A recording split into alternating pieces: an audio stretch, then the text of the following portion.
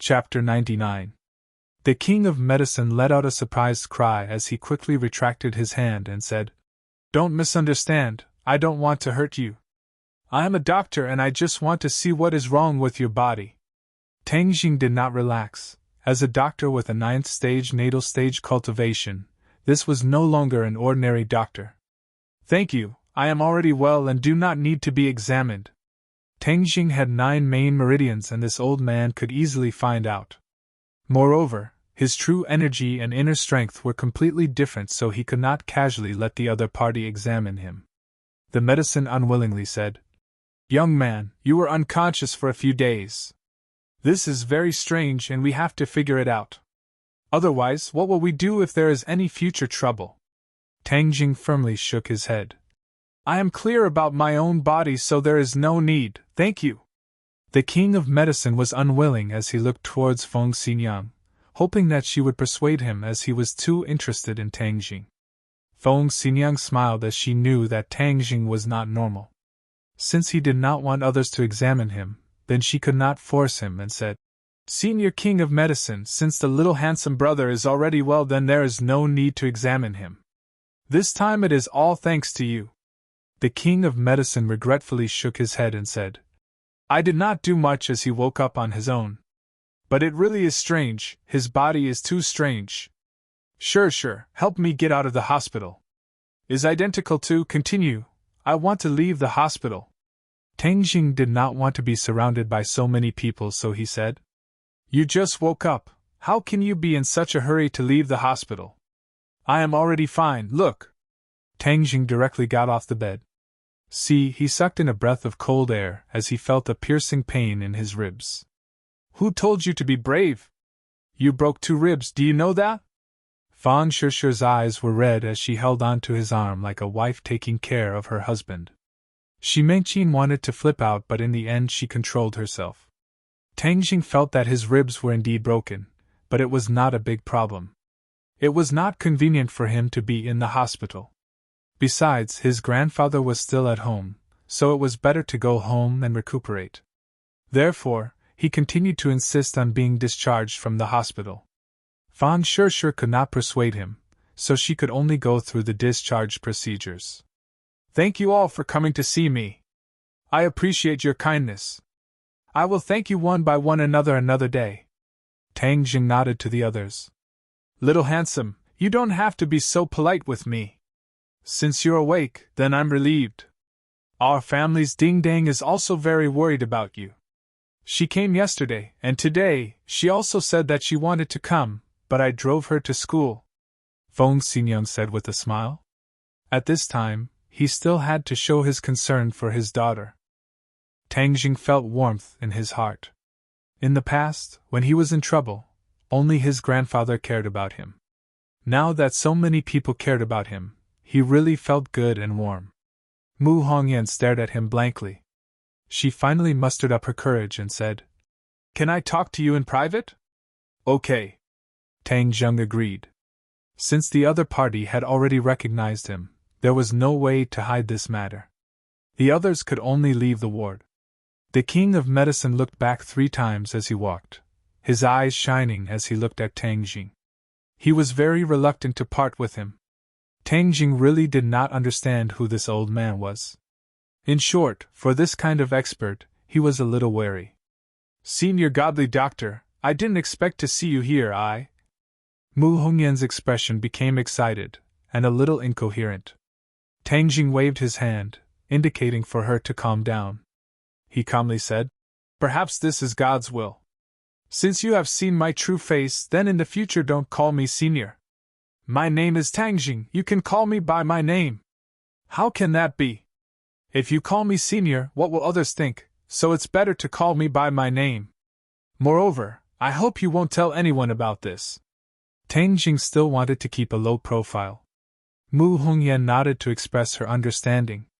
Nana, who had been holding Tang Jing's hand, shook it and said, "Big brother, I have never told our secret to anyone, including my mother." "I know, Nana is the most obedient." Tang Jing smiled bitterly. If Mu Hongyan did not personally come, perhaps the secret would continue to be kept. Mu Hongyan saw that the relationship between the two was so harmonious and relaxed a little. She smiled and said, "This little girl even keeps it a secret from me. She is closer to you than to me." "Mother is talking nonsense. I am equally close to the two of you," Nana hurriedly corrected. "Sin. Tang Jim." Mu Hongyan subconsciously wanted to call him senior again, but in the end she changed her words and said, "The King of Medicine does not have any ill intentions. He is a highly respected doctor who has treated Nana before. This time he heard that she had recovered, so he rushed over. Yesterday, it was Feng Xinyang who personally invited him to treat you." Tang Jing suddenly understood and glanced at the King of Medicine through the glass on the door. He found that even through the glass, the King of Medicine's gaze was still burning. "So he is a medical maniac, but I hope you can keep the fact that I cured Nana a secret," Tang Jing warned. "Of course I will keep it a secret, but the King of Medicine has always wanted to find you. He has an old friend who is suffering from a chronic illness and wants to ask you to treat him." Other than relying on the life-prolonging pill, Tang Jing was not as good at treating common illnesses as a normal doctor, let alone the seemingly powerful King of Medicine. He quickly shook his head and refused. "No, my medical skills are not high, so I can't help you, so please keep my identity a secret. This, Tang Jing, I have a presumptuous request. The King of Medicine is a kind and benevolent person. He has saved many people and has also helped Nana a lot in the past. I can't bear to lie to him, so can you please make an exception? I promise that this matter will not be known to many people, only the King of Medicine. After all, it is a matter of life and death." Tang Jing hesitated. "Tang Jing, I know this request is too much, but I have experienced this kind of thing before. I know very well how desperate the patient and the other person's family feel. They really hope for a miracle and a glimmer of hope." Tang Jing glanced at Nana. She was playing with Tang Deng's fingers. When she saw him looking at her, she revealed a bright smile. It was extremely cute. He couldn't help but think of his grandfather. He gradually understood Mu Hongyan's feelings. Moreover, his grandfather had always taught him to be a good person. His heart softened and he said, "Okay, but this matter can't be spread, only the few of us know. As for his old friend, we will arrange another time to treat him." Tang Jing did not intend to force himself. If he could help, he would naturally help. If he couldn't, then it was the will of the heavens. Mu Hongyan hurriedly nodded and thanked him repeatedly. Tang Jing sat in the Fang family's car and returned home. Fan Shishir supported him into the small house. Shi Mengqin disdainfully stood far away. This was her first time coming to this kind of place. She wanted nothing more than to run away, but she couldn't. Otherwise, there would only be one man and one woman left. God knows what would happen. "I really don't have any major problems. It doesn't hurt much anymore." Tang Jing sat down. Seeing Fang Shishir's pained expression, he hurriedly said, "Your bones are all broken. How can it be so easy? Be good and lie down on the bed." Fang Shishir did not have any resistance to this simple and crude house.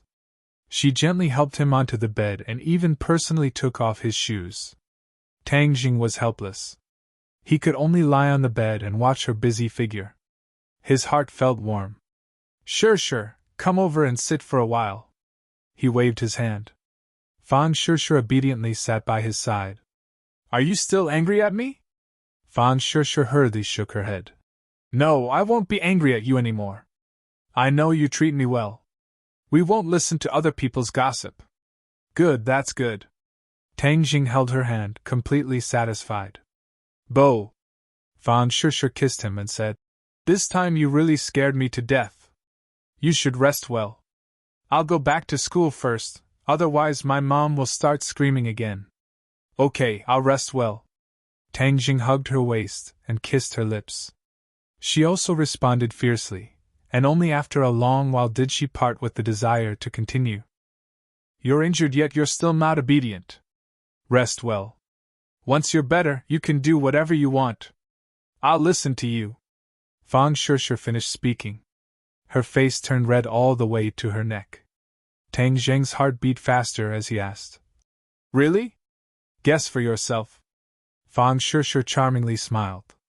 She turned around and ran out of the door, leaving only her beautiful back. AI, it seems that I need to quickly heal and get better. Tang Zheng excitedly thought.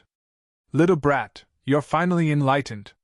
Tian Chanzi once again appeared. Quickly take down this little girl. The problem of your pure yang energy eruption can be temporarily solved. Eavesdropping is a bad habit.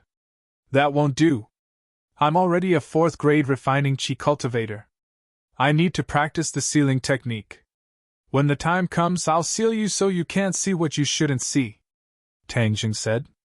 Tian Chanzi indignantly shouted. Little brat, do you think I'm a hoodlum? I'm a high-level cultivator. Do you think I don't understand the principle of not looking at indecent things? High-level cultivator? Humph, I think you're no different from a hoodlum. Tang Jing retorted. Quickly teach me the sealing technique and also how to use true fire to refine pills. Little brat, don't be in a hurry to cultivate. I have something important to tell you. Tian Chanzi's voice became deep and serious. What is it? Little brat, your body is strange. You know that the average person's true fire is in their dantian, but yours is in their sea of consciousness. Do you know why there is such a huge difference? Why? You and I are not the same kind of people. Nonsense, I'm a young man. You're a 1,000-year-old monster. Nonsense, I'm saying that you and I are not of the same race. Tian Chanzi said, flustered and exasperated. Not of the same race? Don't tell me you're not a human, but a monster? Don't pester me endlessly. Humans are also divided into many races. Just like how there are many races now. A long time ago, many races coexisted in an environment, but they fought with each other. In the end, only one race remained, which is the current human race. You mean I'm not a human? I don't know the specifics. After all, tens of thousands of years have passed. In short, the secret of your body must not be known to outsiders. Otherwise, you will be killed. Just like the king of medicine from before, although his skill is not very profound, after all, his medical skills are superb. If you let him examine your body, it will be easy for him to find some clues. Of course, for things that happened thousands of years ago, he certainly doesn't know, but this is also a risk that must be avoided. Do you understand? Tian Chanzi warned. Tang Zheng was dumbfounded. It was a bit difficult for him to accept this information. How did he become non-human? Chapter 100. After a long time, Tang Jing finally digested this information, but he gradually understood that his strange body had so many secrets, and these secrets were fatal. But your race's cultivation is very abnormal, just like you, advancing by leaps and bounds. You're simply not human. Oh, you're not human. Tian Chanzi sighed. Fuck, you're not human. Tang Jing angrily said. Calm down, in fact this is not a bad thing, after all your cultivation speed is fast. As long as you have strength, even if your identity is exposed, others will not be able to do anything to you. Tian Chanzi comforted. It's not you, of course you're not worried, but what should I do now? Speed up your cultivation, become stronger before others find out your secret, the stronger the better. You and I are of the same mind, so you don't have to worry about me leaking your secret.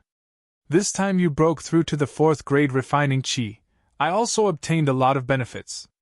My soul has become a lot stronger, and in time I will be able to find a suitable host and be reborn. Tang Zheng's mood gradually calmed down. There was no use in worrying about this matter, so he decided to cultivate, regardless of his injuries. First was the sealing technique. Tian Chanzi reluctantly passed it on to him. He tried it several times, and it was very useful. As long as he silently recited the incantation and activated his true chi, Tian Chanzi could only shut up and be sealed. This made Tian Chanzi so angry that he cried out, scolding him for being ungrateful. How could he use him as an experiment? Tang Jing shrugged his shoulders and ignored him. In any case, there was no one else to test the sealing technique on, so he could only use Tian Chanzi to test it. In the end, Tian Chanzi could only silently protest. The next step was to use his true fire to refine pills. He took out the 9 revolving pill furnace from under the bed. The furnace was pitch black and covered with a layer of dust. For the 9 revolving pill furnace to be thrown under the bed by you, it is truly a waste, Tian Chanzi bitterly said. Tang Jing shrugged and said, This room is only so big. Where else can I put it if I don't put it under the bed? Don't talk nonsense. How should I use this thing? Circulate your power and inject your true qi into it. Tang Jing circulated the ancient clear heaven scroll, and a stream of true qi flowed out from his palm into the 9 revolving pill furnace. 1. A melodious sound echoed as the 9 revolving alchemy furnace soared into the air. Its pitch-black exterior emitted a layer of black light as it slowly rotated. This pill furnace has been covered in dust for a long time. You must first awaken its spirituality before you can refine pills. Tang Jing suddenly realized that this true qi was the method used to awaken the spiritual nature of the pill furnace.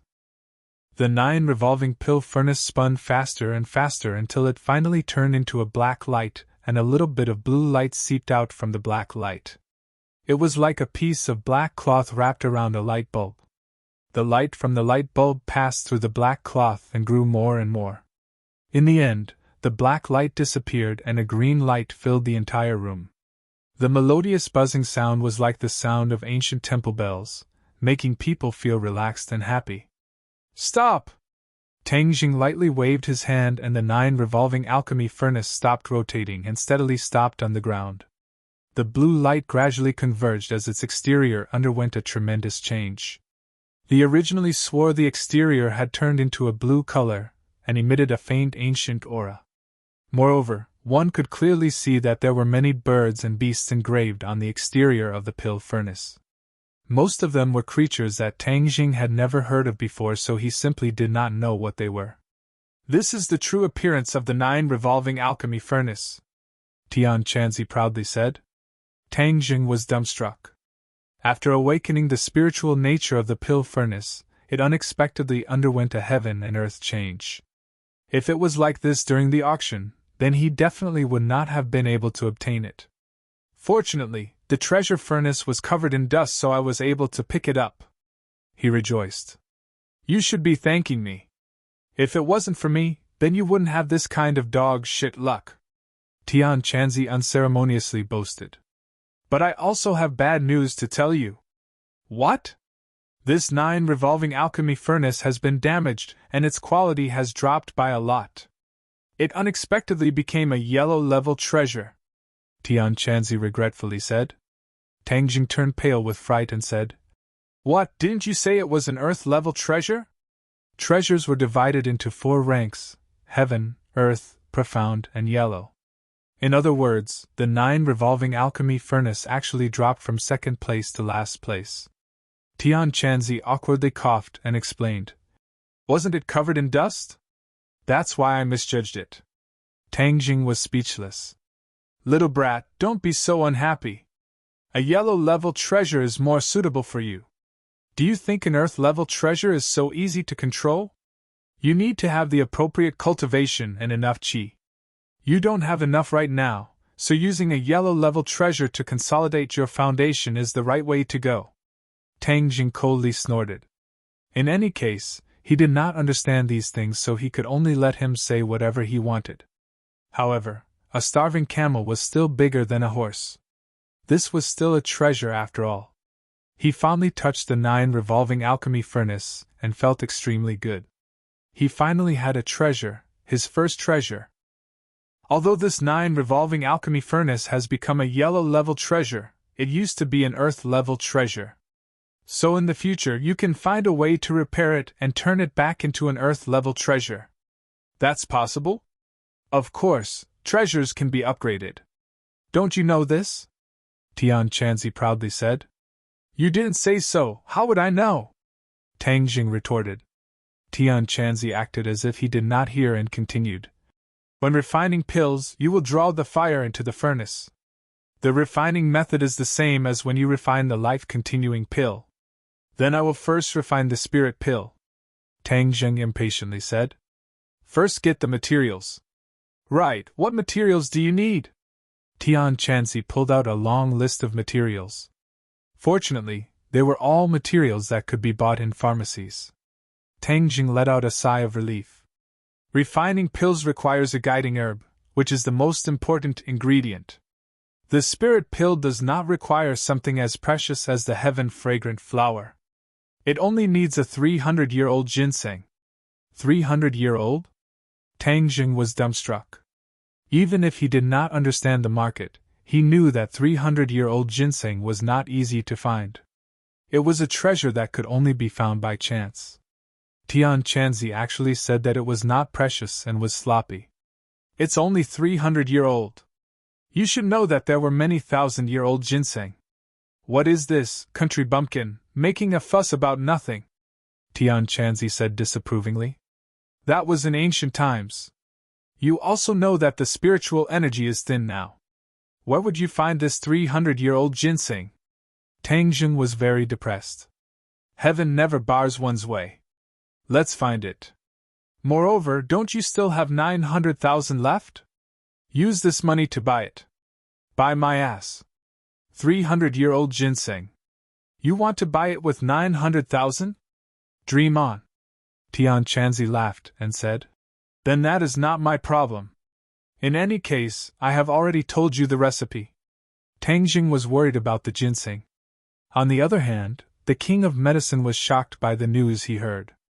He never would have thought that this strange youth was actually that mysterious godly doctor. Suddenly, he became even more interested in Tang Jing. He wanted to slice him up and study him carefully. It was really too shocking. Senior King of Medicine, at that time I promised Tang Jing that this matter would not be spread, so please do not tell too many people. When the time comes, just arrange for your old friend to treat him. Mu Hongyan said. I will definitely keep it a secret. Since his medical skills are so high, then I will find a chance to compare notes with him. The King of Medicine said excitedly. He then impatiently contacted Yi Xuanji and told him that he had found the godly doctor. He would bring him to visit the godly doctor tomorrow. Yi Xuanji was very excited. There was finally a glimmer of hope. After Yi Tianlei heard the news, he was also very happy. The next day, he drove Yi Xuanji and the King of Medicine to their destination. Yi Xuanji looked out the window. Although his expression was very calm, there was still a strange expression on his face. The King of Medicine understood his feelings. He patted him on the shoulder and said, Old brother, I think your hope is on this person. This person is too mysterious. Even I don't know the details. Who is this person? How come I have never heard of him? Yi Xuanji asked curiously. A rising star. It is true that the new generation excels the old. Anyway, this time I have learned something new. I can't miss a single detail later. Who knows, maybe my medical skills will also improve by leaps and bounds. The King of Medicine was not stingy with his praise and said expectantly. Yi Xuanji had never seen the King of Medicine praise someone so much. His confidence increased a lot. Why is this place getting more and more desolate? Does the godly doctor really live here?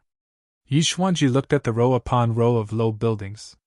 There was no bustling city center at all. The King of Medicine took a look and felt a little strange. However, this was the address he got from Fang Shishir, so it shouldn't be wrong. Maybe he likes to live in seclusion. The King of Medicine casually explained. However, when their car stopped in front of the low bungalow, the three of them had a weird expression. The surroundings were really too dilapidated. How did it look like a place where a godly doctor lived? It looked more like a place where a garbage collector lived. They didn't guess wrong. Tang Jing's family originally made a living by collecting garbage. The three of them looked at each other and were a little confused. However, since they were already here, they had to make things clear. Yi Tianlei walked straight to the door and saw an old man walk out. Sir, may I ask? Yi Tianlei's words stopped abruptly. It was as if someone had stuck his throat. He stared straight at the old man in front of him. Are you Tang Zheng's grandfather?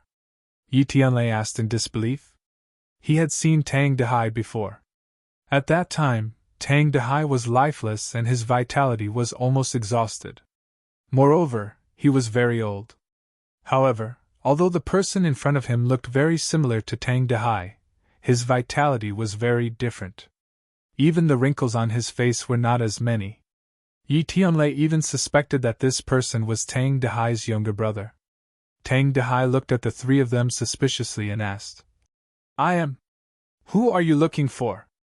Yi Tianlei was even more incredulous when he heard the confirmation. When Tang Jing said that his grandfather had recovered, he didn't believe it. However, when he saw the real person, he knew that he had really recovered. This kind of vitality was definitely not that of a patient. One must know that Tang Dehai was a person who was judged by the doctor to not have many days left to live. However, the truth was in front of him, and he had to believe it. Before Yi Tianlei could answer, the king of medicine rushed to Tang Dehai as if he had seen a delicious cake. Chapter 101. The king of medicine held on to Tang Dehai's wrist. His expression became strange as he muttered to himself. Magical, too magical, a withered tree rejuvenated, full of life, this medical skill is too magical, this old man is ashamed of his inferiority. Sogu 360 So search, free download of novels. The few people were shocked by the king of medicine, but when they heard him muttering to himself, they were deeply shocked. Especially Yi Xuanji. He had known the king of medicine for most of his life, but he had never seen him say words of inferiority to anyone. The king of medicine had always been the one standing at the top, others could not even look up to him, but he actually took the initiative to admit his inferiority. This was too inconceivable. But Yi Xuanji suddenly had a greater hope. This showed that the godly doctor was brilliant, maybe he really could be saved. Tang Dehai looked at him blankly and asked, "Excuse me, what's the matter?" The king of medicine looked at Tang Dehai excitedly and said, "Did you have a serious illness in the past, and your life was almost cut off, but in the end, you were cured by someone with magical medical skills?" Tang Dehai was shocked and said, "I was sick before, but the doctor in the hospital cured me, and now I feel like I have endless energy." "Which doctor?" "This I don't know, you'll have to ask my grandson."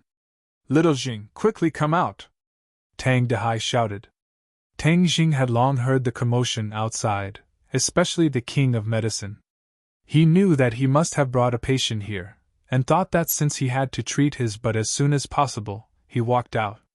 But when he saw Yi Xuanji and Yi Tianlei, his gaze turned cold. What were they doing here?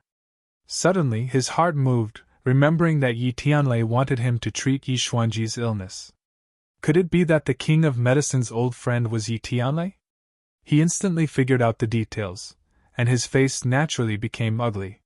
He nodded towards Yi Tianlei and asked, "Uncle Yi, why are you here?"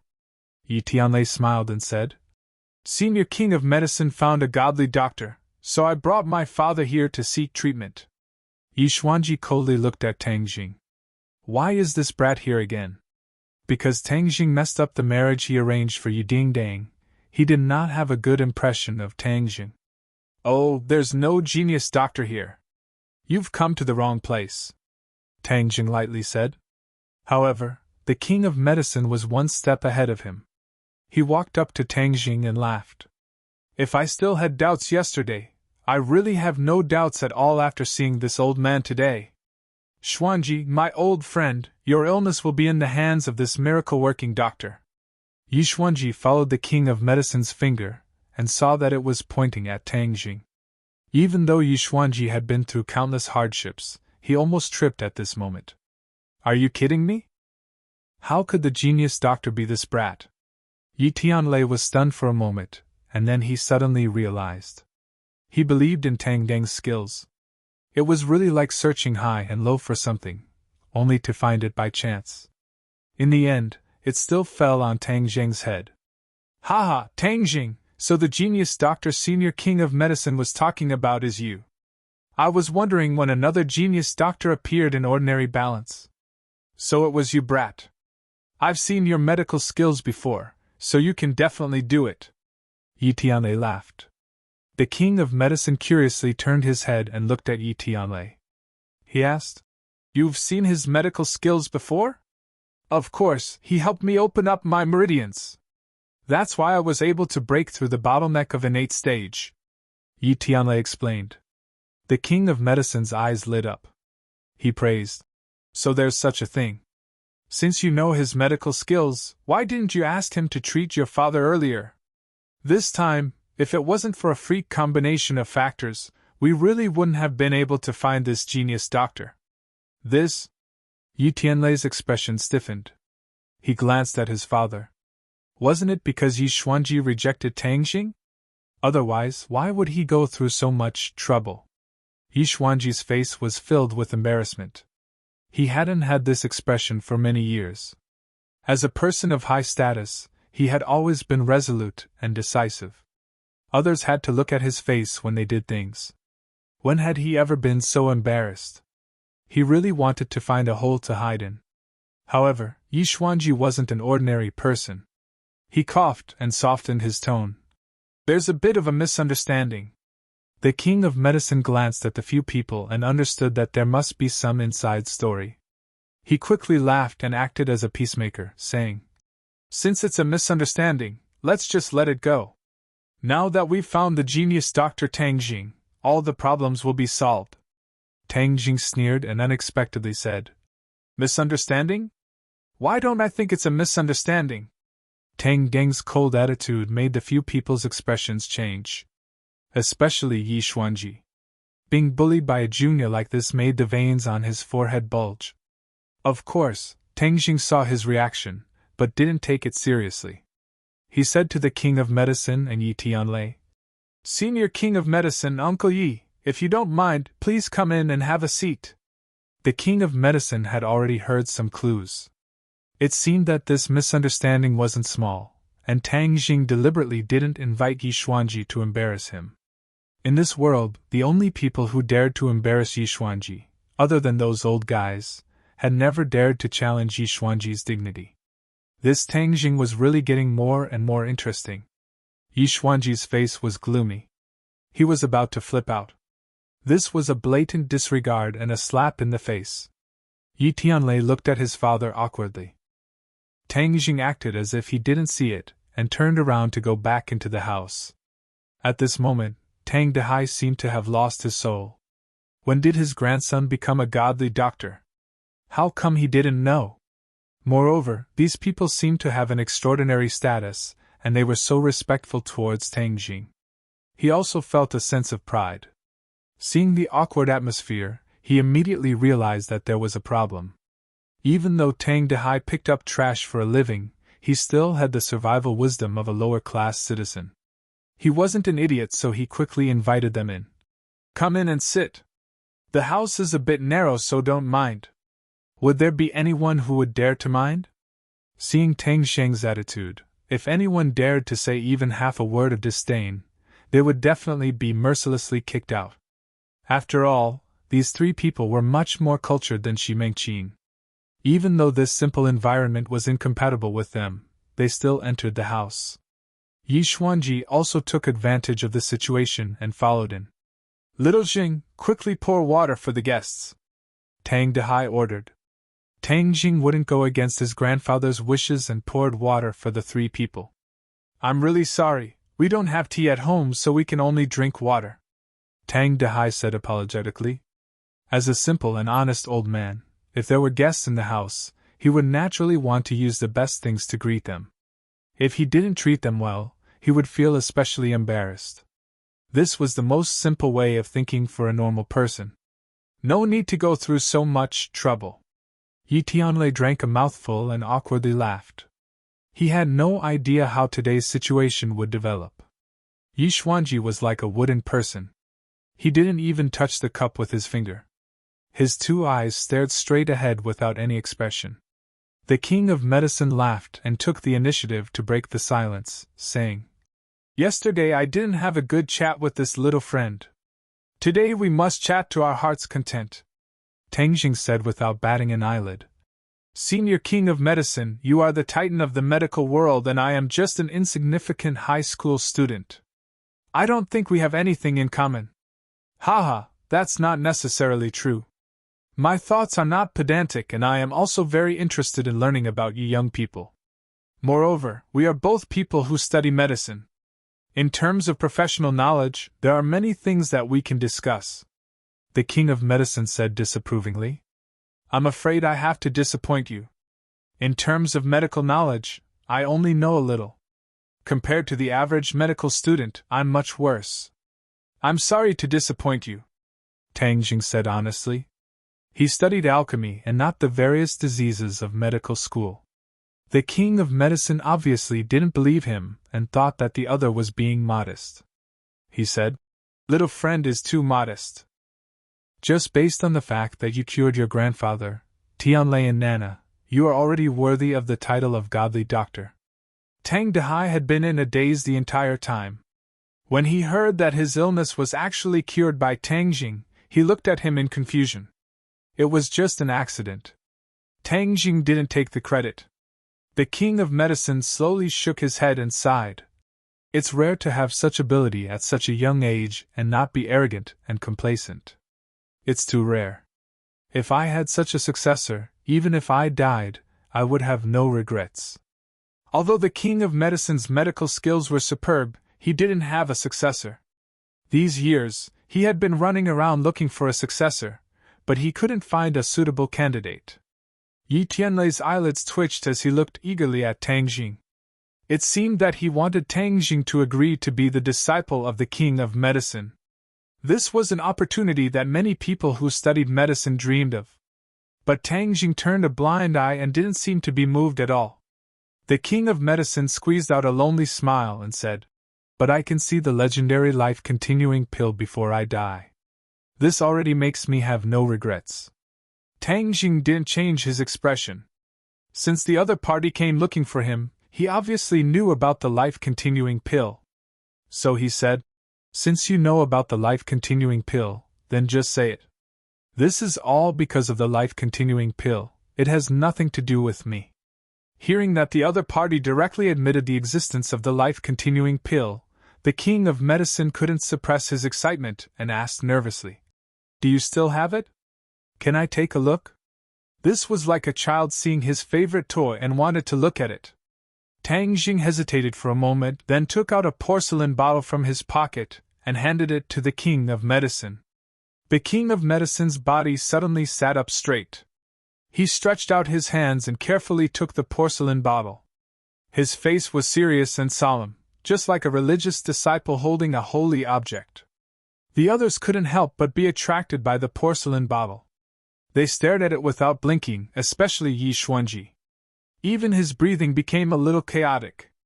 They didn't know what the life-continuing pill was, but if it could make the King of Medicine so serious, then it must be something extraordinary. Tang Jing didn't look sideways. His eyes looked straight ahead as if the porcelain bottle was nothing in his eyes. Comparing the two, Tang Jing's aura was clearly much higher than the others. Tian Chanzi said with disdain, "It's just a life-continuing pill. Why are they making it so grand? They really are a group of country bumpkins who haven't seen the world." Chapter 102. The King of Medicine slowly placed the bottle in his palm and slightly tilted it. A perfectly round pill rolled into his palm. It was sparkling and translucent, emitting a faint fragrance like a pearl. The King of Medicine's eyes stared straight at the life-continuing pill. He swallowed a mouthful of saliva and excitedly said, "This is the life-continuing pill." Everyone else also focused their attention, especially Yi Xuanji. He had already determined the effects of this pill from the 3 words life-continuing pill. His hands subconsciously grabbed onto the chair as his veins bulged, revealing his true feelings. Yi Tianlei praised, "This life-continuing pill is really beautiful. What does it do?" "Since it's called the life-continuing pill, of course it's used to extend life," the King of Medicine said as he looked at Tang Jing, as if he wanted to ask for confirmation. Tang Jing nodded and said, "This life-continuing pill can extend one's life by 10 years. Hiss. Everyone sucked in a breath of cold air, especially the King of Medicine, Yi Xuanji, and Yi Tianlei. The 3 of them were all too clear on what this meant. Other people said that the king of medicine had the ability to revive the dead and regrow flesh and bones. But that was just an exaggeration. But this life-continuing pill was truly miraculous. It could extend one's life by 10 years. Just how precious was this pill? It simply couldn't be measured with money. There were so many rich and powerful people in the world. If they could extend their lives by 10 years, they would be willing to go bankrupt. Who wouldn't want to live? Everyone's hearts began to beat wildly. Yi Xuanji's fingers almost sunk into the wood of the chair. He desired the life-continuing pill the most because he didn't have much time left. If he wanted to live, he would even steal it. But in front of his life, what was stealing? The king of medicine's breathing also became hurried. Seeing this legendary pill, he even had the urge to swallow it. He took a deep breath and put the life-continuing pill back into the porcelain bottle. Everyone's eyes were attracted to the porcelain bottle. For a long time, they were unwilling to move away until Tang Jing casually put the porcelain bottle back into his pocket. What was a priceless treasure in the eyes of others was like a small toy to him, and he was not as cautious as the others. This comparison made the others feel that Tang Jing was even more unfathomable. Even Yi Tianlei, who was very familiar with Tang Jing, couldn't help but change his impression of Tang Jing. "May I ask, how is this life-continuing pill made?" The king of medicine took a deep breath and asked. He felt that this question was very presumptuous. How could he tell others how to make such a priceless treasure? Of course, Tang Jing knew the method, but how could he say it? He wouldn't even tell anyone that he was the one who refined it. He understood the principle of treasuring a jade ring becomes a crime. So, he directly shook his head and said, "I don't know."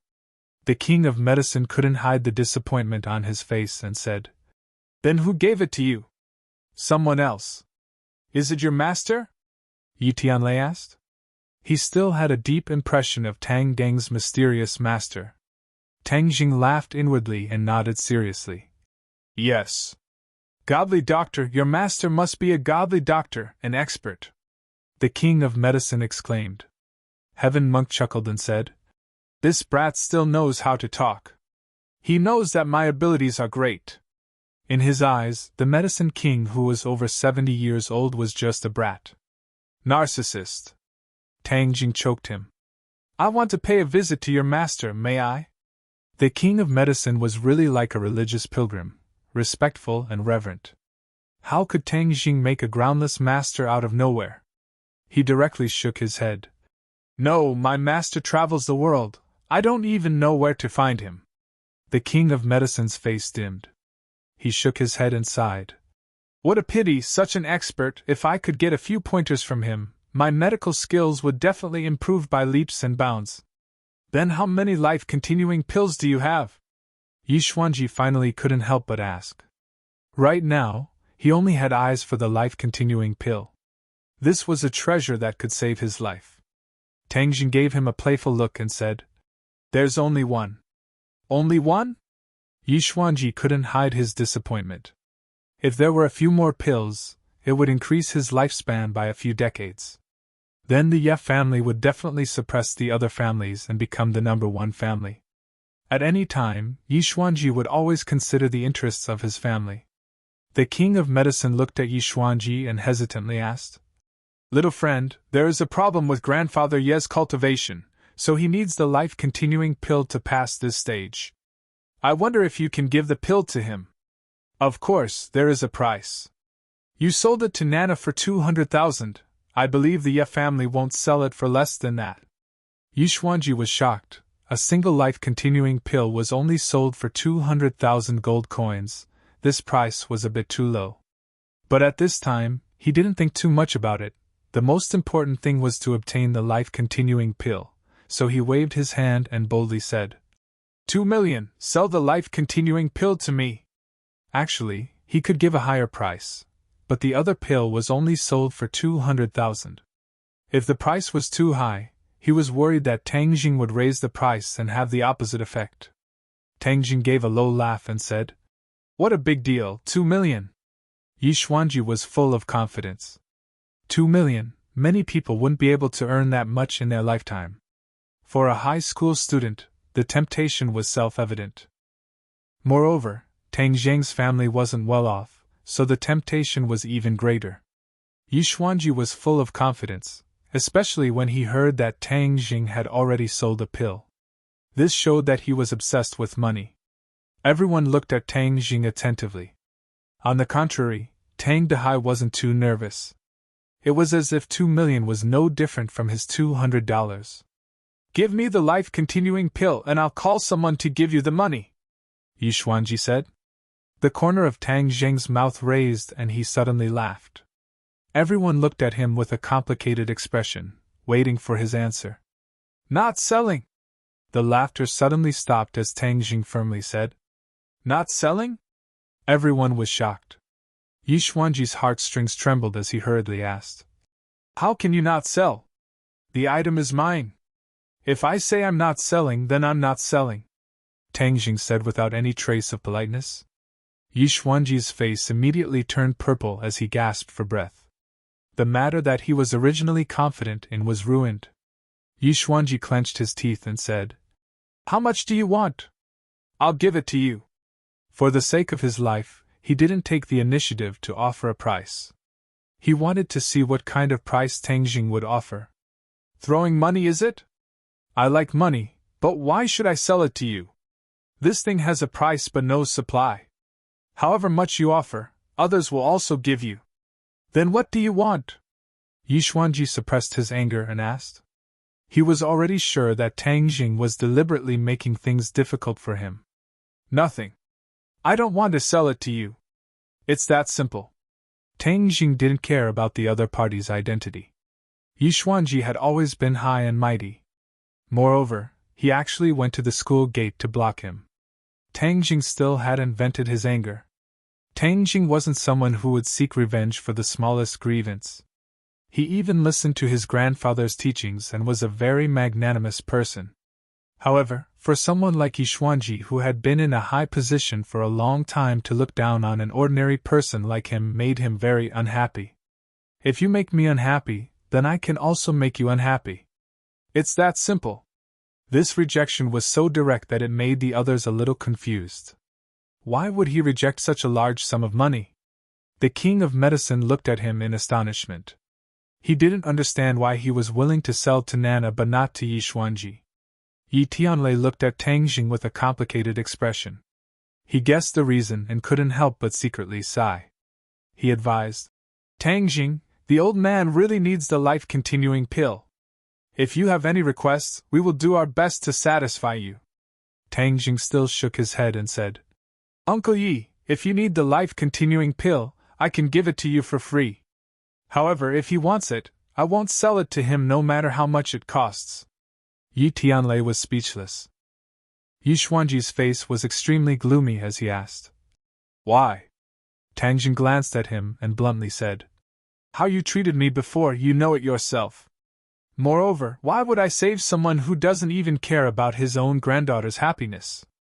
I'm doing this for the benefit of the family." "What do you know?" Tang Jing laughed. "For the benefit of the family, you can sacrifice your family's happiness." "Very good, so this is the so-called family. I've really learned something. Then what's the point of staying in this kind of family? If it was me, I would leave this kind of family as far as possible." Yi Xuanji's eyes were already red. He was angry and was about to flip out. Tang Jing didn't seem to notice. He even looked at him and said, "What, you want to steal it? Of course I'm not your opponent. If you want to steal it, I can't do anything. However, this just proves the hypocrisy and evil of people like you." Tang Zheng's eloquence was pretty good. He made Yi Xuanji speechless. It was because Tang Jing held the moral high ground that Yi Xuanji couldn't refute. "Ignorant brat, arrogant! I am arrogant. I'm not even a member of your family. What can you do about me?" Tang Jing was really arrogant.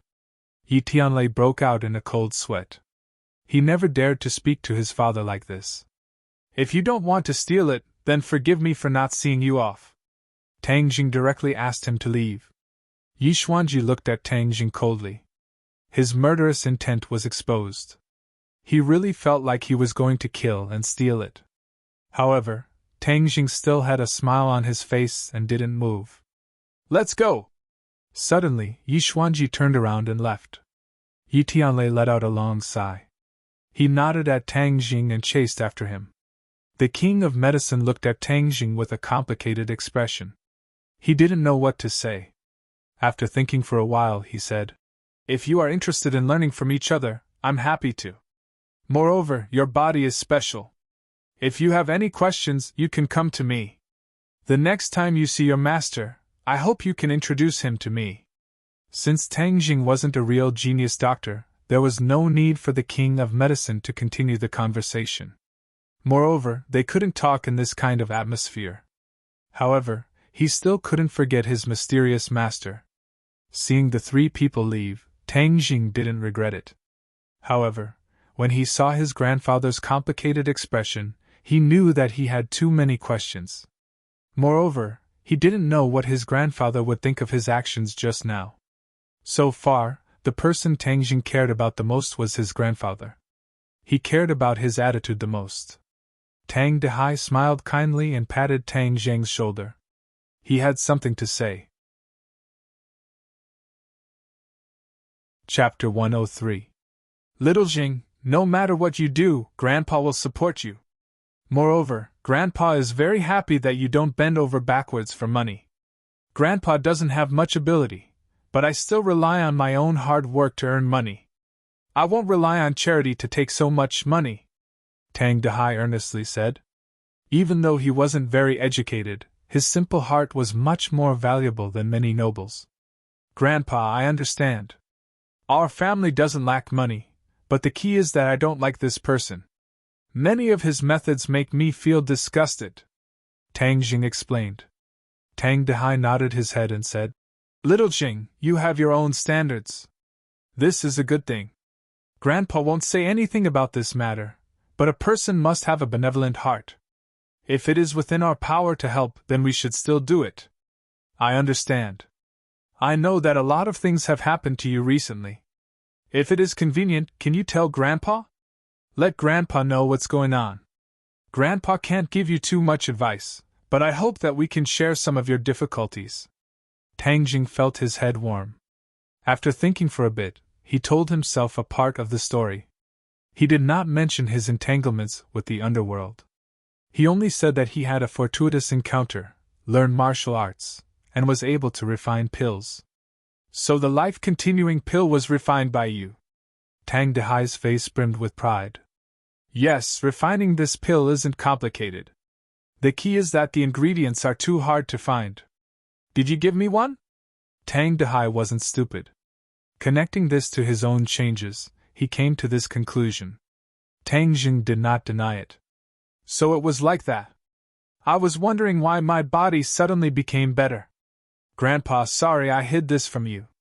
Tang Dehai rubbed his head and said with a smile. Silly child, who doesn't have a secret? Moreover, your secret is so important. If others knew, then it would bring danger. You should be careful. Actually, Grandpa should thank you for letting me live for another 10 years. I can watch you go to university and start a family. Saying this, his face was filled with gratification and happiness. Tang Dehai didn't have too many goals. This was his life's goal. Tang Jing's happiness was his happiness. Tang Jing's heart skipped a beat. He was determined to find a way to let his grandfather continue to live and accompany him for the next 10 years. Since Tang Jing was a cultivator, his lifespan was naturally much longer than an ordinary person's. He couldn't bear to see his grandfather leave him after 10 years. Yi Xuanji returned to the Yi clan in a flustered and exasperated manner. Yi Tianlei carefully followed behind, afraid that he would trigger his anger. Bang! Yi Xuanji slammed his palm on Wang Wali's desk. Visible cracks spread out from the center of his palm. With a crash, the desk broke into pieces and fell to the ground. Feng Xinyang just happened to come in and see this scene, and was shocked. This anger was too great. She looked at her husband. Yi Tianlei shook his head with a bitter face, which made Feng Xinyang very puzzled. Didn't they go out to find the godly doctor? How did it become like this? Arrogant brat, I'm going to kill him! Yi Xuanji angrily roared.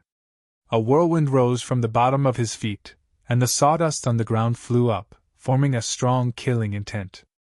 In an instant, the whole room was filled with an oppressive aura, causing people to tremble in fear. Father, calm down. Tang Jing must have been confused for a moment. Wait for him to think it through. Yi Tianlei quickly advised. Confused for a moment? Humph, he is purposely targeting me. When have I ever been played by a brat like him? I must let him know how powerful I am. The dignity of the Ye family cannot be challenged, Yi Xuanji murderously said. Yi Tianlei swallowed his saliva, and continued to persuade. Father, I will go and persuade him. I believe he will agree after he calms down. Didn't you hear what he said? He can use the life-continuing pill to save you all, but he won't save me. This was what made Yi Xuanji angry the most. This was clearly a slap to his face. As the head of the Ye family, he was too much of a failure. Just what is going on? Why is it related to Tang Jing again? Feng Xinyan was confused. Yi Tianlei was at a loss of what to do, so he quickly whispered to his wife what had happened. Feng Xinyan was dumbstruck, but her heart was bursting with joy. She secretly said, I knew that this little handsome brother was not ordinary. To think that he was so handsome, so domineering. This old lady's eyes are really good. I cannot give up on this son-in-law. I must win him over. Yi Tianlei looked at his wife's expression and guessed what she was thinking. He bitterly smiled and said, Don't think about these messy things for now. How to get through this crisis is the most important thing. The old man urgently needs the life-continuing pill. We must think of a way to make Tang Jing relent. Hee, I don't have that ability. Isn't the old man the head of the family? Let him make his own decisions. Feng Xinyan gloated. She really didn't have a good impression of her father-in-law. Looking at his wife who wished for the world to be in chaos, Yi Tianlei felt a headache, and said, Feng Xinyan, quickly think of a way, don't add fuel to the fire. Don't you know the old man's temper? If he really does make a move, then Tang Jing will be in danger. Feng Xinyan thought that this was indeed the case. Yi Xuanji was determined to get the life-continuing pill. If he makes a move, then it will be a killing move. Although Tang Jing has a mysterious master, he is not by his side, so how can he block Yi Xuanji's attack? I can't handle this matter, so let Ding Ding do it. Is there any use for her to do it? Hun, you're looking down on our daughter, she's more useful than you. Feng Xinyang's mouth hooked up into a faint smile, and immediately went to another room to call Yi Dingdang's cell phone. It just so happened that class had ended, so the mother and daughter began to whisper to each other, only to hear Yi Dingdang scream out. How is this possible? Hi hey, you didn't think that this little handsome brother would be that godly doctor, and he even has the life-continuing pill, this kind of heaven-defying treasure. This old mother's eyes aren't wrong. His guts are too big, daring to treat the old man like that. Yi Dingdang said in disbelief. This is called domineering, do you understand? Men need to be domineering. Only then can they have a manly spirit, unlike those Xiao Bai whose face doesn't even have the strength to truss up a chicken, where even the wind can blow them away. Feng Xinyan sincerely praised. This kind of domineering little handsome brother is really too rare. If I was 20 years younger, I would have chased after him. Hey, Feng Xinyan, aren't you ashamed, saying these kinds of words? Yi Dingdang was really speechless towards this mother of hers. Hi hey, it's just a hypothetical, what are you so nervous about? Relax, he is your man, so how could I steal my daughter's man? Feng Xinyan, can you not speak nonsense? Okay, let's talk about serious matters, your chance has come, do you understand? Feng Xinyan's face was full of smiles, as she said in all seriousness.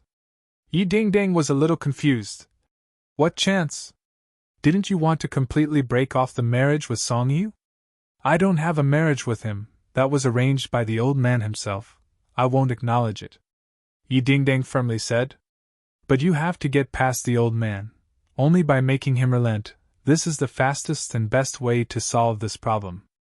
Yi Dingdang was silent. She had to admit that Feng Xinyang's words were true. Although she could use Tang Jing to cause trouble, the old man was determined to facilitate this marriage, then Yi Ding would be in a very passive position. What to do specifically, you tell me. Hey, be good, listen to this old mother, it will definitely succeed. Don't keep me in suspense. Feng Xinyang immediately gave her instructions and Yi Ding continuously nodded her head. In the end, she was overjoyed. This will definitely work. You must do it as soon as possible. Go to Tang Jing's house after school, understand? I'll send you the address later. Be smart, this is your chance. Don't be like a silly girl. You see that Fang Shishir is so proactive. Her family is so against it. But she is determined to throw herself at the little handsome guy. And this old mother is your strong backing. If you still can't take down Tang Jing, then this old mother's face will be completely lost by you. Okay, stop being so fussy, you really are going through menopause. Yi Ding impatiently said. How is this old mother going through menopause? This old mother is still very young, and as beautiful as a flower. Damn girl, you're just jealous of my charm, tell me clearly. Before she finished speaking, Yi Ding had already hung up the phone. Tang Jing did not pay much attention to what Yi Xuanji would do. No matter what the other party did, he would not sit still and wait for death. He was no longer that bookworm who only knew how to read books. At this moment, he was moving forward step by step. Lin Hu's little brother Dong Zi was leading the way. After being taught a lesson by Tang Jing, he became very obedient. But this time he hurriedly ran to Tang Jing for help. Even his clothes were stained with blood. It was said that Lin Hu and Big Head Fan were fighting in a small forest on the outskirts of the city. Big Head Fan took the initiative to challenge Lin Hu to a fight. Over 100 underlings from both sides fought fiercely. Boss Fan's power was originally slightly stronger than Lin Hu's, but the key point was that he was a third-grade refining body, a level higher than Lin Hu's cultivation level. So the battle situation was not optimistic. In the end, Lin Hu could only let his clever little brother Dong Zi run to Tang Jing for help. Tang Jing and Lin Hu's friendship was not bad, but with Boss Fan he had old enmity and new hatred. Today he would settle it all together. He already knew that Boss Fan went to the hospital to assassinate him, and also almost hurt Fang Shishir. This grudge was completely formed. Last time he let him go, but he did not expect that he would not change his evil nature. This time he would definitely not let him go. Dong Zi, hurry up, your boss will be in more danger if we are late, Tang Jing urged. Dong Zi's head was full of sweat. He could only grit his teeth and follow Tang Gang's footsteps. In the distance, bursts of fighting sounds could be heard. This was a small forest in the suburbs. It was deserted. It was indeed suitable for fighting. Even the police would not care. In the distance, Tang Jing saw that the two groups of people were still fighting, but it was obvious that one side was at a disadvantage, retreating little by little. Hurry up and follow, I will go first. Tang Jing tiptoed, like a rabbit jumping like a falcon landing. In an instant he was several meters away, causing Dong Zi to be speechless. Tang Jing was as fast as lightning. In the blink of an eye he arrived at the battlefield. Both sides were fighting with all their might. They did not even notice him. He frowned. The fighting on the streets was far crueler than he imagined. Chapter 104. The ground was splattered with blood. Severed arms were scattered on the ground, mixed with mud and weeds. The wounded were screaming on the side. This was the first time Tang Jing had seen such a bloody scene, but he did not feel uncomfortable at all. Instead, his blood began to flow faster, and he felt a restless feeling. Sogu, 360 So, his adrenaline was rapidly secreting, and his mind was highly focused. He swept his gaze around and locked onto his targets, Lin Hu and Boss Fan.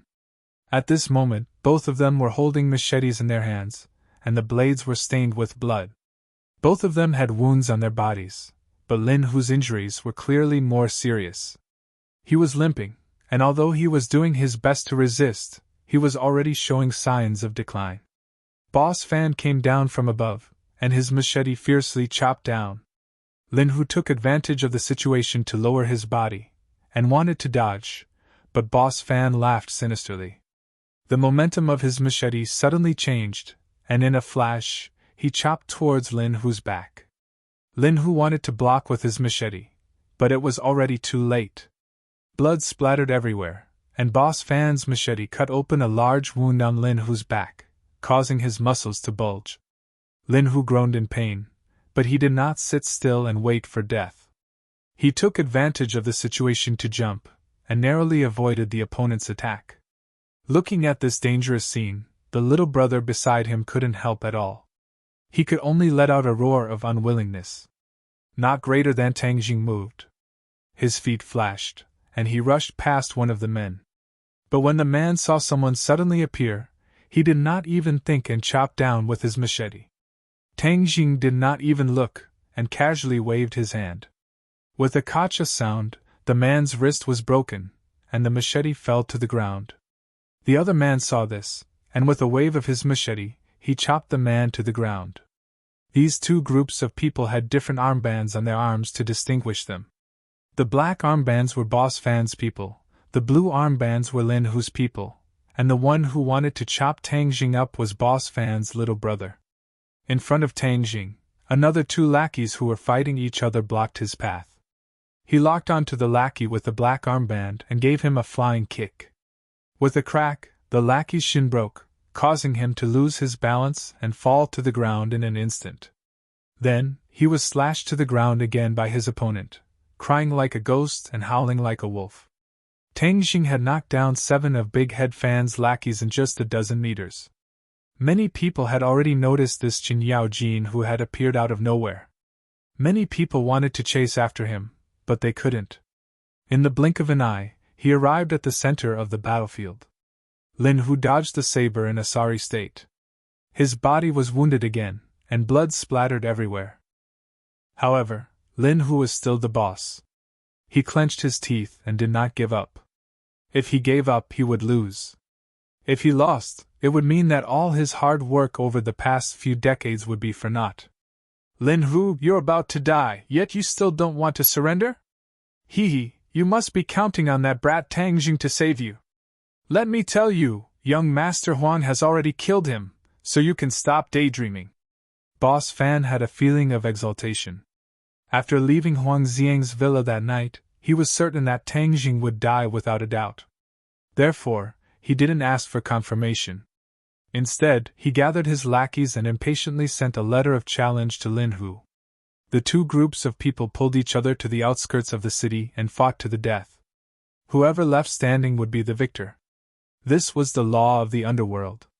Whoever had the bigger fist would be the boss, and their benefits would be greater. Moreover, this kind of letter of challenge was the most direct and easiest way to gain the approval of others. Ordinary balance wasn't limited to Lin Hu and Boss Fan's group. Others were also eyeing them covetously. Boss Fan was very confident. If he defeated Lin Hu in this way, then he would go to Lin Hu's territory and plant his flag. That would be his territory. This kind of method was called basking in the sun. It was to bask in the sun, and then fight to the death. The winner would be the king, and the loser would be the bandit. Boss Fan, don't be arrogant. If you say Brother Tang is dead, then he's dead. Who do you think you are? Huang Xiang wants to kill him. Humph, dream on. Don't you know that Huang Xiang suffered a loss at his hands? Lin Hu grinned and retorted while enduring the pain. Boss Fan's heart trembled. He still didn't know that Huang Xiang suffered a loss at Tang Jing's hands. However, these matters of the past were not important. The important thing was that Tang Jing was dead. Ha, I see that you won't cry until you see the coffin. Then I'll send you to accompany him on the road to the Yellow Springs. Boss Fan stomped on the ground and soared into the air. Using the momentum of his fall, he fiercely chopped down at Lin Hu. Lin Hu hurriedly used his blade to block. Suddenly, he saw Tang Jing behind Boss Fan. He was overjoyed at the unexpected good news. Boss Fan obviously didn't notice that there was an extra person behind him. Seeing that Lin Hu was about to be chopped down, Lin Hu seemed to be possessed and didn't move an inch. He didn't even try to block. Boss Fan was overjoyed and roared, "Lin Hu, accept your death!" Bang! Before the chopping blade could fall, a strong force came from behind him. He directly flew over Lin Hu's head and fell flat on his face. F***CK, who sneak attacked me? Boss Fan reacted quickly. He pushed his palms against the ground and flipped over. He angrily glared at the attacker. Boss Fan, didn't you say that I was dead? Do you think I'm a human or a ghost? Tang Jing asked with a murderous look. Boss Fan was so scared that his eyes were wide open. He cried out in alarm. Why aren't you dead? It won't be that easy to kill me. Lin Hu was pleasantly surprised. Originally, when he saw Boss Fan's solemn vow and even brought out Huang Xiang, he almost believed that Tang Jing was dead. But now it was clear that it was all nonsense. With Tang Jing here, he would definitely win. Brother Tang, you're finally here. Tang Jing lightly nodded and said, You rest for a bit. I'll deal with him. He tried to assassinate me before, so I'll settle the score with him now. He has big dog guts. He actually dares to try and assassinate you. Lin Hu angrily said. Boss Fan's eyes spun around, but he couldn't find a way to dissolve the hatred. It was clear that Tang Jing wouldn't let him go. He gathered his courage and loudly roared, F***ck, Tang Jing, don't think that I'm afraid of you. You're awesome, right? Today, I have dozens of brothers. I'll definitely chop you into pieces. Boss Fan brought over 80 people while Lin Hu only brought over 60. After this fierce battle, Boss Fan still had 34 brothers standing, so he had the confidence to do so. But Lin Hu wasn't someone to be trifled with. He said, Lin Hu, do you think that my 20 to 30 brothers are just decorations? Brothers, chop them up for me. Chop them up and Boss Fan's territory will be ours. Lin Hu's little brothers all responded loudly. Since their boss was so passionate, they naturally wouldn't hold him back.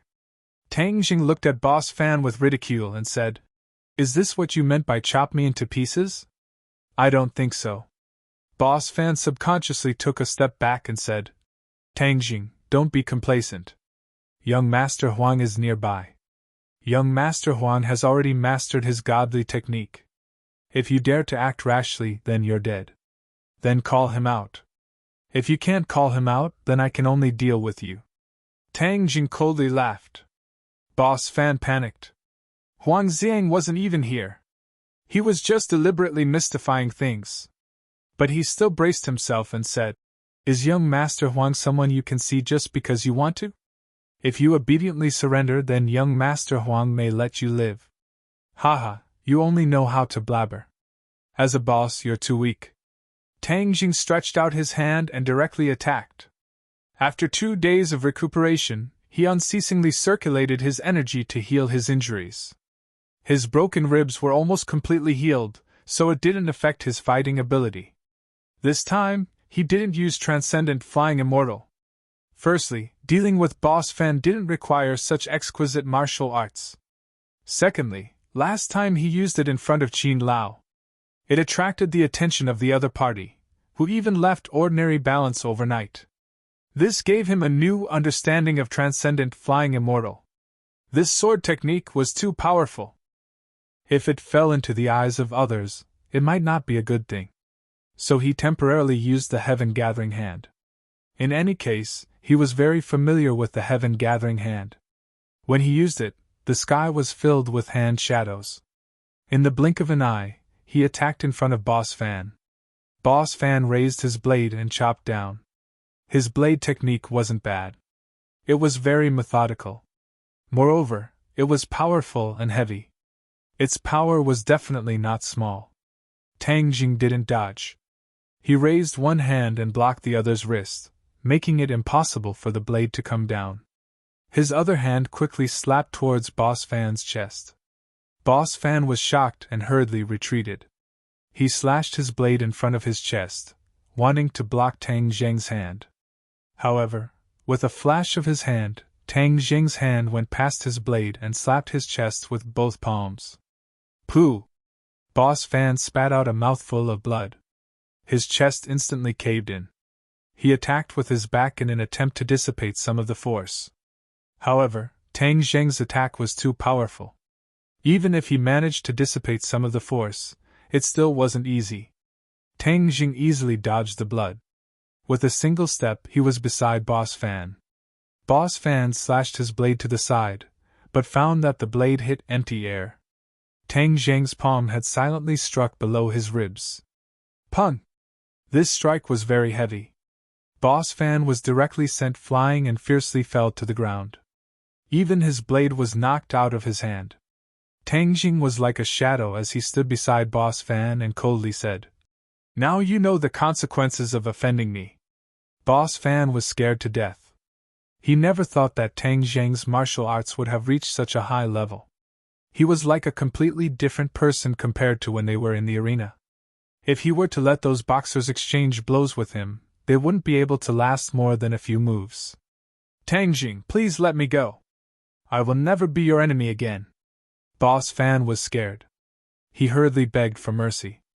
As long as there was life, there was hope. In order to save his life, he had to admit defeat. Boss Fan wasn't a tough bone to begin with. If he was, then he wouldn't be so close to Huang Xiang. "Let you go? Have you ever thought of letting me go?" Tang Zheng retorted. Boss Fan was at a loss for words. He had already gone to the hospital to assassinate Tang Jing. How could he ever think of letting him go? "I was blinded by lard. I'm not a person, I'm a bastard. I won't dare to do it again." Boss Fan slapped himself in the face, causing half of his face to immediately swell up. "Tang Jing, no, young Master Tang, let me go. I'll listen to you from now on. I'll do whatever you tell me to do. I'll be your dog. An untrained dog will bite its owner." Tang Jing bent down and picked up the blade. He raised his hand and swung it down. Chapter 105. Blood splattered everywhere, and an ear-piercing scream instantly spread throughout the small forest. Everyone subconsciously stopped their attacks and focused their attention on the scene. Sogu, 360 SOSO, Lin Hu's mouth twitched as his mind trembled. Tang Zheng's ruthlessness had shocked him. It made him think of many things and made him make up his mind.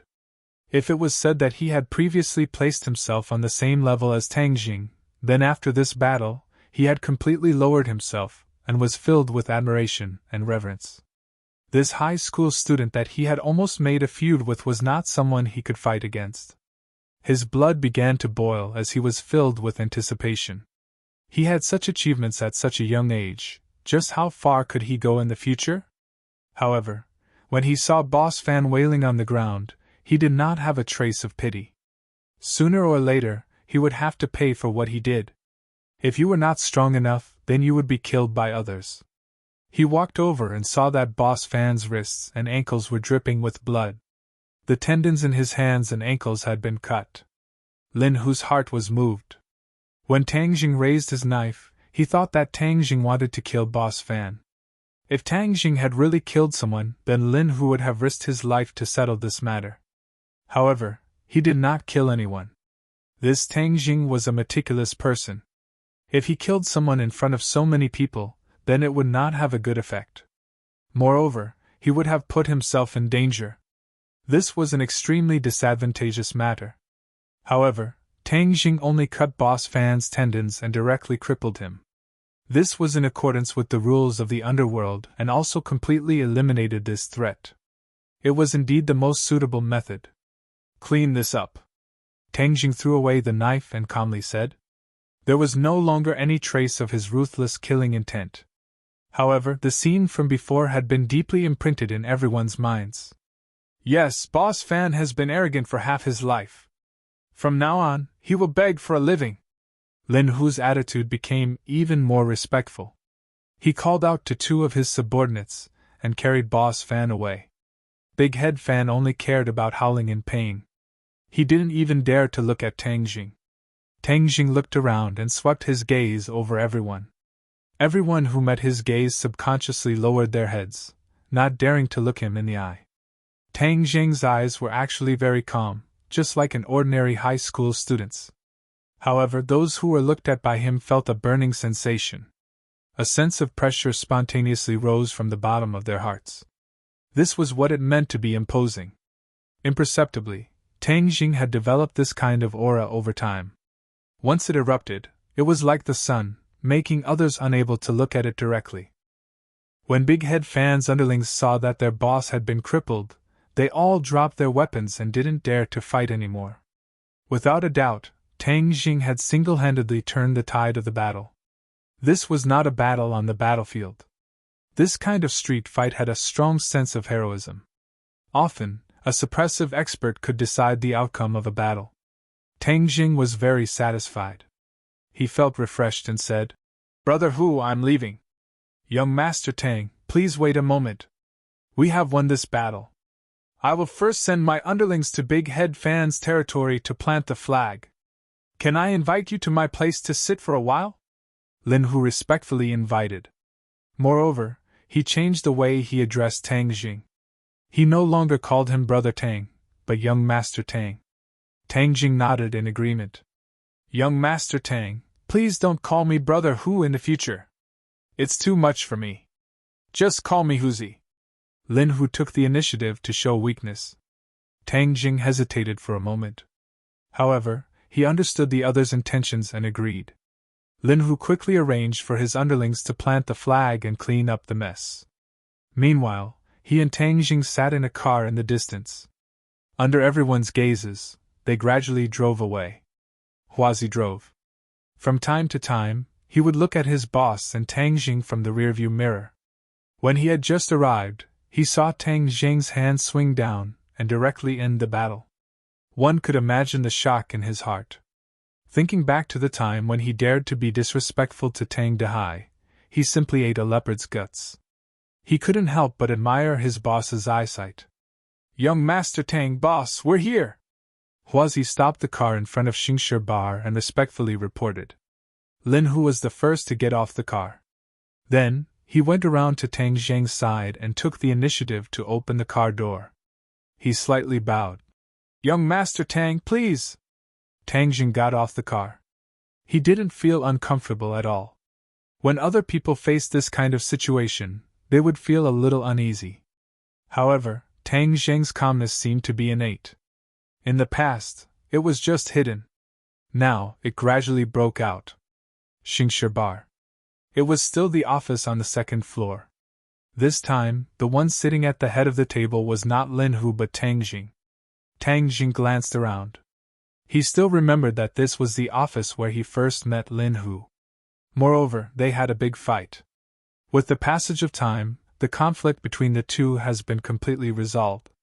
Instead, it has become a closer relationship. "Young Master Tang, this time it was all thanks to your righteous help. Otherwise, I would have fallen.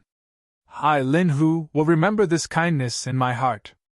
Lin Hu's face was solemn as he said in a deep voice. Tang Jing waved his hand and said, "It's nothing. Moreover, with our relationship, I can't just stand by and watch you die." Lin Hu's heart was happy. It seems that his position in the other's heart was not bad. So, he struck while the iron was hot. "Young Master Tang, I have a presumptuous request." "Speak."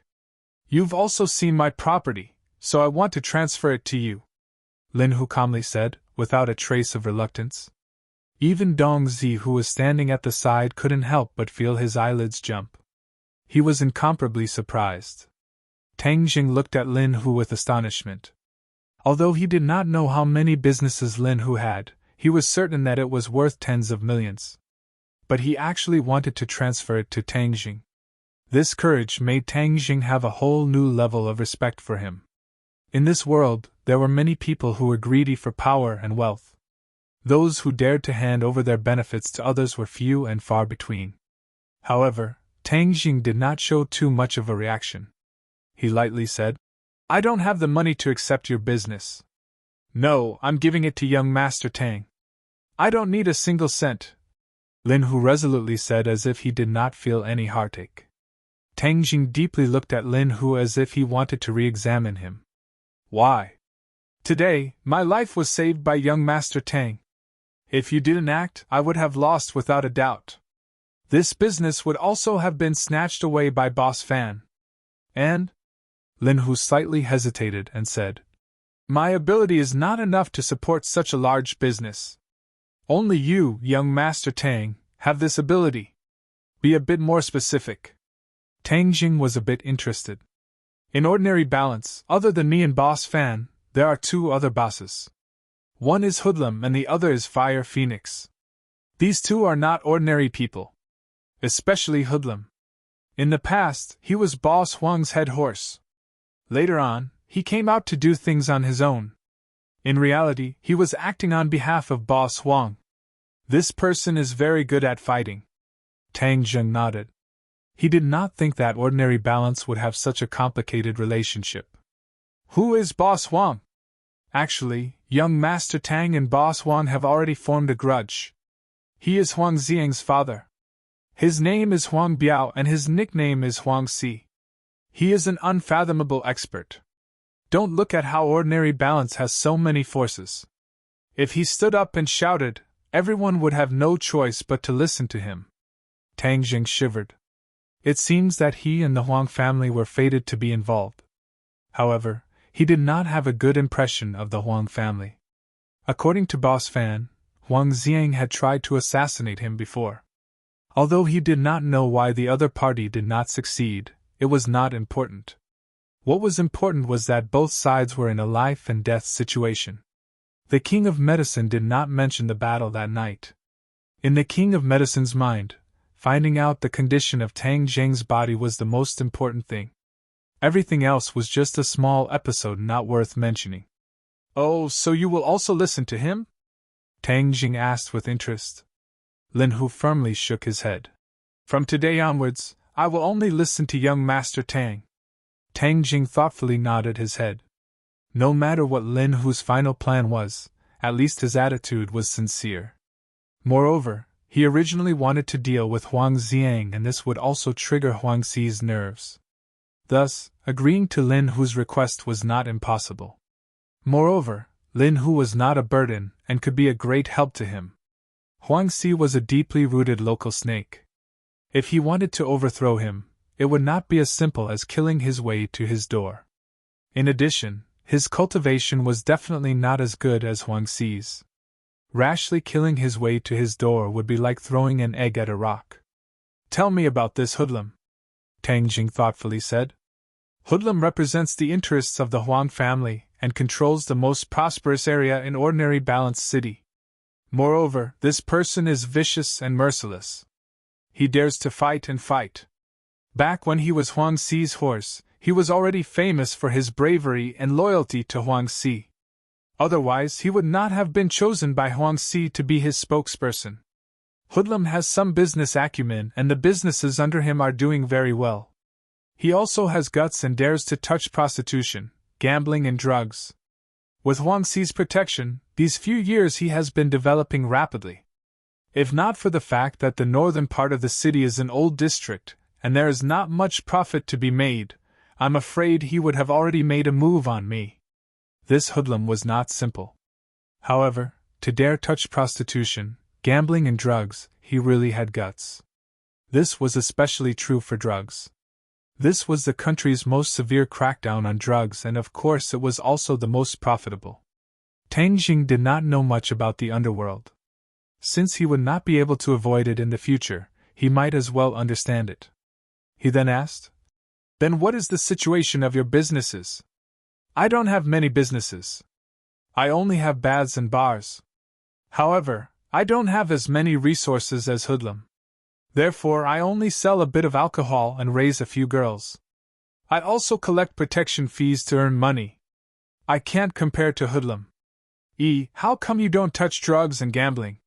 Lin Hu's face revealed a trace of sadness as he resolutely said, I hate drugs. Back then, my wife died from drug addiction. Back then I was doing pretty well. Although I wasn't the boss, I still had a bit of money so I got married. After marriage, I was very happy. However, later on, my wife became addicted to drugs. She refused to change and in the end, she died from drug addiction. Lin Hu gnashed his teeth as he said this. It seems that although this matter had passed for a long time, the scar in his heart was still very painful. Because of this, when I became the boss, I did not allow drugs to enter my businesses. Because of this, there were many fights. In the end, when others saw that I had made up my mind, no one dared to come to my businesses to sell drugs. It is also because of this that my businesses and profits can't compare to others. Chapter 106. Tang Jing patted his shoulder and comforted him. You made the right decision. As a man, there are things you can do and things you can't do. Drugs are things you can't touch. Fairy search, download novels for free. Drugs not only harm a person, but also the family of a drug addict will fall into a bottomless abyss. Moreover, this country was bullied because of the Opium War. As a young man with correct values, he naturally hated drugs. Lin Hu nodded, took a deep breath, and tried to calm his mind as much as possible and said, If there is something, then there is something to be gained. It is also because of this reason that my place is rarely checked by the police, which saves me a lot of trouble. What about the casino? Tang Jing still remembered the casino in the ordinary balanced villa. Of course, he was also very clear about how terrifying the casino's ability to make money was. The casino needs a lot of money to back it up. My strength is not enough, so I can't play it. But in my territory, there are some small casinos. My little brothers also go to the casinos to collect protection fees, but they don't participate in the operation.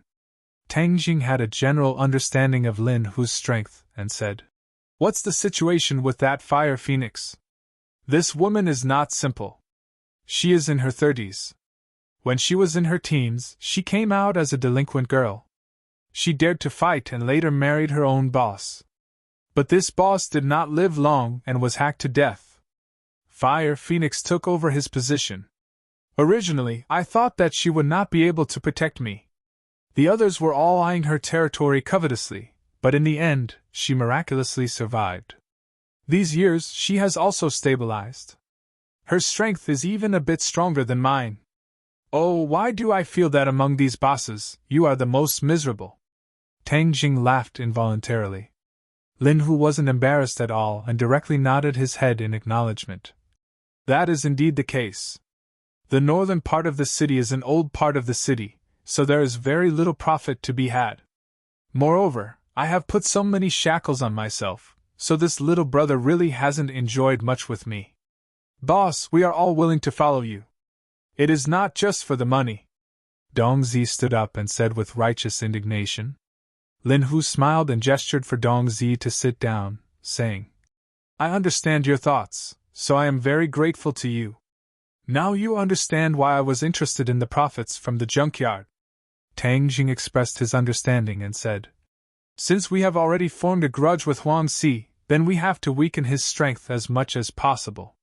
This time you also snatched away Boss Fan's territory, so your strength has increased greatly.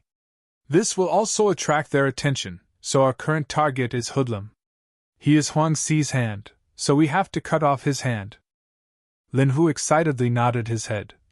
That's also what I was thinking. If we were to directly face Huang Si, our chances of victory would not be high. But Hoodlum is not like Boss Fan. This person has a brain and his strength is not bad. He is far from being as easy to deal with as Boss Fan. Moreover, I just fought with Boss Fan, so it will definitely attract the attention of the police, so I have to stay low for a while. Then let's stop on the surface and make preparations in secret to avoid being caught off guard when the time comes. Also, what is the relationship between Fire Phoenix and Huang Si? Fire Phoenix obviously respects Huang Si on the surface, but a woman's heart is like a needle at the bottom of the sea. What exactly is she thinking in her heart? No one knows. Could it be that young Master Tang wants to ally with Fire Phoenix to deal with Hoodlum? This will not be easy. Fire Phoenix is more cautious and will not easily make a move. Who hacked her husband to death? This I do not know. Her husband was also a fierce person. That year before Huang Si retreated to the background, he often went against Huang Si. Oh. Tang Zheng's eyes lit up. Then could his death have been caused by Huang Si? This is hard to say. There is no evidence. Hey, so what if there is no evidence? The key is to believe in this point. I believe that Fire Phoenix also has a scale in her heart. It is just that she is not Huang Si's opponent, so she does not dare to show it. You go and get in touch with Fire Phoenix and probe her thoughts. If we can ally with her, then our chances of victory will be much higher. Tang Zheng arranged. Lin Hu agreed. Now that his territory was larger than Fire Phoenix's, Fire Phoenix would feel a sense of danger. Perhaps there really was a possibility of them working together. Okay, we will stop here for today. If you have any news, then let me know. Properly manage your territory. Tang Jing stood up and prepared to leave. Young Master Tang, this is your territory. Lin Hu corrected him. Tang Jing gave an enigmatic smile and said, There is no need to give it to me. This place was taken down by your blade and gun. Moreover, I am a student and not someone from the underworld. I will not take your territory. However, our goals are the same. If you need any help, I will lend you a hand. Tang Jing was a cultivator, and his vision was not small. How could he possibly care about the ordinary balanced underworld's benefits? His top priority was to raise his cultivation level, and he could not possibly place his focus on the underworld's fighting and killing. In addition, if his grandfather knew that he was deeply involved with the underworld, he would also be worried. Lin Hu watched as Tang Jing disappeared through the door and did not come back to his senses. This was an opportunity to hand over to him, but he was unexpectedly not moved. Lin Hu really could not see through Tang Jing. Boss, how could he refuse? Then are we still going to listen to him? Dong Zi asked in disbelief. Lin Hu firmly said, Of course we will listen to him.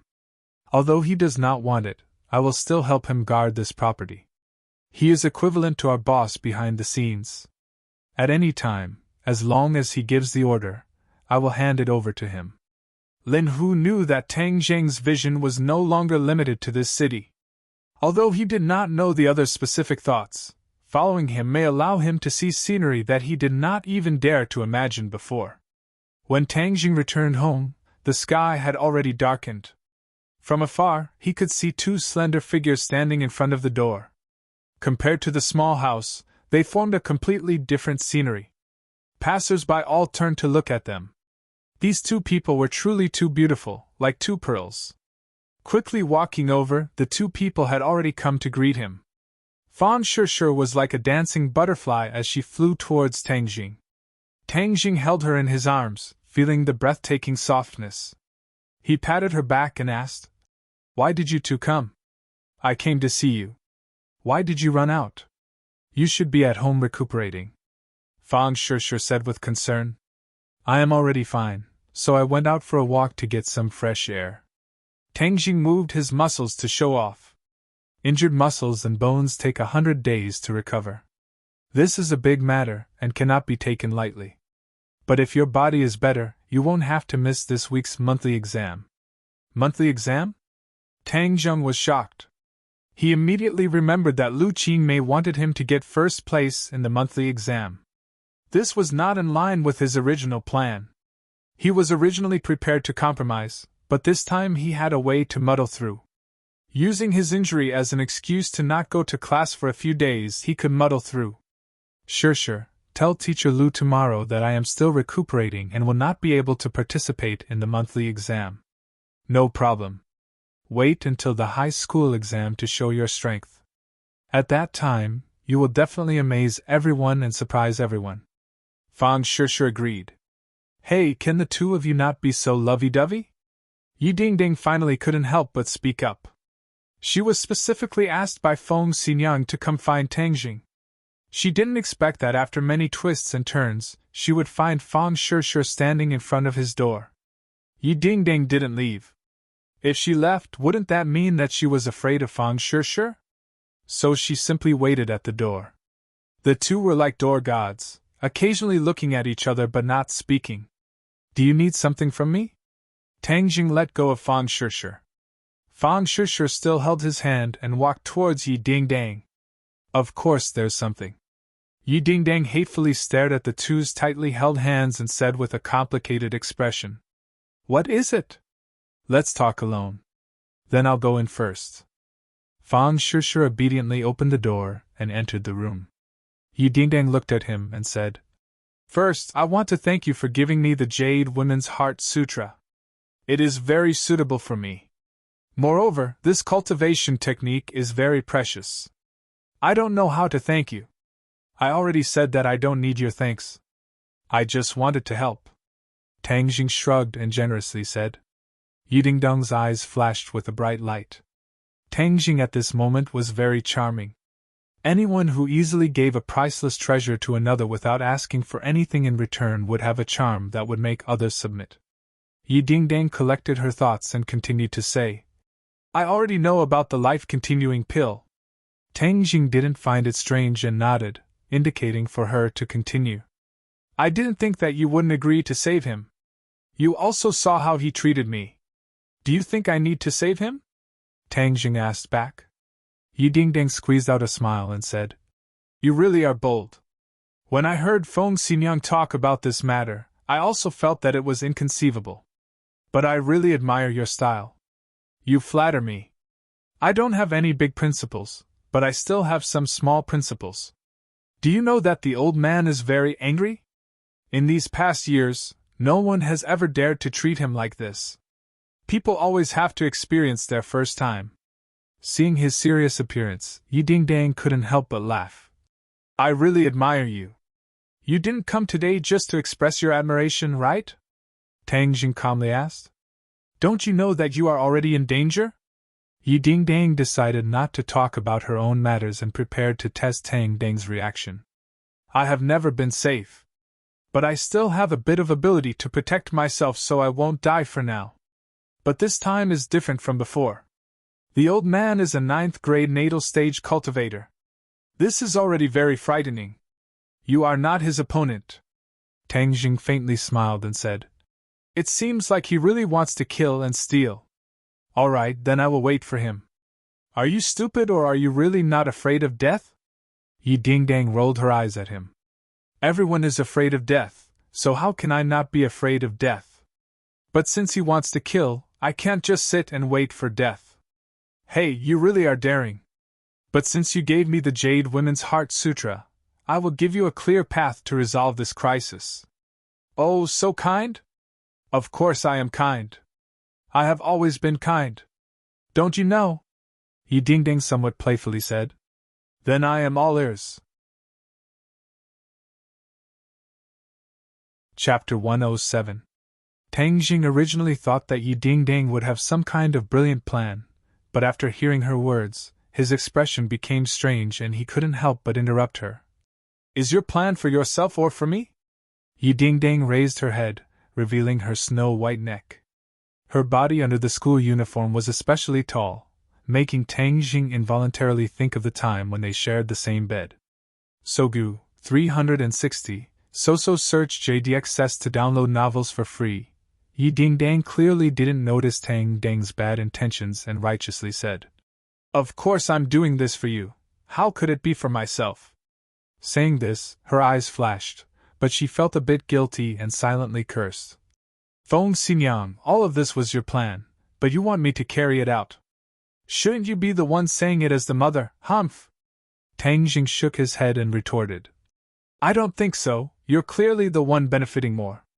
How could that be? You won't be in any danger like this, and I'm just taking a little bit of benefit.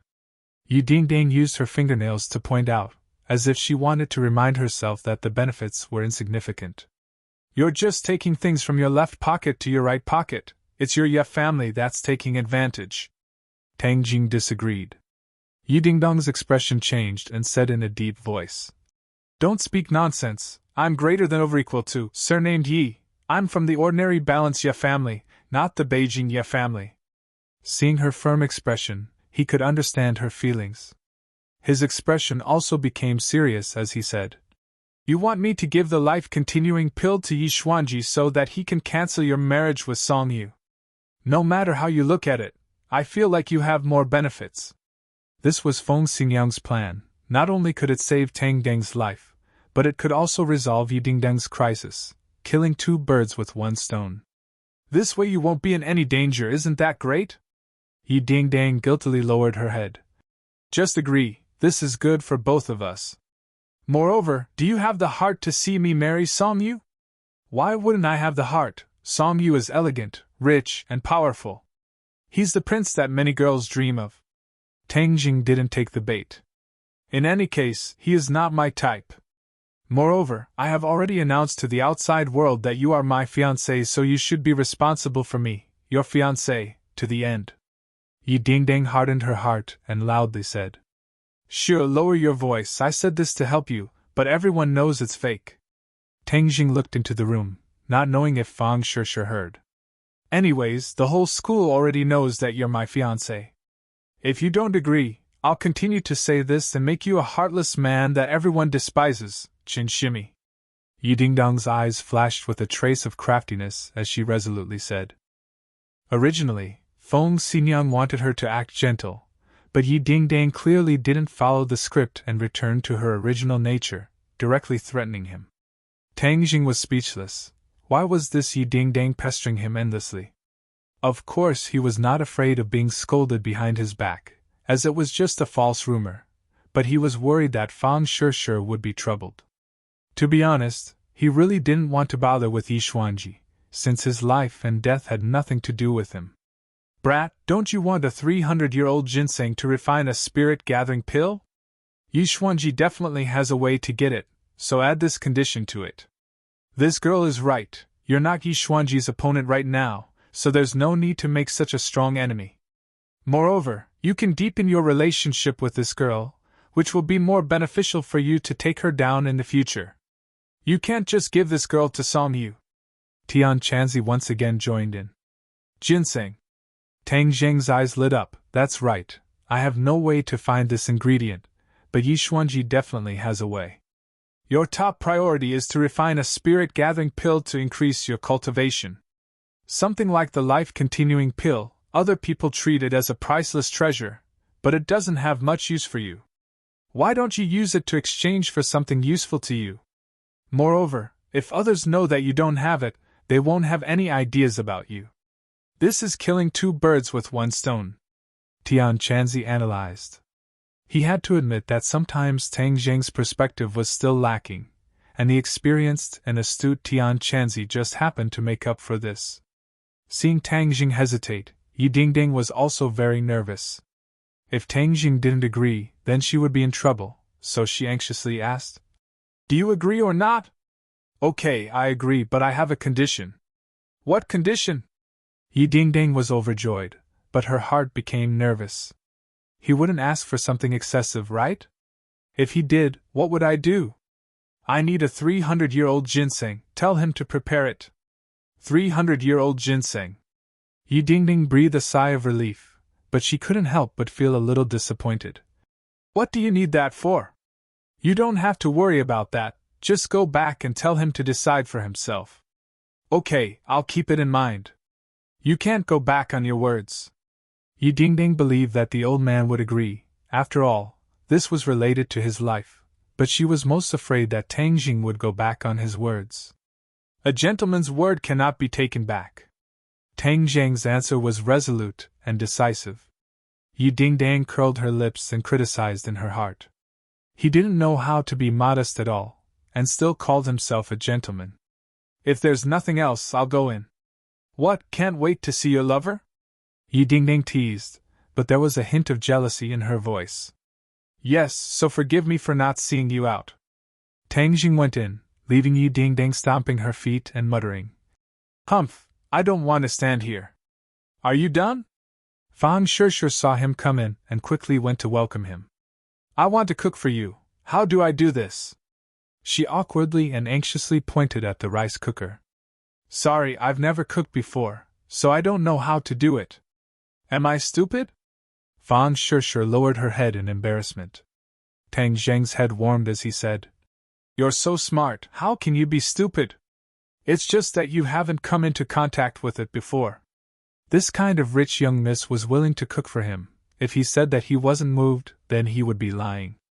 Then I'll start learning from today. I believe that I can also make delicious food. Fang Shishir smiled, revealing two shallow dimples. Okay, I'll teach you. Now don't move and watch me do it. Tang Jing rolled up his sleeves and moved quickly.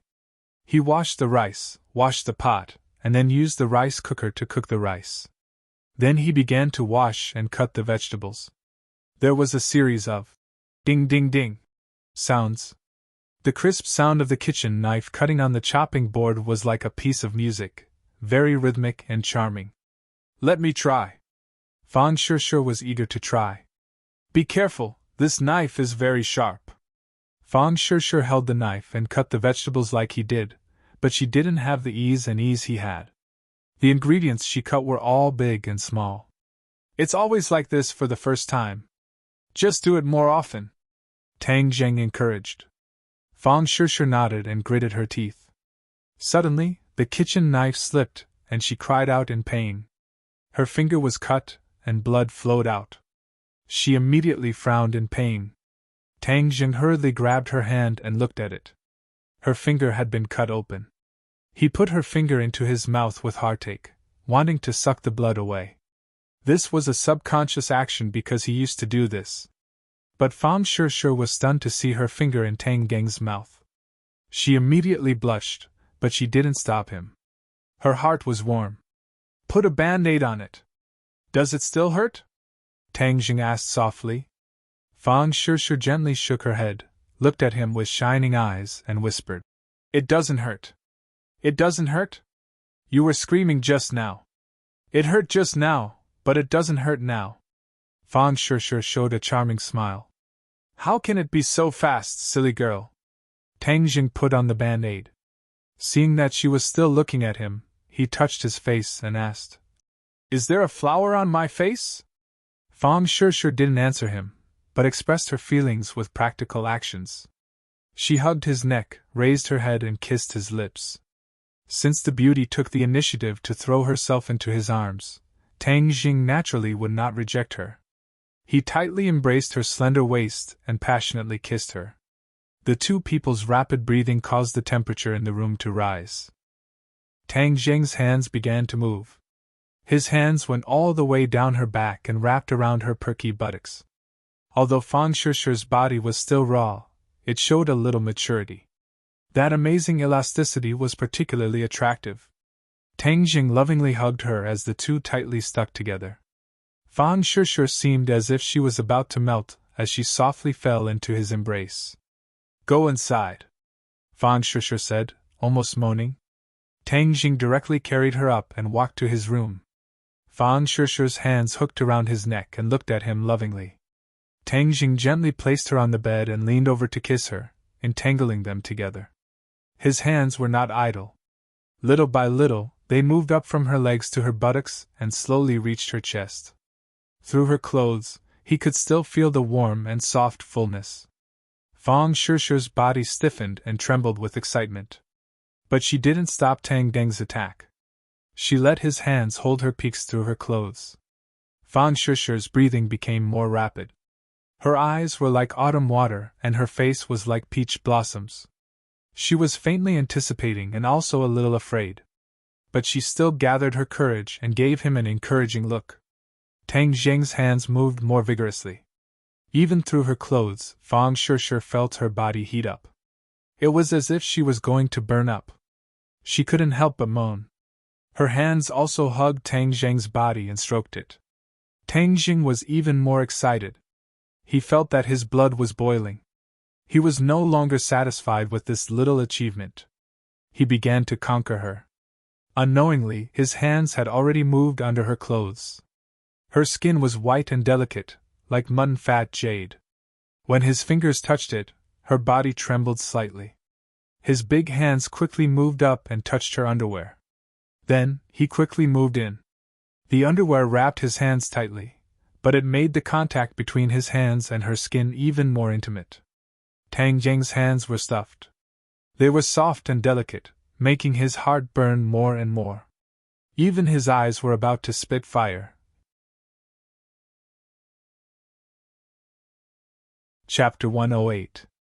Both parties had already read the latest chapter. Fang Shishir's clothes had already been pushed up, exposing her two snow-white breasts to the air. There was even a little bit of Tang Geng's saliva on them. Obviously, he had already tasted this beautiful delicacy. Fang Shishir's pink face was like a peach blossom, showing a kind of soul-stirring beauty.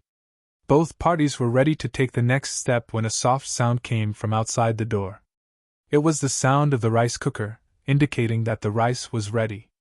Fang Shishir was already in a state of delirium and did not notice this soft sound. However, Tang Jing's ears were sharp and this sound still interrupted his mood, causing him to be shocked. They were at home and the sky was about to turn dark. Grandpa would be back soon from work. If they were to see this scene, Tang Jing's thick skin would not matter, but Fang Shishir's thin skin would definitely be too embarrassed to show her face. He stopped abruptly, but Fang Shishir was still immersed in it. She was still leaning on him, her chest pressed against Tang Jing's body, rubbing and changing shape, almost igniting the fire in Tang Jing's head. Fortunately, Tang Jing's self-control was not bad. He whispered in her ear, "Grandfather might be back soon." Fang Shishir's movements suddenly stopped. After pausing for a few seconds, she hurriedly tidied up her clothes and complained, "Why didn't you say so earlier? If Grandpa were to see it, it would be so embarrassing." Tang Jing looked at her flustered appearance and laughed for no reason. "You can't blame me for this. You also have a part to play." "Humph, it's all your fault. It's all your fault." Fang Shishir stared at him coquettishly. She was so flirtatious that Tang Jing almost lost control again. "Help me take a look. Is there anything wrong with my clothes? Is it messy? Don't worry, there's no problem. It's very neat. You can't tell what we did just now." Fang Shishir immediately punched him and said, "Why do I feel like you've become bad? I used to think that you were very honest." "Haha, it's too late to realize it now. We've already boarded the pirate ship and can't get off," Tang Jing said with a proud smile. Fang Shishir also smiled, brimming with happiness and sweetness. "Little Jing, is there a guest at home?" Tang Dehai's voice sounded from outside the door. "Yes, Grandpa Shishir is here. She's having dinner with us today." Tang Jing and Fang Shishir walked out of the bedroom and saw their grandfather entering the house. He was carrying a snakeskin bag in his left hand and an iron hook in his right. He was wearing a straw hat on his head. "Grandpa, you're back. Take a rest first. The rice is ready. We can eat after we stir-fry the vegetables." Fang Shishir hurriedly went up and took the snakeskin bag. Tang Dehai hurriedly moved away and said, "Little girl, this thing is dirty. I'll do it. You sit first, you sit." Fang Shishir did not mind as she took the snakeskin bag and said, "Grandpa, you've been tired all day. You sit down and rest first." Tang Dehai was at a loss of what to do. He was used to seeing people avoid him like the plague, so Fang Shishir's casual behavior made him feel at a loss. "This will dirty your clothes," Tang Dehai said. "It's okay. If the clothes are dirty, just wash them." Fang Shishir carried the snakeskin bag to the corner and put it down. She then diligently poured water and handed it over. He was overwhelmed by her favor and stood there blankly. Tang Jing's mouth curved into a smile. No matter how his relationship with Fang Shishir was, Fang Shishir's attitude made him feel gratified. Shishir, you sit for a while. I'll stir-fry. I'll watch and learn." The two of them, one stir-frying, the other watching, occasionally made eye contact with each other, revealing deep affection. Looking at this pair, Tang Dehai sighed in his heart. They really are a match made in heaven. This little girl is also sensible. It's just that our family is too poor. This meal was eaten with relish and the atmosphere was very good. After the meal, Fang Shishir took the initiative to wash the dishes. She then pulled Tang Dehai to chat for a while before getting up to say goodbye. "Little Jing, you go send her off. Grandpa, then I'll go back first. I'll come see you next time." Under the dim light, the two held hands. Fang Shishir leaned on Tang Jing's shoulder, her mouth curved into a crescent moon as she smiled and said, "Are you satisfied with my performance in front of Grandpa today?" "Of course I'm satisfied. You did very well. I haven't seen Grandpa this happy in a long time," Tang Jing said sincerely. "It's good that you're satisfied. Grandpa is the person closest to you, so of course I have to be good to him." Tang Jing's heart warmed as he held her hand tighter. Feeling the change in his mood, Fang Shishir directly hugged his arm and pressed her chest against it, causing Tang Jing's mind to wander. Tangjing, my dad wants to invite you to dinner tomorrow night. Going to your house again? Not my house, they want to eat outside. They want to thank you for saving me. Tangjing still remembered the last feast at Hongmen, so he really didn't have the heart to deal with them. But when he saw Fang Shishi's hopeful gaze, he couldn't bear to refuse and agreed. I knew you were the best to me. Even though they have their faults, they are still my parents. Fang Shishi also knew what he was thinking, so she advised. Tangjing smiled and said, This is nothing. I'm not even afraid of a mountain of blades or a sea of flames. Why would I be afraid of a meal? I knew you were the best to me. Then I'll go back first. Today we didn't finish our business. Let's continue next time. Tangjing's heart was burning as he couldn't help but say, Humph, rogue. Fang Shishi glanced at him flirtatiously before getting into a taxi and leaving.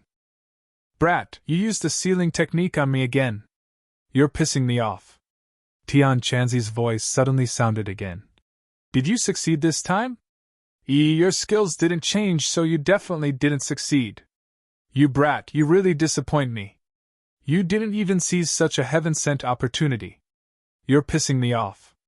Previously, Tian Chanzi had already been sealed by Tang Deng's sealing technique. After all, he and Fang Shishi were so intimate that he didn't want Tian Chanzi to know. So as soon as the seal was lifted, Tian Chanzi couldn't wait to ask. Do you think everyone is as thirsty as you? Things have to be done step by step, do you understand? Tangjing said without any good feelings. Humph, I think you're an idiot. You brat, don't tell me you have a problem in that area. That's why you dilly-dallied for so long. Tian Chanzi maliciously guessed. You're the one with the problem. The next day, Tangjing was practicing martial arts at home when he suddenly heard someone ask from outside the door. Tangjing, are you home? Who is it? It's me, Lu Qingmei. A cold voice came in, followed by the sound of footsteps. It was clear that she had already entered the room. Tangjing was shocked. Why did Lu Qingmei run over? If she found out that my body has recovered, then it would be terrible. Thus, he quickly lied down on the bed and pretended to be weak and said, Oh, it's Teacher Lu. Why did you come? I'm sorry, I can't move right now, so I can't properly entertain you. Just as he finished speaking, Lu Qingmei walked into the bedroom and looked down at him with a bag of fruits in her hand. Teacher Lu, please sit. Tangjing weakly greeted her. Lu Qingmei looked at him as if she wanted to see through him. After a while, she said, Is your body better? A bit better. After a few more days of rest, I can move. Teacher Lu, I've troubled you to personally come. Tangjing said gratefully. It's nothing. Tomorrow is the monthly exam. I wanted to see if you could participate in it. You promised me that you would get first place in the school. Lu Qingmei said straightforwardly. Tangjing had a headache. This woman really didn't forget about this matter. He could only pretend to be regretful and said, Teacher Lu, you've also seen my condition. I really can't go to school. His face cooperated with her to make a regretful expression. Relax, I won't force you. Since you can't participate in the last monthly exam, then wait for the high school exam. At that time, nothing will happen to you, right? No, definitely not. After all, I still have to go to university. That's good. Then I'll wait for you to get first place in the high school exam. Also, when your injuries are better, I have something to discuss with you. What is it? When the time comes, you'll know. So hurry up and recover. I won't disturb your rest. Lu Qingmei put down the fruits and left under Tang Deng's suspicious gaze. What followed was very calm. Only in the evening did he arrive at the restaurant that he had agreed to meet with the Fang family. It was a very high-class Chinese restaurant, and was very majestic. Tangjing was led by the waiter to a private room that was already reserved. When he pushed open the door and entered, Fang Chongwei and Shi Mengqin were already there. Shi Mengqin coldly glanced at him, and coldly snorted, directly ignoring his existence. Fang Chongwei nodded at him and said, Little Tang, come in and sit. Sure is still in the car and will only arrive in a while. Tangjing sat down, and Fang Chongwei handed him the menu. You can order whatever you like. Tang Jing moved the menu away and said, I'll order when Shusha arrives. That's fine. Since we have time now, let's have a chat. Little Tang, let's get straight to the point. This time you saved Shusha and we are very grateful, so we prepared a gift for you. Fang Chonghua pushed a bank card in front of Tang Jing. There is $1 million in here. This is not a small amount. Treat it as your reward. But I have a condition. As long as you agree, this $1 million is yours. Fang Chonghua calmly said. Shi Mengqin looked at Tang Jing, her eyes filled with ridicule and disdain. Tang Jing acted as if he did not see it, and said, I saved Shusha not for money. Little Tang, young people should not speak so firmly. I only have one condition, which is for you to leave Shusha and never bother her again. You and her are not people from the same world. Even if you spend more time and effort, you two will never be together. Loyal words are unpleasant to the ear. Perhaps you feel that these words are not pleasant to hear, but this is reality. With this $1 million, you can buy a house and improve your living conditions. Moreover, it will be enough for your university tuition, so you will benefit the most. Tang Jing stared at Fang Chonghua and said, You want to use money to bribe me and make me leave Shusha? It's not a bribe. It's a win-win situation. Fang Chonghua was willing to use money to pave the way. He originally wanted to send Fang Shusha out of the country after the high school exams so that the two of them would not have a chance. But now it seemed that the two of them were developing out of control, so he used money to smash Tang Jing. Chapter 109. Throwing money. This was a common tactic used by rich people, but they were all nouveau riche. Even though the Fang family had always boasted of their heritage, they were still unable to get rid of these vulgar tactics. Fang Chonghua and Shi Mengqin both looked at Tang Jing. $1 million was not a small sum to normal people, not to mention Tang Jing's family, so they firmly believed that Tang Jing would accept it. In the past, they did not think of using money to throw down Tang Jing because they felt that Tang Jing was not worth the effort. This time, they found that the situation was already very serious, so they chose this safe method. Tang Jing indifferently glanced at it, but did not reach out to take it.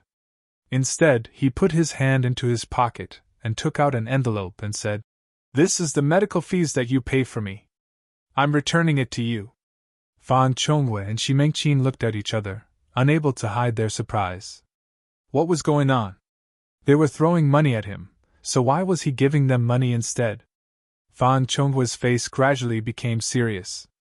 He already understood Tang Jing's attitude from his actions, but he still did not give up and advised. Tang Jing, your family is not rich. Accepting this $1 million will be good for you, so you don't need to force yourself. Being young and full of vigor is a good thing, but you also need to know your limits.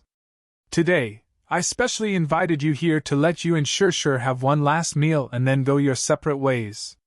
Tang Jing's expression did not change as he pushed the envelope in front of the other party and said, You have spent so much effort, but I will have to disappoint you. I have already said that I will not leave Shusha, so your efforts are futile. Tang Jing, don't be so shameless. You don't know what's good for you. Be careful that we don't give you this $1 million and let you continue to be a pauper. Shi Mengqin finally could not help but slap the table and arrogantly scolded. You should keep it for yourself. You can buy a few more branded bags. If you want to break us up, you really can't do it. Since the other party went straight to the point, Tang Jing did not feign civility and directly stood up to leave. The couple looked at Tang Jing in shock. They did not think that he would be so resolute, and not even put $1 million in his eyes. Tang Jing, do you think $1 million is too little? Fang Chonghua asked. Humph, I don't have much money, but I don't need your money. Tang Jing walked towards the door without looking back. Fine, Tang Jing, you better remember this. I won't give you this $1 million, but you better not regret it. You are just a small character without any power or influence. I don't believe I can't deal with you. Shi Mengqin stood up and threatened with an ashen face. Tang Jing turned a deaf ear and opened the door, only to find that Fang Shusha had just walked to the door. Fang Shusha looked at him in surprise and said, You're here. Why, are you going out to pick me up? Before he could say anything, Fang Shishir had already pulled him back into the private room. Dad, Mom, have you ordered? I'm a little hungry. Tang Jing originally wanted to leave, but Fang Shishir came. He could not leave and was pulled back to his seat. Okay, I'll immediately order. You sit for a while first. Fang Chongwa calmly said as if nothing had happened. Shi Mingqin's shrewdness was clearly much worse as she coldly snorted and said, I'm going to the restroom. She glared at Tang Jing and left the private room. Tang Jing acted as if he did not see anything as he whispered with Fang Shishir. Fang Shishir inquired about his well-being, asked him how his body was, and also talked about the latest news in school. Her face was brimming with smiles from beginning to end. Fang Chongwa glanced at it, and his eyelids jumped as he lightly wrinkled his eyebrows. What is this envelope? Fang Shishir suddenly asked. My medical fees, Tang Jing said. Medical fees? Fang Shishir immediately understood what was going on. Her expression changed as she solemnly said, Tang Jing, take it back. You were injured because of me, so the medical fees should be paid by our family. Without any explanation, she stuffed the envelope into Tang Deng's pocket. Right, little Tang, you should take it back. We don't lack this bit of money, Fang Chongwa also said. Tang Jing once again placed the envelope on the table. I am a person of principle. I am hospitalized myself, so I must pay for it. Tang Jing, is there a need for the two of us to draw such a clear line? Fang Shishir rebuked as she glared at him. These words caused Fang Chongwa's heart to tremble, as he felt that this matter was becoming more and more thorny. However, it was also urgent that the two of them be separated. Otherwise, this matter would truly be irreversible. The envelope was stuffed back in.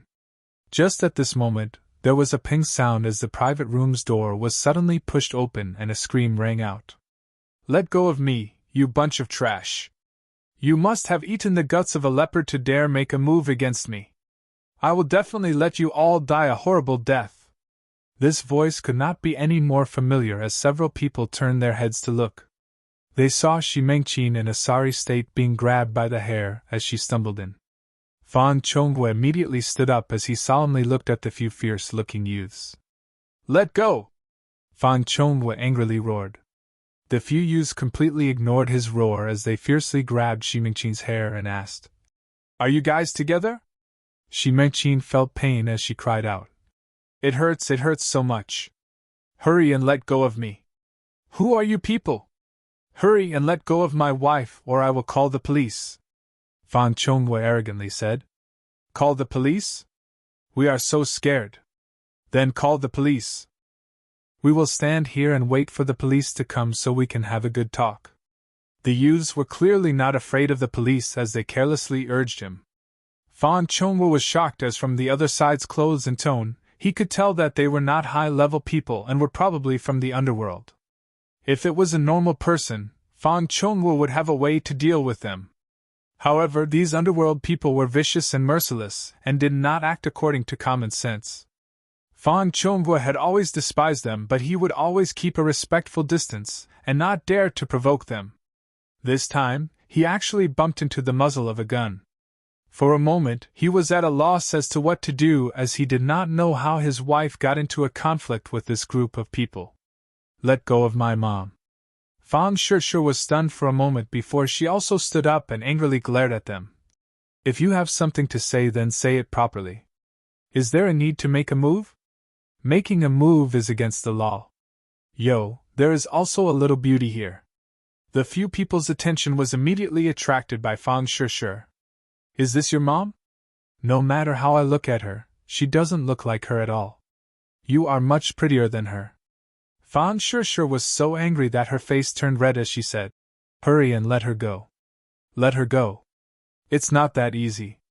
She bumped into people, and not only did she not apologize, she was also full of filthy words.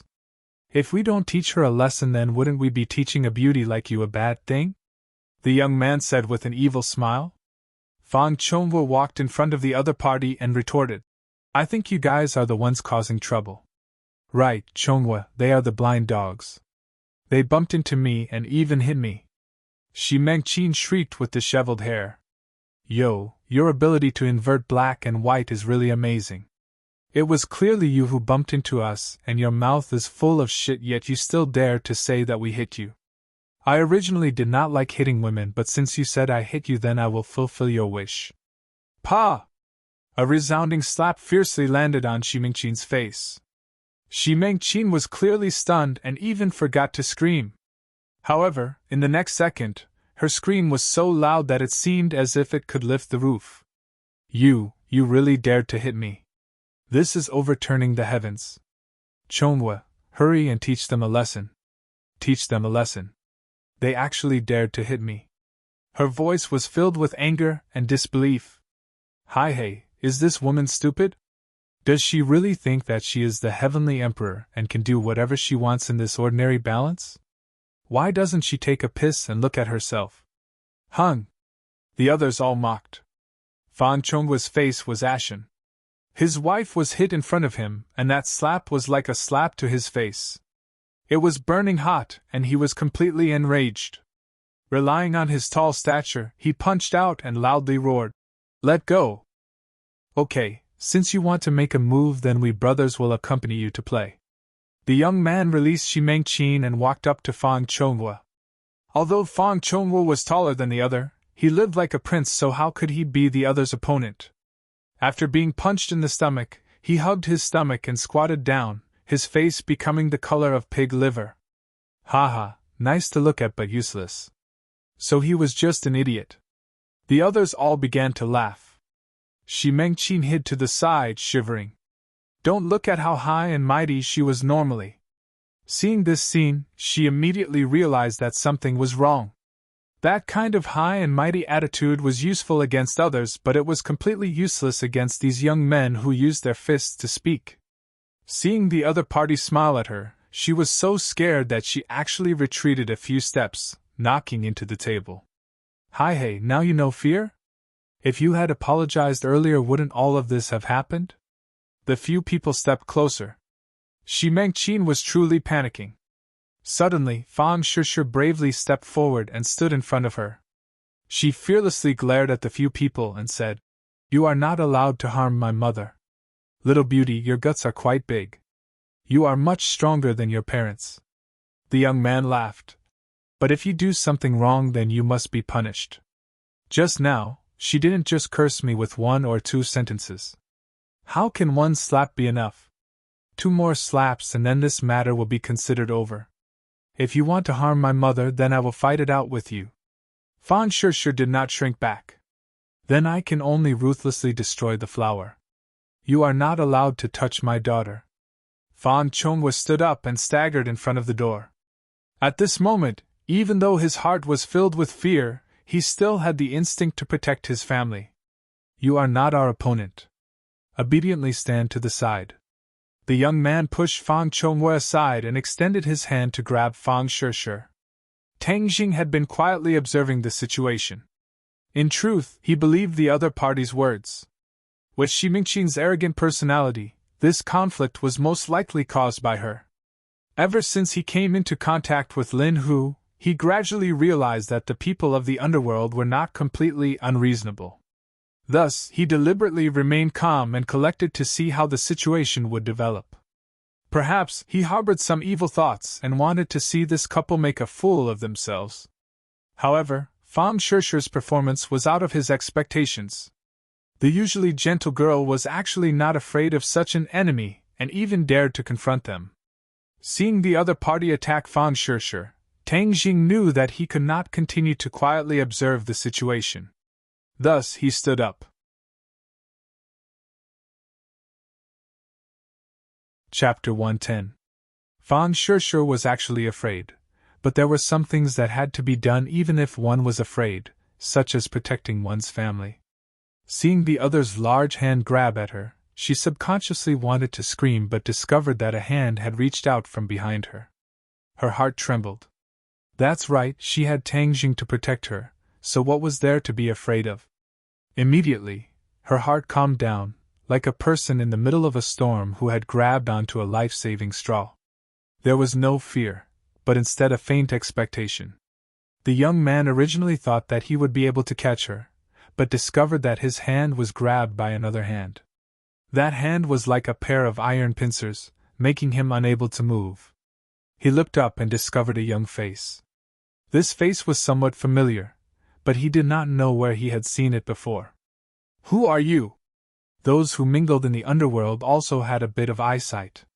From Tang Jiang's iron pincer-like hand, they could determine that the other party was not like Fang Chonghua, who was only good for looking but useless.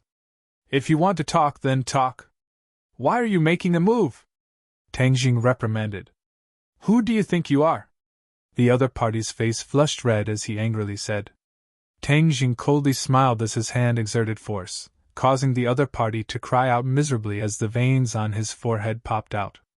Upon seeing this, the other youths became restless as they loudly roared, "Let him go!" Greater than or equal to Tang Jing swept his eyes over the other party, but no one dared to make a move.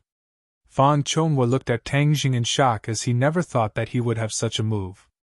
It seems like his previous investigation was not thorough enough, as he actually knew martial arts. Shi Mingqian's eyes lit up as her spirit was instantly restored. She arrogantly shouted, "Tang Jing, teach them a lesson for me and let them know my strength." Tang Jing did not move, but he felt Fang Shishir tug on his clothes from behind. He turned his head and smiled at her. "Relax, no one can hurt you." Fang Shishir sweetly smiled as she happily nodded her head, feeling especially safe. Women needed a sense of security, and Tang Jing was undoubtedly someone who could give others a sense of security, especially at this critical moment. Shi Mengqin, seeing that she was ignored, flew into a rage. "Tang Jing, did you hear what I said? Teach this group of trash a lesson for me." Tang Jing looked at her indifferently and let go of her hand. That person took a few deep breaths and hurriedly took a few steps back and asked in horror, "Who are you? Who are you people?" Tang Jing asked. One of the young men stared fixedly at Tang Jing. Suddenly, a look of disbelief appeared in his eyes. He quickly whispered something in the ear of the young man in the lead. The young man's eyes instantly widened as he asked incredulously, "You are young Master Tang?" "Young Master Tang." The others all revealed looks of horror, as if they had met their nemesis, and they couldn't help but take a few steps back. These two words seemed to have boundless magical power, causing people to tremble in fear. Tang Jing suspiciously looked at the other party, as they actually recognized him. Only Lin Hu knew how to address him, so could it be that he was one of Lin Hu's people? Fang Chonghua and Shi Mengqin looked at each other as they were at a loss. Were these people stupid? They actually called this poor bastard young Master Tang. What a joke! What kind of young master was he? Wasn't he just a trash picker? Since you know who I am, then why haven't you apologized to this young miss? Since the other party was one of Lin Hu's people, Tang Jing did not plan to pursue the matter. That person was in fear and trepidation as he deeply bowed towards Fang Shishir and bitterly begged, "This young miss, I'm sorry. It was all my fault. You are a great person, so please don't lower yourself to my level. I beg you to let me go." Fang Shishir was still in a state of shock as she looked at this person who was originally flaunting his power and was actually apologizing to her. She was a little stunned. Fang Chonghua felt even more incredulous, as he had been in the business world for half his life and had never seen such a strange thing. Shi Mengqin was also confused, but her face revealed an arrogant and excited expression as she arrogantly ordered, "Ruthlessly teach him a lesson." Fang Shishir directly looked at Tang Jing, hoping that he would make a decision. Tang Jing nodded his head and said, "After apologizing, you can leave. There is nothing for you to do here." "Yes, thank you, young Master Tang. We will first take our leave." The other party called out to his companions and hurriedly retreated, carefully closing the door behind him. The atmosphere in the private room relaxed as Shi Mengqin stared at Tang Jing with dissatisfaction and said, "Why didn't you ruthlessly teach him a lesson? How could it be that simple after apologizing?" Tang Jing inwardly shook his head as Shi Mengqin, this kind of unreasonable mother, was able to raise a well-educated daughter like Fang Shishir. It was a miracle that Fang Shishir did not have that kind of bad temper. "If you want to teach them a lesson, then go yourself." Tang Jing crossed his arms as he looked at Xi Mengqin with ridicule. What kind of tone is that? Daring to speak to me like that, you must be overturning the heavens. Xi Mengqin clamored as she was afraid of those people but was not afraid of Tang Jing. Fortunately, Fang Chongwu was smart and stopped his wife as he nervously said, Little Tang, let's quickly leave this place. They just mistook you for someone else, and when they find out the truth, they will definitely come back. At that time, we will be in trouble. It was clear that Fang Chongwu did not believe that Tang Jing was the young Master Tang, and thought that they had mistaken him for someone else. Tang Jing smiled but did not refute. Fang Shushu was clearly dissatisfied as her boyfriend had solved this problem, but her parents did not believe in his ability, so she pulled Tang Jing to sit down and said, I am not afraid. With Tang Jing here, no one can harm us. Shushu, this is not the time to mess around. Those people do not look like good people, so we should quickly leave this place. Fang Chongwu became serious, as he was clearly scared by this group of people. Fang Shushu pouted and said, It was clearly a family eating happily, but it ended up like this. How boring. Sure, if you want to eat then order. It's okay. Tang Jing passed the menu to her without a trace of fear, causing Fang Chongwu to frown and said, Tang Jing, this is not the time to be brave. If you want to eat then go to another restaurant. Xi Mengqin agreed. Sure, let's go. If he wants to eat then let him eat alone. If he wants to die then don't drag us down with him. After saying this, she pulled Fang Shushu and was about to leave. Mom, what are you doing? Fang Shushu unhappily broke free from her mother's hand. Fang Chongwu solemnly said, Sure, listen to your mom. Let's go.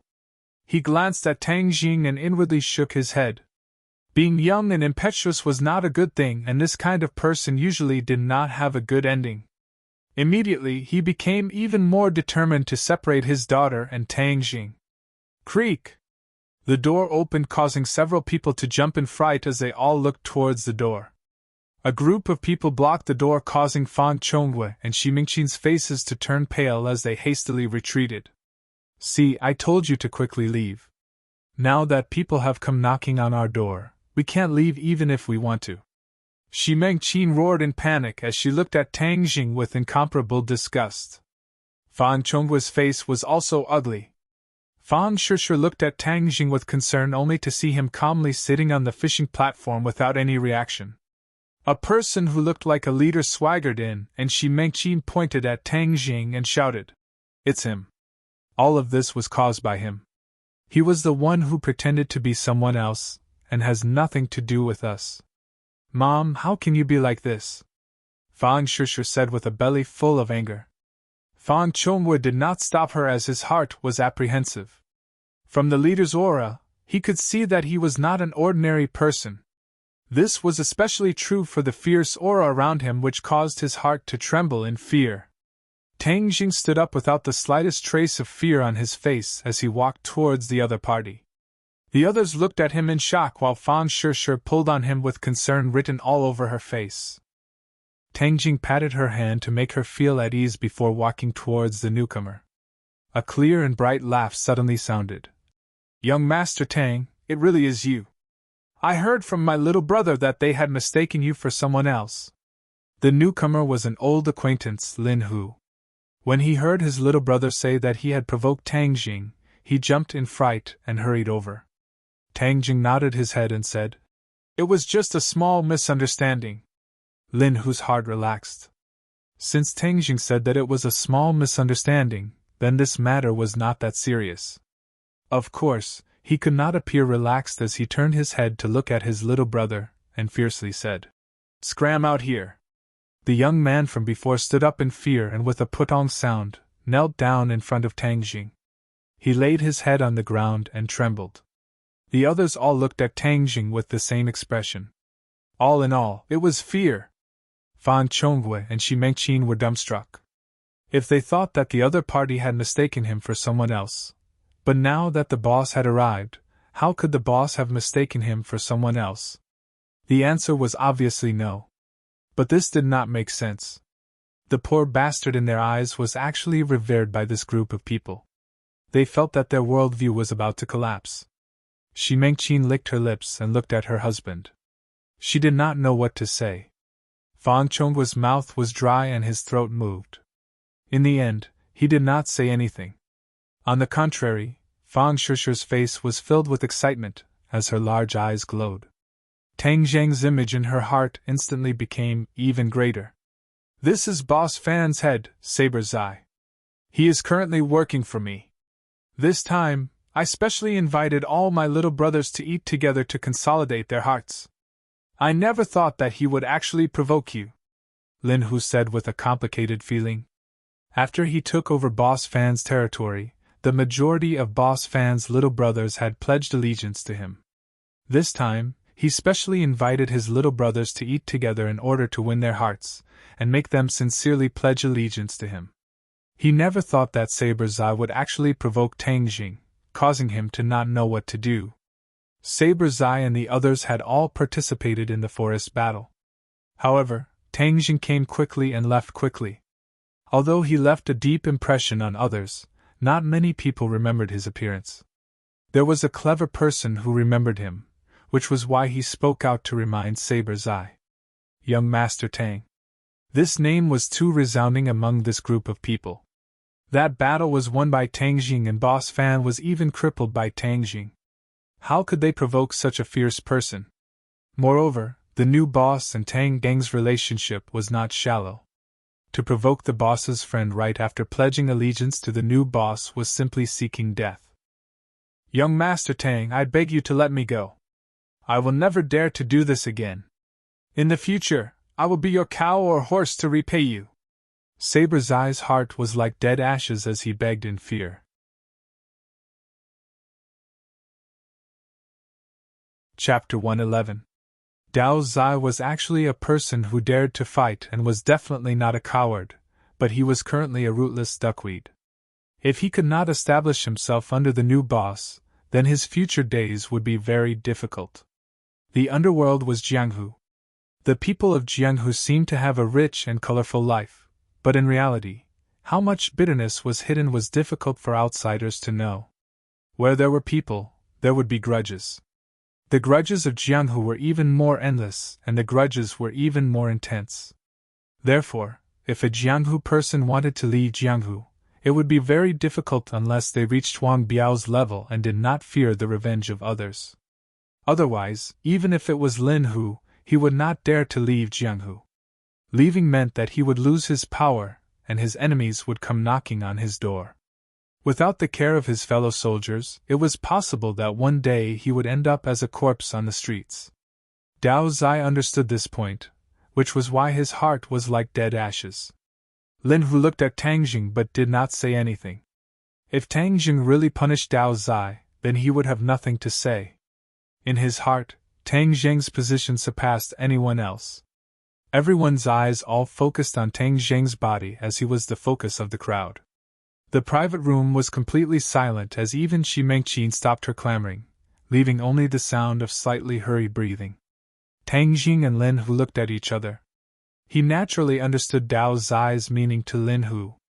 Moreover, Dao Zai did not make too big of a mistake, so he bent down and supported Dao Zai's arm. Dao Zai's entire body trembled, showing the great fear in his heart. Stand up. You are Huzi's brother, so of course you are my brother. Brothers of the same family, this is also called no discord, no concord, Tang Jing calmly said.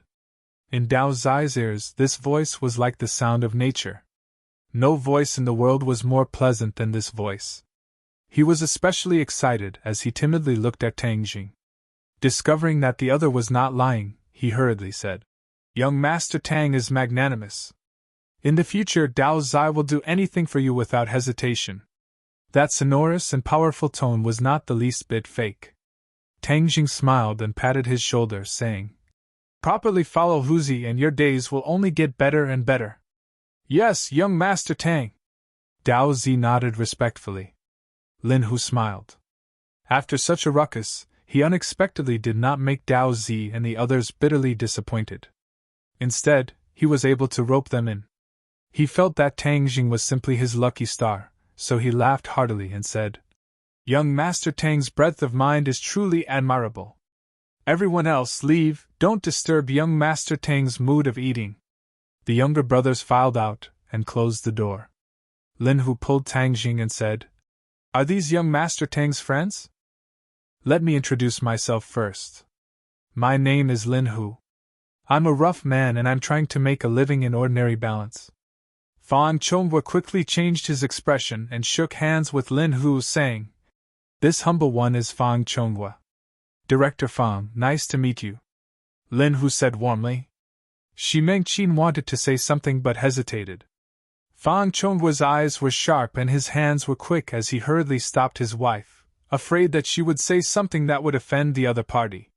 Fang Chonghua had never heard of Lin Hu's name, but it was clear that the other party was not an ordinary person.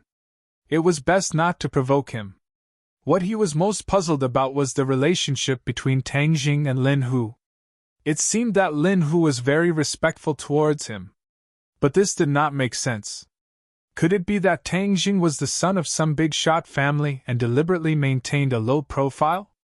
But what kind of big-shot family would pick up trash and live in a broken house? He had a stomach full of questions and was prepared to go home and properly ask his daughter about Tang Deng's background. Fang Shishir was very happy as Tang Jing had resolved this crisis, making her feel that she had face in front of her parents.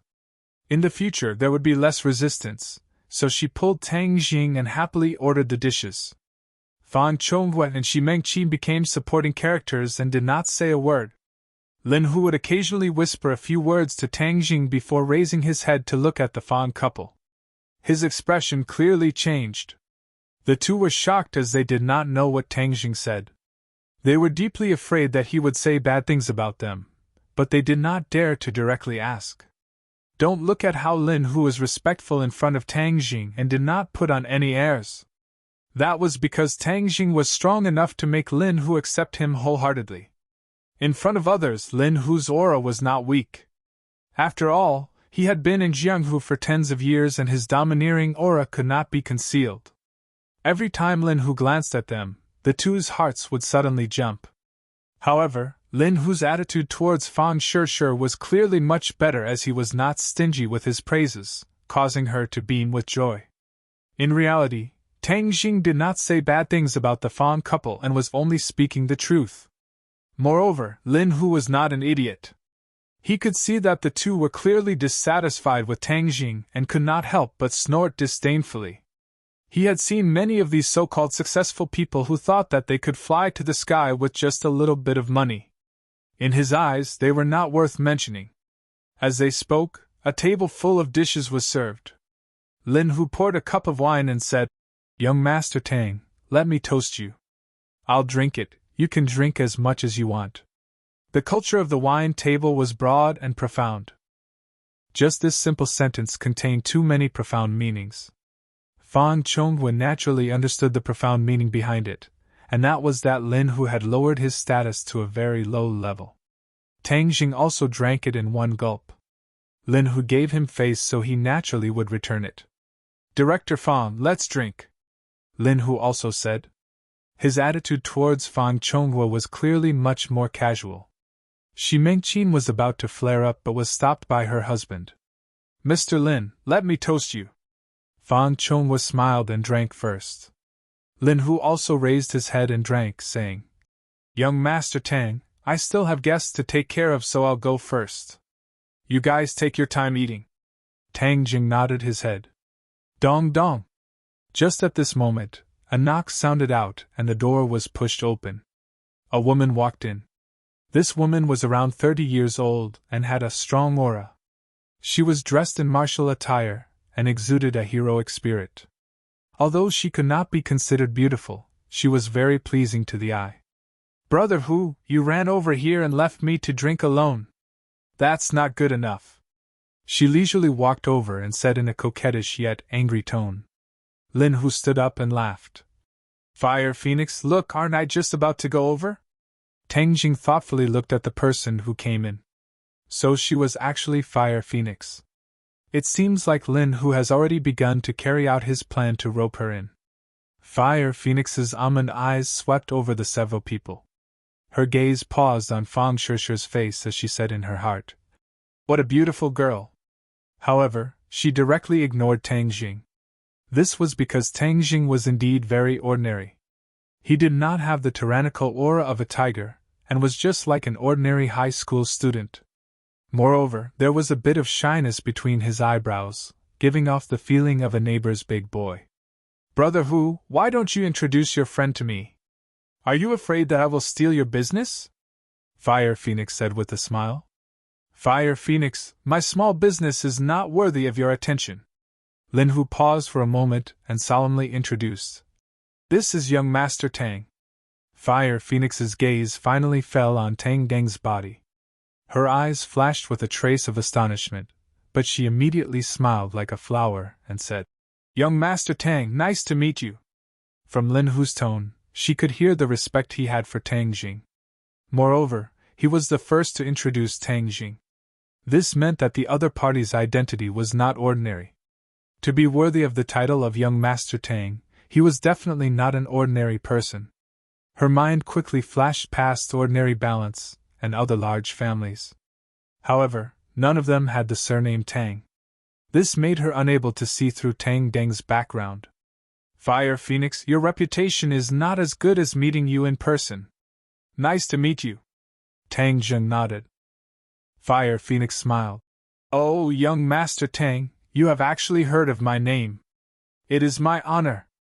Her gaze turned and looked at the other people. "What about these people?"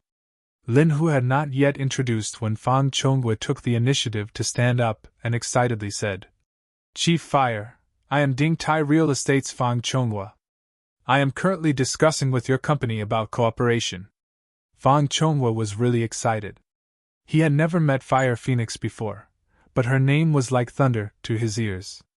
This was because her name in the real estate industry was too resounding. She had a construction company under her. The company was not large, but its strength was strong, especially in the area of demolition. Many of the difficult areas in ordinary balance were taken care of by her.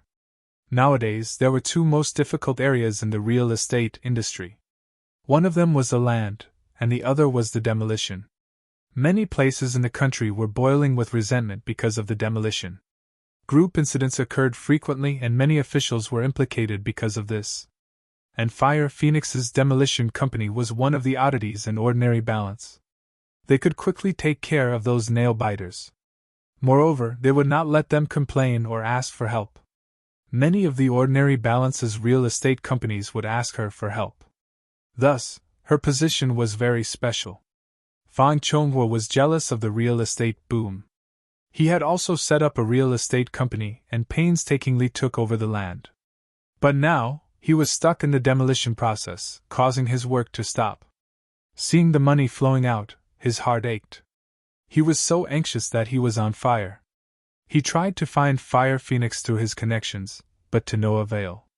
This was because Fire Phoenix was very busy. Or it could be said that she had a lot of big clients. Thus, she did not want to see a small client like him. He never thought that he would actually meet Fire Phoenix. And this was all thanks to Tang Jing. This made him have mixed feelings, but he was more happy because his problem could be solved. Fire Phoenix nodded and said, "Oh, so it's Chief Fang. Nice to meet you. If you had said earlier that you were Brother Hu's friend, then we would have cooperated a long time ago." Fire Phoenix's heart moved as she judged the other party's intention to find her. Naturally, since he was Lin Hu's friend, her attitude was a lot better. Fang Chonghua looked at Lin Hu with a complicated expression. He really could not guess what kind of person he was to have such a good relationship with Fire Phoenix. Fang Chonghua personally poured a cup of wine and said, "Chief Fire, I am fortunate to meet you today. Let me give you a toast. As for the matter of cooperation, I will go to your company tomorrow to discuss it with you." He held the wine cup and wanted to pass it to Fire Phoenix. Fire Phoenix did not accept it but looked at Lin Hu thoughtfully. From Lin Hu's attitude, she could see a lot of peculiarities. Lin Hu's attitude towards Fang Chonghua was cold, but he attached great importance to this young Master Tang. Fire Phoenix was a smart person, so how could she not understand the importance of this table? Thus she smiled at Tang Jing and said, "Young Master Tang, I wonder if I have the honor to drink with you." What was called disparity? This was called disparity. Fan Chongwei took the initiative to propose a toast, but Fire Phoenix ignored him. However, she took the initiative to drink with Tang Jing and even said that it was her honor. The difference was like heaven and earth.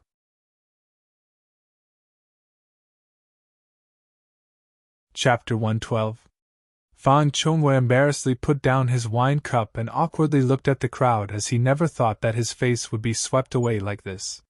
Shi Mengqin finally could not bear it any longer, as she fiercely slapped the table and said, "Tang Jing, what is the meaning of this?"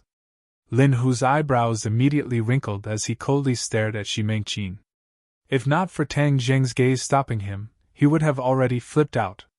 Fire Phoenix glanced at Fan Shishir as if deep in thought. Her eyebrows blossomed into a smile as she said, "Then you guys eat first, I'll be leaving first." She then nodded towards Tang Jing and walked out. "Huzi, you go accompany Fire Phoenix," Tang Jing calmly said. Lin Hu stared at Shi Mengqin and said, "Young Master Tang, then I'll be leaving first. Call me if you have any orders." The two left, and the atmosphere in the private room became stifling. Shi Mengqin arrogantly looked at Tang Jing and said, "Are you relying on your gang of scoundrels to intimidate others?" Tang Jing's expression did not change as he lightly said, "I didn't do anything, why would you say such a thing? Look at those people's attitudes. Young Master Tang, they aren't even ashamed."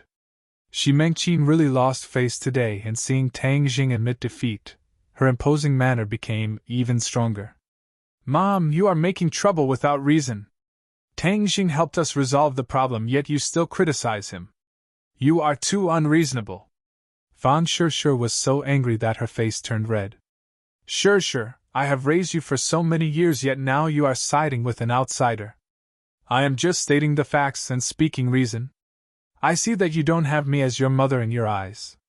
What is so good about this little brat that he is worthy of you protecting him so wholeheartedly? He is good and I like him." Fan Shishir raised her head and said resolutely, "You." Shi Mengqin was so angry that her entire body trembled. "Enough!" Fan Chongwei slammed his hand on the table, causing the plates to jump up. His face was ashen as he angrily said, "Making such a ruckus, where are your manners?" Shi Mengqin was also shocked, as she rarely saw him so angry. She hurriedly comforted him. "Chongwei, calm down. Don't lower yourself to this little brat's level." Fan Chongwei glared at her and said, "You're the one who made me angry. What was wrong with you just now? Why are you yelling at Tang Jing?" Shi Mengqin was stupefied as she looked at her husband at a loss. She did not understand why her husband would say such a thing, as she was clearly protecting his face. Shi Mengqin was just a full-time housewife who wholeheartedly wanted to transform herself into a noble lady. She didn't care about Fan Chongwei's career at all, so of course, she wasn't aware of the crisis he was currently facing. Although Fan Chongwei's attitude towards Fire Phoenix made her a little surprised, but she was already filled with anger, and seeing her husband being humiliated, she couldn't help but explode. "Chongwei, I'm helping you." "Help me? I think you're the one who's harming me," Fan Chongwei unhappily said. "Unable to accomplish anything, but good at spoiling things." He originally thought that with his relationship with Tang Jing, he would be able to form a relationship with Fire Phoenix, but this was completely destroyed by Shi Mengqin. Fan Chongwei looked at Tang Jing, not knowing what to say. He had just treated Tang Jing, so how could he speak up for him? "Go home, don't make a fool of yourself outside." Shi Mengqin looked at her husband in alarm and then looked at Tang Jing, her eyes flashing with hatred. Tang Jing acted as if he didn't see it. Seeing Fan Shishir's dejected expression, he advised, "Shishir, go home and rest first. Tomorrow is the monthly exam, so do your best." Fan Shishir hesitantly nodded her head. The few of them went to the counter and prepared to pay the bill, but they were told that the bill had already been paid by a Mr. Lin.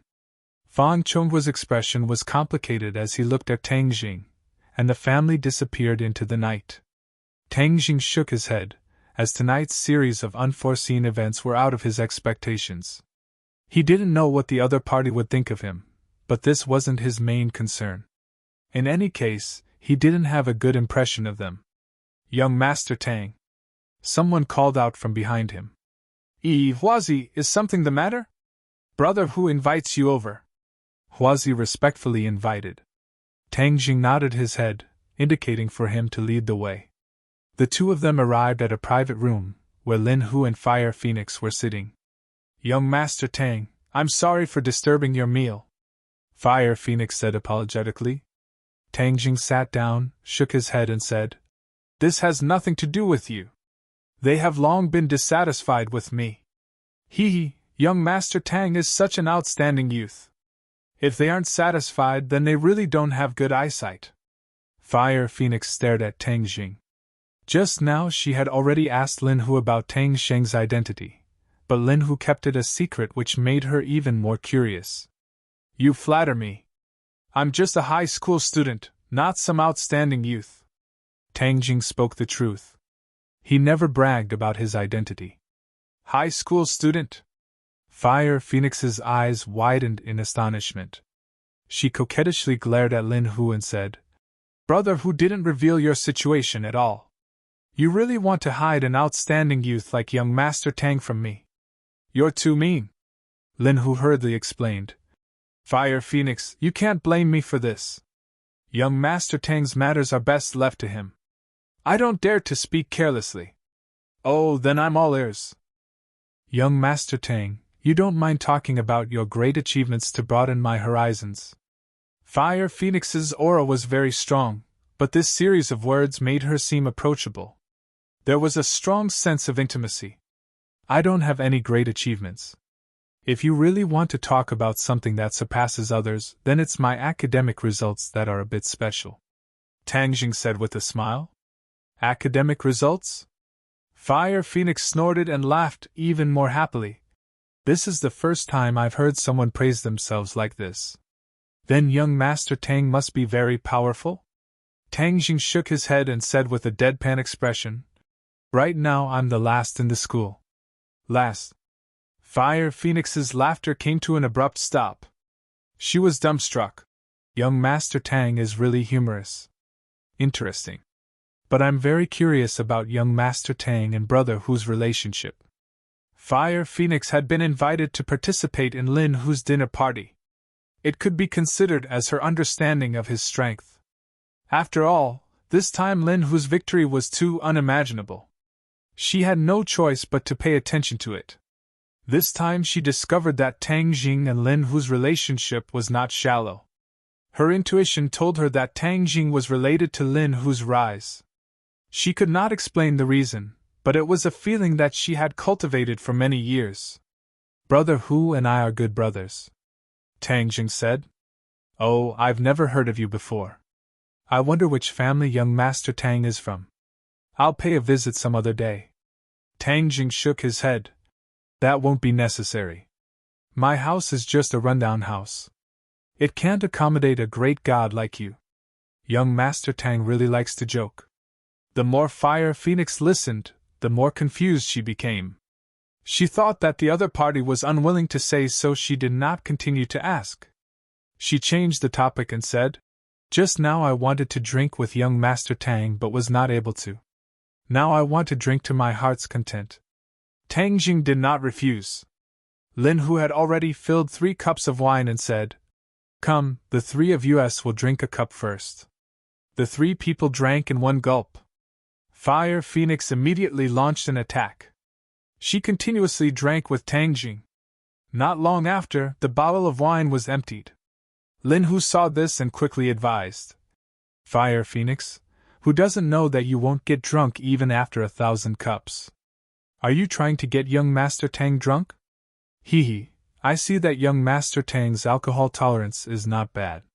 When drinking with a close friend, 1,000 cups is not enough. It's been a long time since I drank to my heart's content. Today we must not leave until we are drunk. Young Master Tang, what do you say?" Fire Phoenix's alcohol tolerance was very good. She wanted to get Tang Jing drunk and then get some information from him. Fire Phoenix, I'll drink with you. Lin Hu pulled up his sleeves and boldly said, Brother Hu, I have drunk with you many times before. This time I don't want to drink with you. This time I want to drink with a handsome guy like young Master Tang. You go to the side. Lin Hu looked at Tang Jing inquiringly. It was clear that he was asking about his alcohol tolerance. Tang Jing rarely drank, but he could use his qi to dissolve the alcohol, so he was not afraid. Moreover, Fire Phoenix gave him a very good impression. In order to cooperate with her to deal with Hoodlum, he had to drink this wine. Good, then I will risk my life to accompany you. We will not leave until we are drunk, Tang Jing boldly said.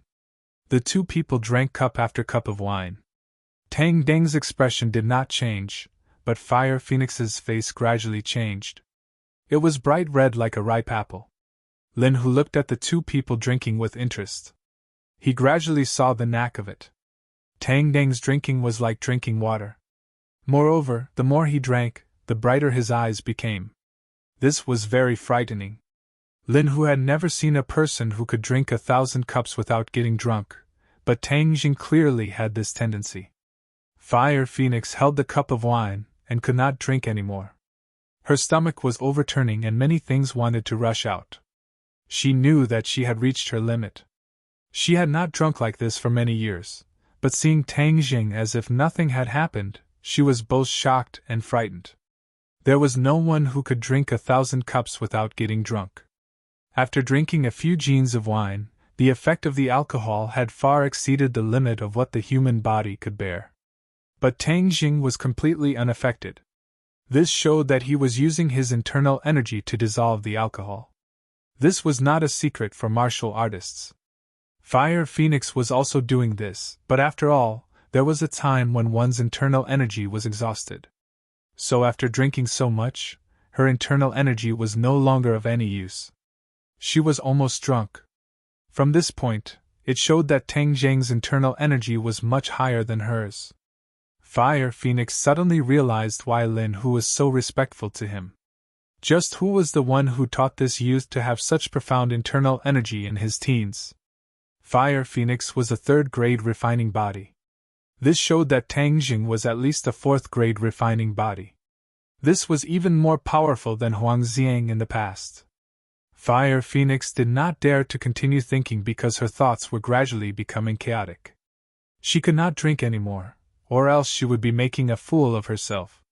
Young Master Tang is good. I, Fire Phoenix, humbly admit defeat. Fire Phoenix gave a thumbs up and praised. Tang Jing smiled and put down the cup.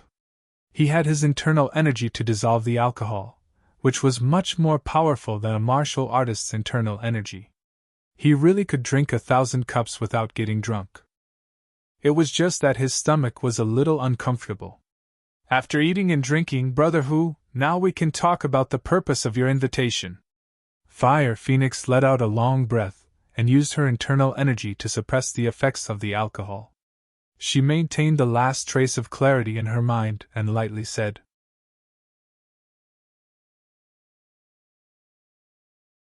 Chapter 113. Fire Phoenix said this in front of Tang Jing because she wanted to test the relationship between Tang Jing and Lin Hu. She guessed that Lin Hu must have something important to say to her. It probably had something to do with his future plans. If this matter did not allow Tang Jing to avoid suspicion, then it could explain a lot of problems. Who would have thought that Tang Jing would take the initiative to stand up and cup his hands and say, "Then you can continue talking, I'll go home first." Fire Phoenix looked at him with astonishment. Young Master Tang won't stay for a while longer? It's already late, I want to go home. Tang Jing tactfully declined. Young Master Tang, I'll send you off. Lin Hu stood up and walked out with Tang Jing. At the entrance of the restaurant, Lin Hu suspiciously asked, Young Master Tang, you don't seem to want her to know about our relationship? Tang Jing nodded. I'm currently a student, so it's not good for me to have too much contact with her. Moreover, I've already said very clearly that you can handle matters in the underworld by yourself. Only when needed will I make a move. I understand. I see that Fire Phoenix is very sincere, so this cooperation should be quite pleasant. Lin Hu speculated. Then I'll work hard. Tang Jing waved his hand and walked home. Lin Hu looked at his back and thought for a while before turning around and returning to the private room. Fire Phoenix, I won't beat around the bush. This time I've taken over Boss Fan's territory and will definitely attract Hoodlum's attention. You know that I'm not Hoodlum's opponent, so I want to ask for your help. Oh, you want to ally with me to go against Hoodlum? Fire Phoenix raised her almond-shaped eyes with a smile that was not a smile. Yes. Behind Hoodlum is Master Huang, aren't you afraid? Fire Phoenix asked. Afraid? Why wouldn't I be? What's the use of being afraid? Do you think Huangzi will just watch as I grow stronger and do nothing? Since he will deal with me sooner or later, I might as well prepare a countermeasure. Lin Hu revealed a fierce expression as he resolutely said. You actually dared to call Grandpa Huang by his nickname? You've changed a lot recently. I almost couldn't recognize you. Fire Phoenix said with a hint of ridicule. In the past, Lin Hu was content with his own territory and did not have much fighting spirit. Now that he dared to go against Huangzi, Fire Phoenix had a whole new level of respect for him. It's impossible for a person to remain unchanged. Otherwise, he would be eliminated by the times. You've even become a philosopher, saying such philosophical words. Lin Hu ignored her teasing and continued. I know that this matter is risky, but risk and opportunity coexist. As long as we take down Hoodlum, we can split his territory equally. Hee, you make it sound so simple. Do you think Grandpa Huang is so easy to deal with? Where are you going to find an expert who can contend with him? This was one of the problems in the ordinary balanced underworld. Everyone wanted to be big and strong, but they could not avoid Huangzi. Although he had already retreated behind the scenes, as long as his benefits were harmed, he would definitely deal a heavy blow. You don't need to worry about this problem. Naturally, there will be someone who will step forward. Lin Hu was full of confidence. Since Tang Jing dared to challenge the Huang clan and even made Huang Xiang suffer a loss, this showed that the power behind him was not to be underestimated. Fire Phoenix's smile disappeared as she solemnly looked at Lin Hu as if she did not recognize him. Who will step forward? This is a secret for now. Since it's a secret, then there's nothing to talk about. Don't worry, I won't tell Grandpa Huang, but your matter has nothing to do with me. When the time comes, just don't bite me. Fire Phoenix directly walked towards the door. Lin Hu's expression slightly changed as he said, Fire Phoenix, don't tell me you don't want to take revenge for your husband? Fire Phoenix suddenly stopped and turned around to stare at him. Her eyebrows were filled with killing intent. Lin Hu, what do you mean? I don't believe that you have never suspected your husband's death. At that time he was like the sun in the sky and could even threaten Huangzi. Could it be that his death was really that simple? Lin Hu did not care about her anger as he spoke to himself. Fire Phoenix's expression fluctuated, but she did not say a word. Lin Hu's heart moved as he knew that he had guessed correctly. She was definitely still suspicious of Huangzi, but she did not have any evidence. He decided to add fuel to the fire and said, After your husband died, Huangzi quickly grew stronger, which is why he is where he is today. That is why he is the one who benefited the most. This is something that anyone with eyes can see. If you want revenge, then this time we will topple Hoodlum and cut off one of Huangzi's hands. In the future we will get rid of Huangzi and truly take revenge for your husband. You want to convince me with this? That's too simple. Wait until you are willing to tell me your trump card, then come find me. Fire Phoenix slammed the door and left. Lin Hu's expression fluctuated as he did not think that he would not be able to convince her. It seems that she was even more cautious than he thought. His trump card was Tang Jing, but Tang Jing did not want to reveal his identity. This made him very helpless as he fell into a deadlock. In the following 2 days, Tang Jing continued to cultivate at home in order to avoid the monthly exam. His qi had increased by quite a bit. What he needed the most now was to refine the spirit pill, but there was still no news from Yi Xuanji. However, he was not worried because Yi Xuanji would definitely take the bait. As expected, Yi Tianlei personally drove the car to bring him to the Ye family. The way Yi Tianlei looked at Tang Jing was different from before. It was as if he was lamenting that he had misjudged him before. Tang Jing was far more powerful than he had imagined. It was also as if he was rejoicing that Tang Jing had finally given him the conditions and prevented this matter from developing in the worst direction. Of course, Yi Tianlei was also very clear that this matter was related to his wife and daughter. After all, this transaction also involved Yi Dingdong's benefits. Tang Jing, thank you! Suddenly Yi Tianlei said in a serious tone. Tang Jing looked at him and said, "This is a transaction. It's very fair, there is no need to thank me." Yi Tianlei shook his head.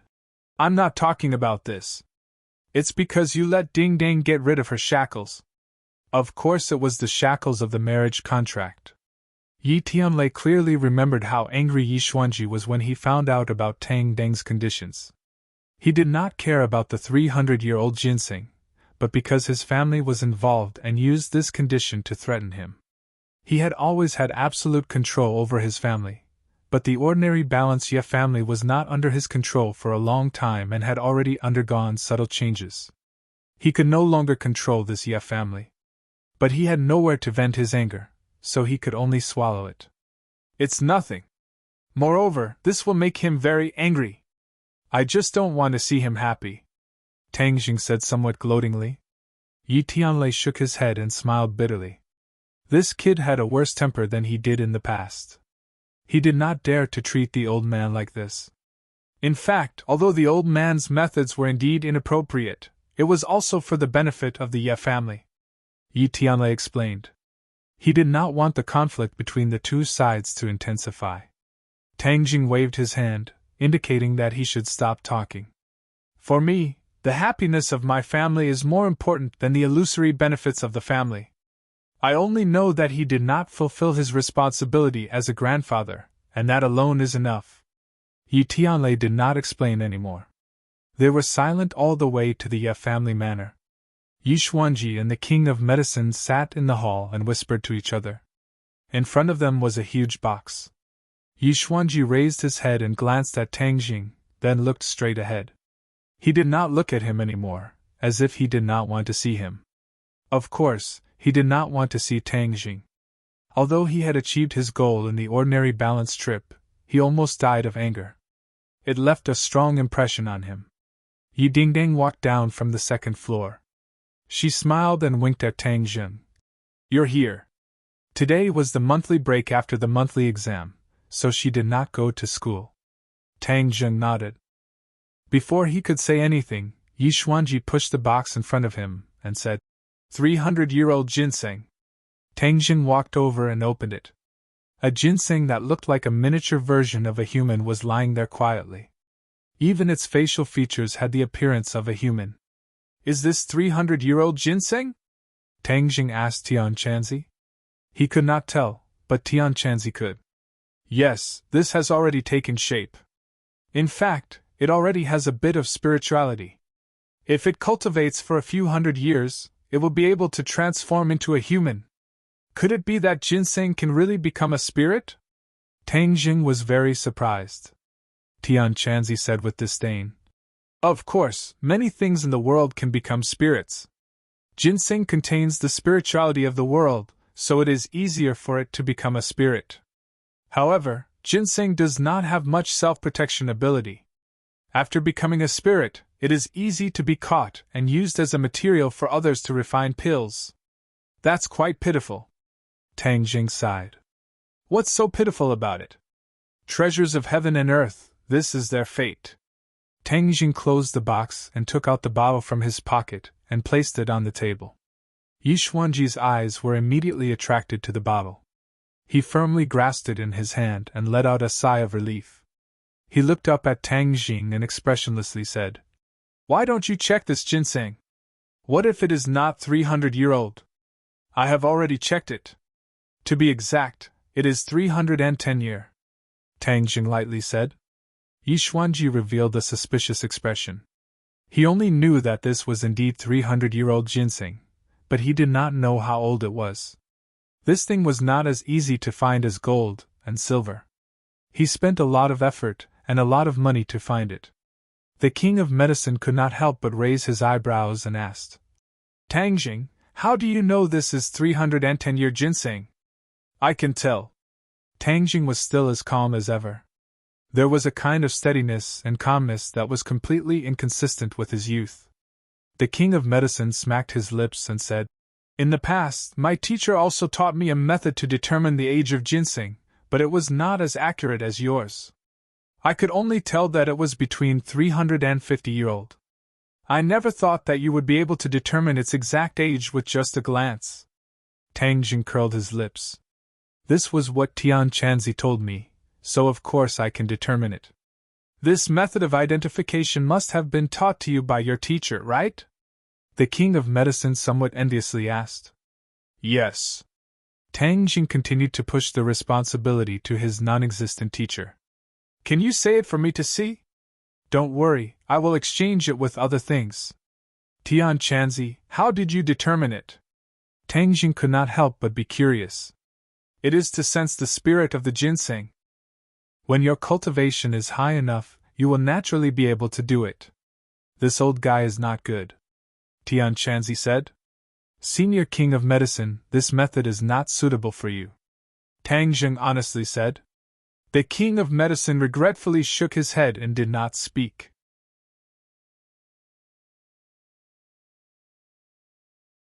Chapter 114.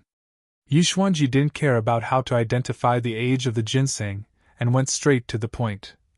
Tangjing, how do I use this life-continuing pill? Just take it orally. Seeing his impatient appearance, Tangjing said. Is there anything else I need to take note of? The king of medicine heard this and his attention was drawn over. There's no use, maybe you'll sleep for a while, Tangjing said. Maybe? The king of medicine and Yishuanji said at the same time, extremely surprised.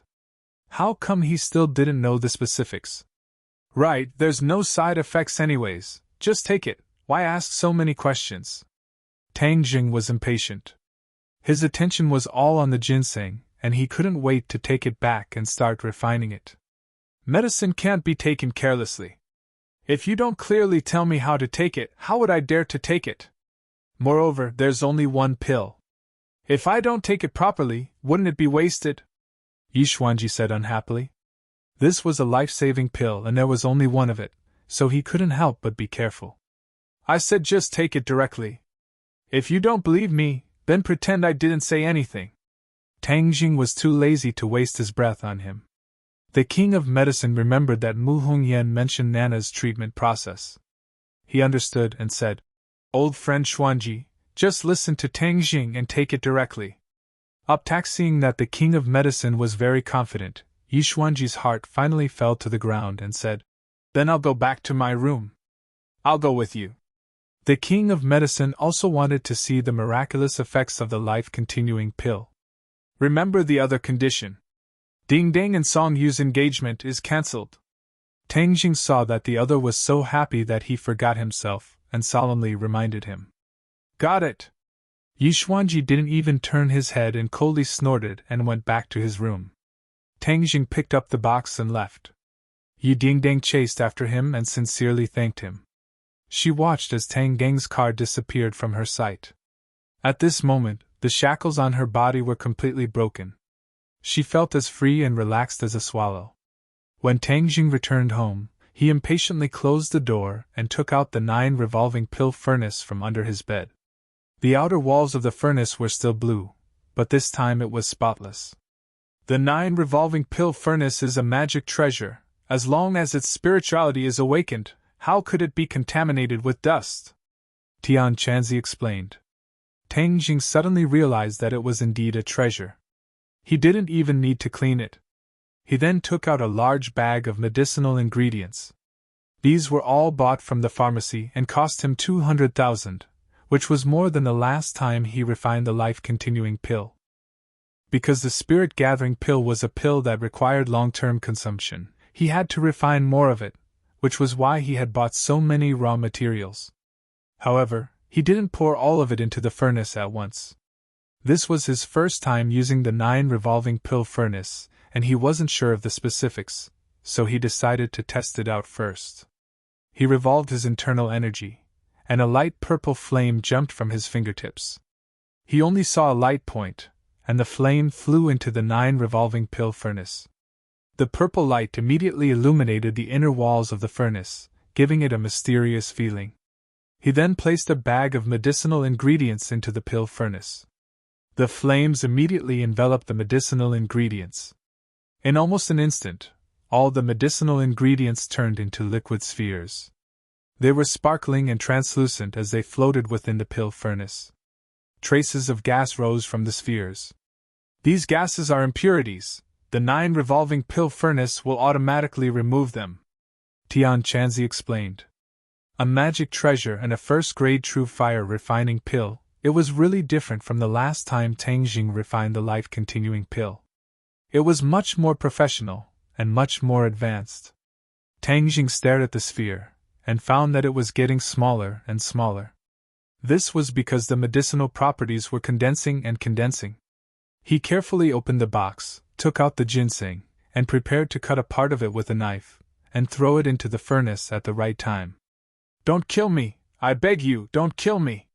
Suddenly, a faint voice sounded, and Tang Jing stopped in surprise, looking around. "Tian Chanzi, did you hear someone talking?" "Talking? Who is talking? There are only the 2 of us here. Who else is talking?" Tian Chanzi was baffled. Tang Jing scratched his head. Could it be that he was hallucinating? He was just about to cut the ginseng when the voice sounded again, and this time it was even clearer. He dared to conclude that it was not a hallucination. "I beg you, don't kill me!"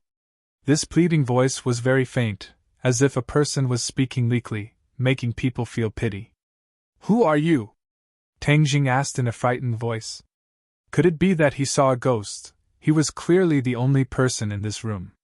"Little brat, are you crazy? What kind of messy voice is this?" Tian Chanzi suspiciously said. "Sure, quiet, listen, there really is a voice, she is still saying, 'Who are you? Quickly speak, otherwise I will not be polite.'"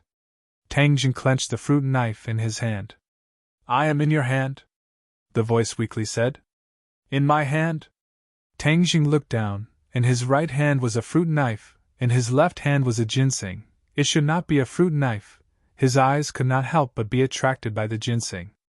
Could it be that this ginseng has become a spirit? Didn't Tian Chanzi say that a 300-year-old ginseng has not become a spirit?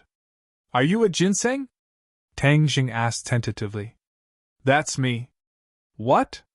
Tang Jing opened his eyes wide. This ginseng has really become a spirit.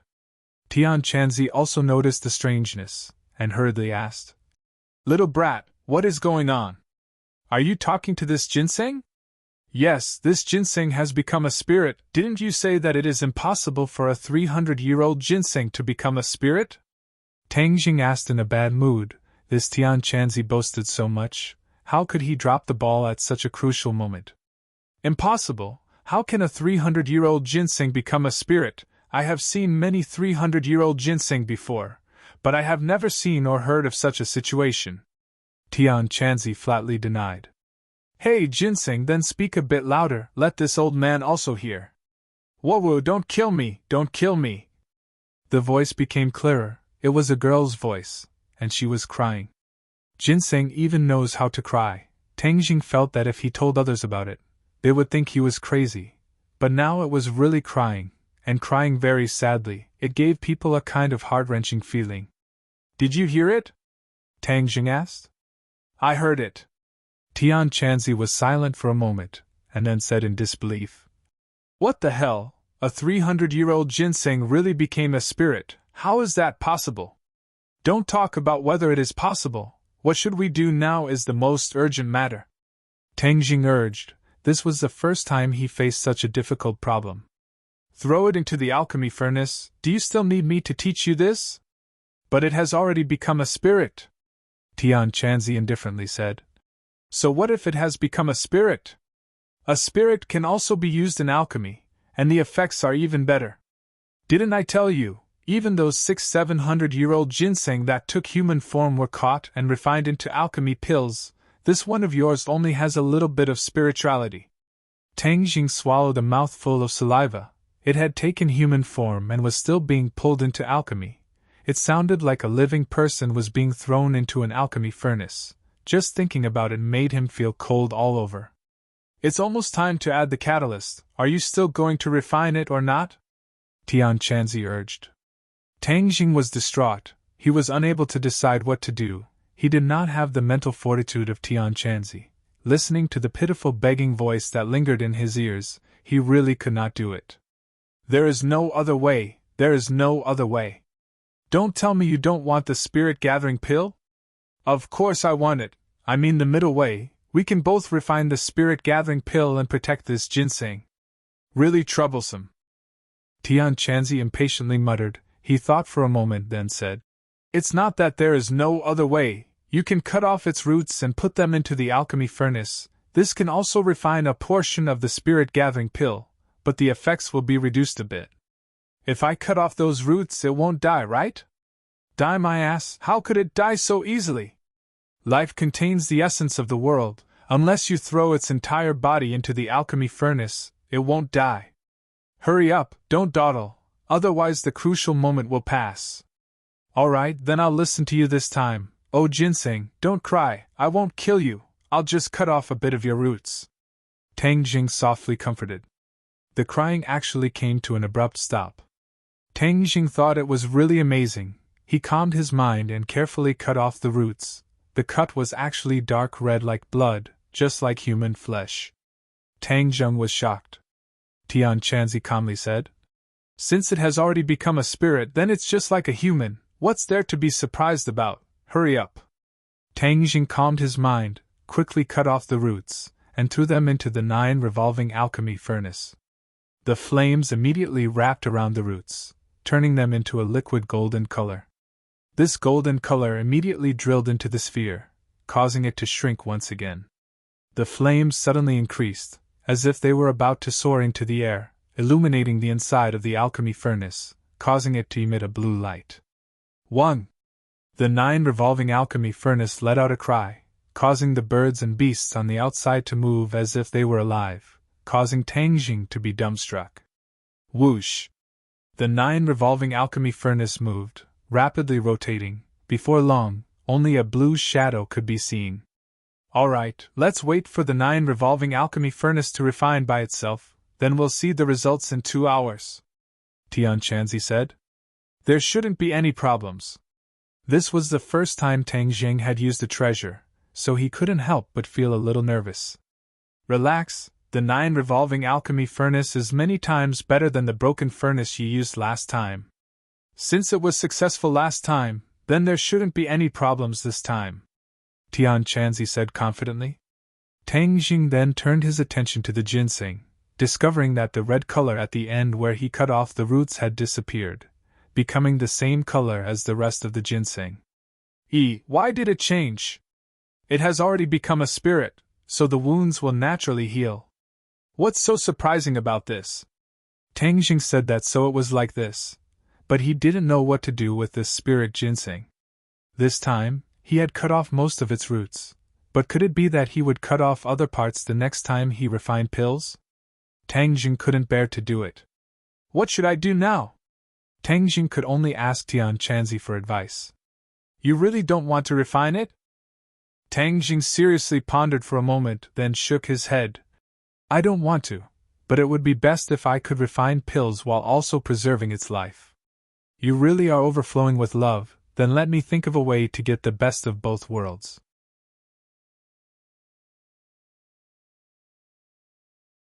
Chapter 115. Tian Chanzi really thought of a way to get the best of both worlds, which was to let the ginseng grow and maintain its life. When it was time to refine the spirit-gathering pill, he could cut off its roots. This way, he could maintain a long-term supply. Tang Jing's eyes lit up as he said, Why didn't you say this method earlier? If I refined it in one go, where would I find 300-year-old ginseng in the future? So this method is the best. Tian Chanzi was stunned for a moment. He couldn't help but admit that Tang Jing was right. He had actually overlooked this problem. You little brat, you just stumbled upon it. Right now, we should first figure out what is going on with this ginseng. I still don't believe that 300 years old ginseng can become a spirit. Something must have happened, Tian Chanzi said. Tang Jing curled his lips. Seeing is believing, this isn't fake, right? Tian Chanzi ignored Tang Jing and fiercely asked. Little ginseng, hurry up and tell me why you became a spirit. If you don't tell me, I will throw you into the 9 revolving pill furnace. Woo woo woo. The ginseng was frightened by the sound of crying. Tang Jing laughed loudly. Tian Chanzi, you are an expert. Look, you scared the ginseng into crying. Tian Chanzi resentfully said. This little ginseng's courage is too small, but if you don't be a bit fierce, how could it tell the truth? TSK. When asking questions, you have to be polite and gentle, understand? Let me give it a try. Tang Jing deliberately attacked Tian Chanzi. Now, he was not afraid of Tian Chanzi. Instead, he would sometimes tease him. The atmosphere was quite good. Ginseng, don't cry. I am not a bad person. Didn't you hear me? I won't refine you anymore. I will raise you and let you live well, Tang Jing gently said, as if he was a strange uncle trying to trick a little girl. The crying suddenly stopped, and a timid voice choked with sobs asked, Really? Of course it's true. Tang Jing patted his chest and guaranteed. But Grandpa said that many humans are very cruel. If they catch us, they will eat us. Grandpa was caught by humans. Ginseng was still in disbelief. There are also good and bad people. Those are all bad people. I'm a good person. I won't eat you, Tang Jing said shamelessly. He had clearly wanted to refine it just now. Good man. The ginseng muttered these 2 words softly, as if trying to understand the meaning. She said, Grandpa seemed to have said that there are good people. Just like us ginseng, there are bad ginseng who steal other ginseng's spiritual energy. Grandpa said that they are bad ginseng. Bad ginseng. Tang Jing laughed involuntarily. There was such a saying. Little brat, don't laugh, this little ginseng isn't wrong. Ginseng is a race, and there are good and bad ones. Some of them absorb the spiritual power of other ginseng to speed up their own cultivation, but this can only be done by a ginseng that can transform into a human form. Tian Chanzi said, not finding it strange. Tang Jing couldn't help but sigh. It seems that ginseng's world is also very complicated. Not only are there external problems, there are also internal problems. Little ginseng, you still haven't answered me. You are only 300 years old, how did you become a spirit? Tian Chanzi asked, unwilling to give up. The ginseng timidly said, This is all because of Grandpa.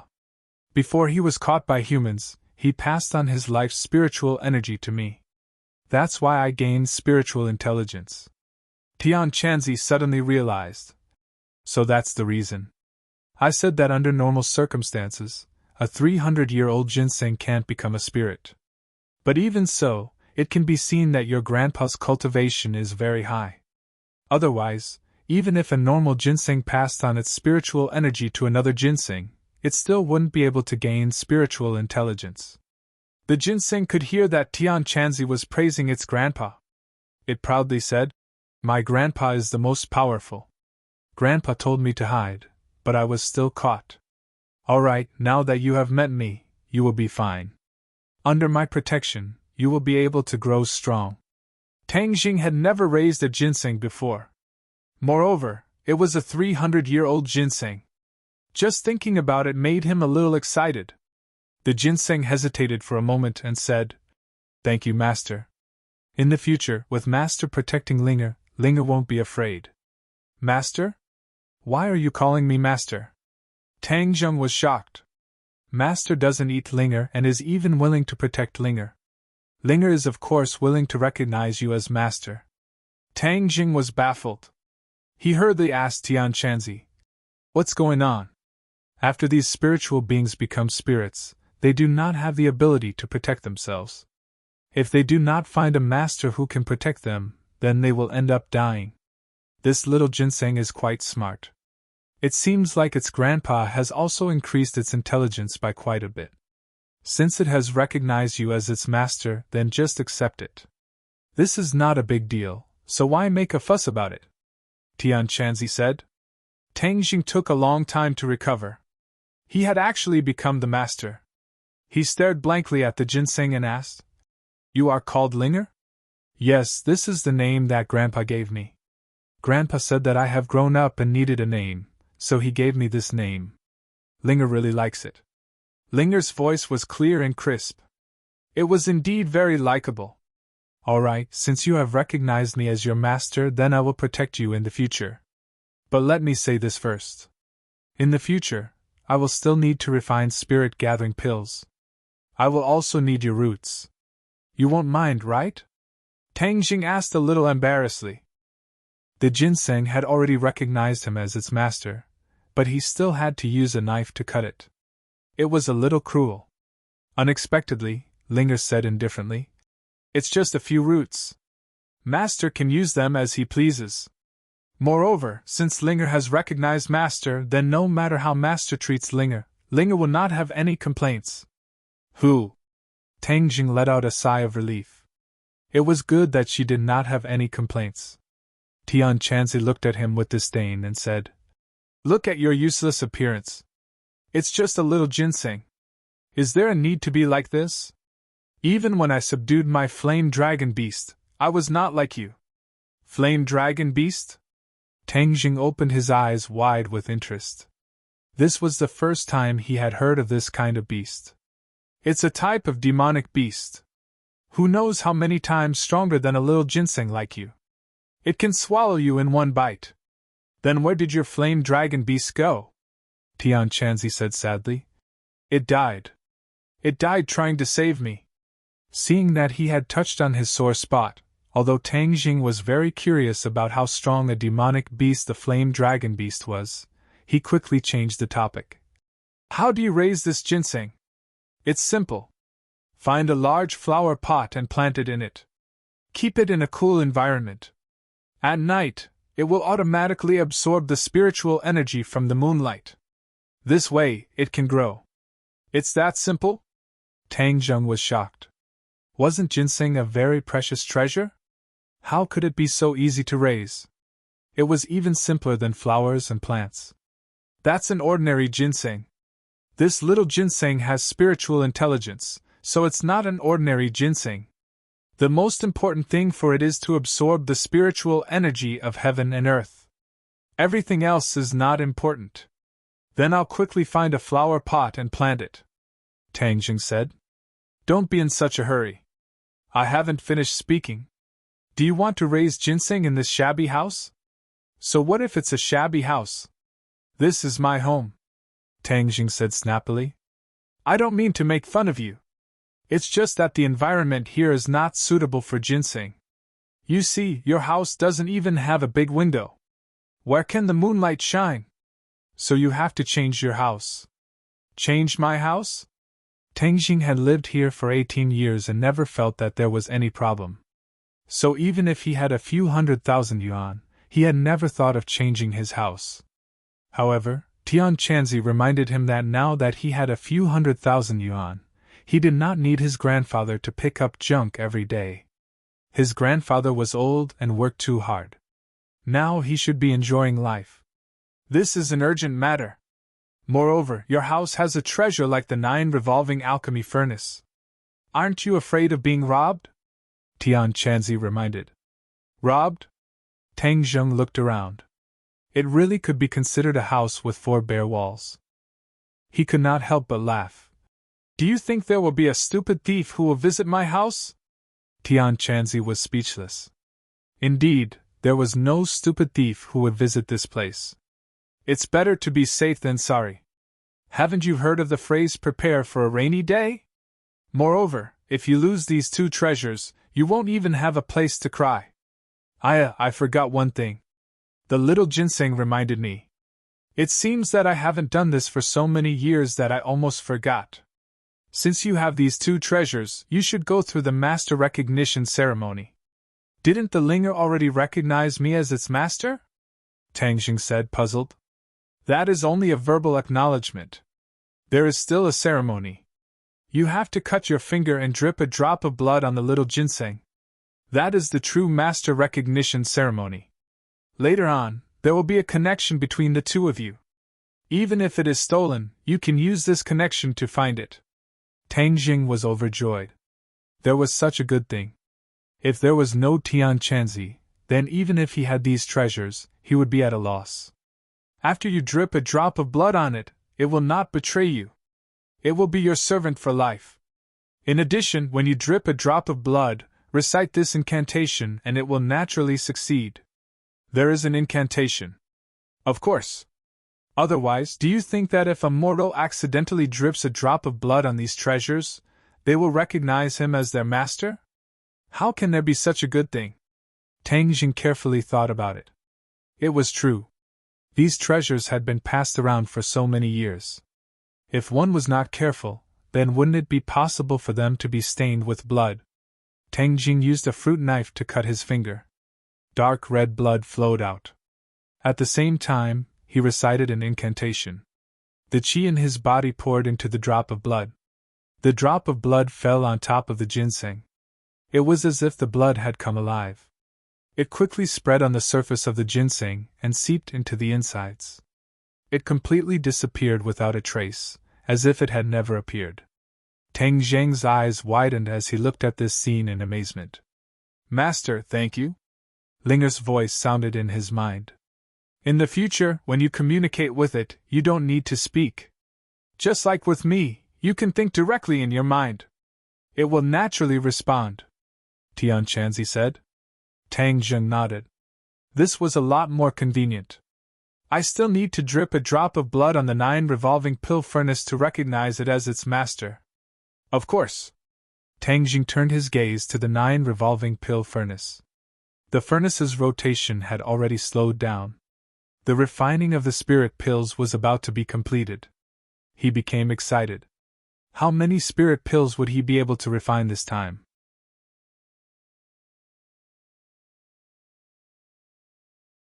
Chapter 116. When the time came, the 9 revolving alchemy furnace stopped rotating and a fragrant smell slowly rose from the furnace, making one feel relaxed and happy. Sogu, 360 So-So search. Many golden pills were quietly lying at the bottom of the 9 revolving alchemy furnace. These were obviously spirit-gathering pills. The refining was a success. Tang Jing quickly took out a bottle to collect them. 1, 2, 3, 20 pills. Tang Jing filled 2 bottles and was pleasantly surprised. How did you refine so many pills this time? 20 pills should last for a long time? When he refined the life-continuing pill, he only refined 3 pills, but this time he refined 20 pills. Moreover, the raw materials did not seem to be much. Tian Chanzi said as a matter of fact. This is the benefit of a magic weapon. If you had used the 9 revolving alchemy furnace to refine the life-continuing pill, you wouldn't have only refined 3 pills. Tang Jing was like a poor man who suddenly became rich overnight. He was a little excited as he carefully put away the bottles and prepared to drip his blood on the 9 revolving alchemy furnace to recognize it as its master. However, he discovered something strange. Tian Chanzi, did you notice that the 9 revolving alchemy furnace has become smaller? Tang Jing suspiciously asked. Tian Chanzi muttered to himself for a moment before saying, It is indeed so. This is because the furnace is automatically upgrading. 37 upgrading? Yes, didn't I tell you that the 9 revolving alchemy furnace can be restored to an earth-level magic weapon in the future? Every time you refine a pill, it will absorb part of the pill's spiritual nature and level up a little. Doesn't that mean that if I use it to refine pills, its level will slowly recover? Tang Jing was pleasantly surprised. Of course. But it is only a yellow-level magic weapon. The road is still long, so take it slow. Tang Jing touched the 9 revolving alchemy furnace and felt a cool sensation in his palm. You said that it is getting smaller and smaller. If it turns into the size of a fist, wouldn't it be easier to carry around? A high-level alchemy furnace can freely expand and contract. The space inside is beyond your imagination. I even heard that it can form a world of its own. Is it that exaggerated? Tang Jing was extremely shocked. That's just a legend, but I've never heard of anyone's alchemy furnace forming a world of its own. That's something that can only be looked at but not touched. Brat, don't bite off more than you can chew. You'd better hurry up and bind it with your blood. Tang Jing followed the previous procedure and dripped his blood onto the 9 revolving pill furnace. With a flash of azure light, he and the 9 revolving pill furnace had a mysterious connection. Even if he closed his eyes, he could still feel the existence of the 9 revolving alchemy furnace. However, the 9 revolving alchemy furnace did not speak like Linger. Now that the soul-amassing pill had been successfully concocted, Tang Jing was finally able to settle one of his worries. He was not in a hurry to practice martial arts, but instead went to buy a house. This was something new. It was not as easy as practicing martial arts. When he casually walked into a bright and clean sales hall, he did not know what to do. However, his problem was immediately solved because the saleswoman took the initiative to welcome him. Tang Jing began his journey of buying a house with excitement and novelty. However, there were some people who were not excited at all. In fact, they were quite nervous. Fan Chonghua was sitting outside an office, looking at the people coming and going. His expression was a bit absent-minded. He specifically came to visit Fire Phoenix. After experiencing that night, he hesitated for a few days but still came. Because there was no way to proceed with the demolition, the money was still pouring in. If this real estate project stopped, then he would go bankrupt. His funds were linked to one another. As long as there was a mistake, then he would lose everything. He could not afford to lose. Manager Fang, our manager Fire invites you in. Fan Chonghua stood up and quickly followed the secretary into the office. Fire Phoenix was standing in front of the huge floor-to-ceiling window, overlooking the building. Her eyebrows were slightly wrinkled. No one knew what she was thinking. Manager Fire, Manager Fang is here, the secretary said. Fire Phoenix turned around. This time, she was not dressed in martial arts clothes. Instead, she had changed into a sand-colored business suit, giving off a white-collar aura. Fan Chonghua already had a new understanding of Fire Phoenix. These past few days, he specifically inquired about Fire Phoenix and Lin Hu's background. If he didn't inquire, then he wouldn't know. Once he inquired, he was shocked. These two people turned out to be ordinary balance, famous big shots in the underworld. This was really beyond his expectation. What made him even more surprised was that Tang Jing and these big shots actually had such a close personal relationship. This made him both shocked and frightened. In short, his perception of Tang Jing had undergone an earth-shattering change. Therefore, these past few days, he did not deliberately prevent his daughter from contacting Tang Jing. Fan Chonghua had been doing business for so many years. Of course, he knew that people in the underworld could not be easily provoked. He also did this before. He stayed away from them and lived in peace. That was because his previous business did not need to deal with these people. Now that he had entered the real estate business, he realized the importance of relationships in the underworld. First of all, this demolition involved relationships in the underworld.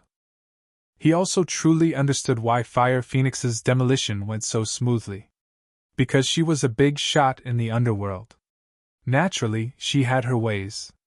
Moreover, the follow-up construction involved earth, stone, and other links. It was inevitable that there would be more or less contact with people in the underworld. The water in the real estate business was too deep. In the past, he only envied others for making a lot of money, but he did not consider the risks. Now that one of his feet had fallen in, it would be difficult for him to withdraw. Therefore, he could only hope to have a good relationship with these people. Manager Fang, please sit. Fire Phoenix's heroic spirit converged a lot. She now had a woman's unique elegance. Manager Fang, I heard you want to cooperate with our company? Fan Chonghua nodded his head. Yes, this is the purpose of my visit today. I want to discuss the cooperation with Manager Fire. I have a piece of land that needs to be demolished. Before he could finish his words, Fire Phoenix waved her hand, indicating him to stop. Fan Chonghua blankly looked at her. He did not know what she meant. Fire Phoenix looked at him with a smile that was not a smile. Seeing this, his scalp went numb. he blankly asked. Manager Fire, is there a problem? Do you know Tangjing? Fire Phoenix went straight to the point and asked. Fan Chonghua was stunned for a moment. He did not know why she would ask this question. Manager Fire, let's talk about the cooperation first. We can talk about this later. See the guest out, Fire Phoenix said with a cold expression. Ah? Fan Chonghua was stunned. What was going on? I didn't even finish speaking and she didn't want to talk about it anymore. Looking at her ice-cold expression, Fan Chonghua felt as if he had fallen into an ice cave. He felt a chill run down his spine. But his reaction was very quick. He immediately realized that Fire Phoenix was more interested in Tangjing than business. He felt a huge sense of defeat and hurriedly said, Then let's talk about Tangjing first. Fire Phoenix's cold expression disappeared by a lot. She put on an expression of listening attentively. Fan Chonghua's heart was filled with a huge sense of powerlessness as he said, Tangjing is an orphan. He was adopted by an old man who scavenged for scraps. He is currently studying at Pengqing International School. In the past, his grades were very good, but now his grades are very bad. He is the last in the entire school. Fire Phoenix's lips curled up. She did not think that what Tangjing said was true. He really was the last in the entire school. Interesting. As for other aspects, he is no different from other people of the same age. Fan Chonghua was also very puzzled about Tang Deng's situation. On the surface, there was nothing special about him. But why were these powerful people interested in him? Why were the people of the underworld so respectful to him? Even the Fang family was courteous to him. He felt that the world was in complete chaos. He was unable to find north. It's that simple? Fire Phoenix asked with dissatisfaction. This was the result of her investigation. But it clearly did not match the actual situation. It's that simple, Fan Chonghua said. Then do you know what his relationship with Lin Hu is? Fan Chonghua blankly shook his head. If only he knew earlier. But this matter was too strange. How could Tangjing be related to people of the underworld? Fire Phoenix could not hide her disappointment as she said, Your daughter is his girlfriend. Don't tell me you don't have any other information? Fan Chonghua revealed a trace of awkwardness as he shook his head. Manager Fang, don't blame me for not teaching you. Not making use of useful resources and rejecting them is not something a businessman should do. That's all I have to say. Please leave. Fire Phoenix finished speaking and returned to her seat. She buried her head in the documents, and no longer paid attention to him. Fan Chonghua felt as if he had been paralyzed. His head buzzed as he did not understand why things had turned out this way. Fire Phoenix clearly did not want to cooperate with him.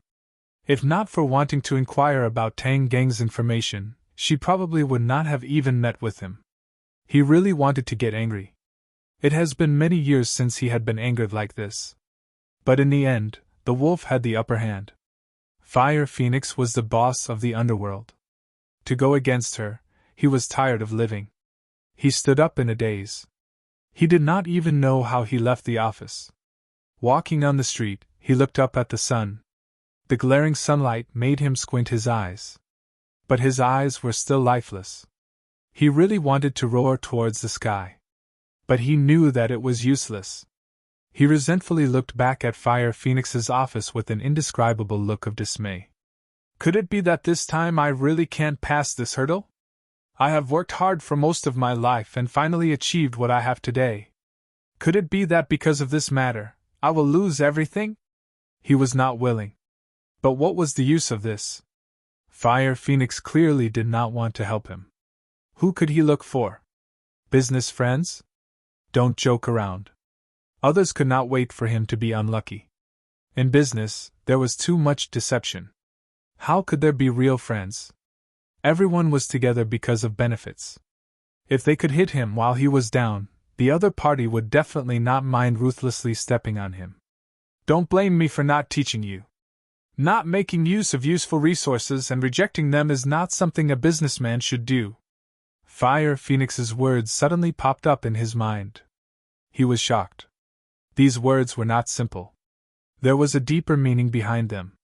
This useful resource was obviously referring to Tang Jing. Yes, Fire Phoenix was interested in Tang Jing. As long as Tang Jing opened his mouth, Fire Phoenix would definitely agree. Then this stalemate could be broken. Tang Jing was the person who would break this stalemate. He was like a person walking in the desert who suddenly saw water. Every cell in his body was activated. His brain was unprecedentedly active. His listless eyes gradually brightened up. He wanted to find Tang Jing.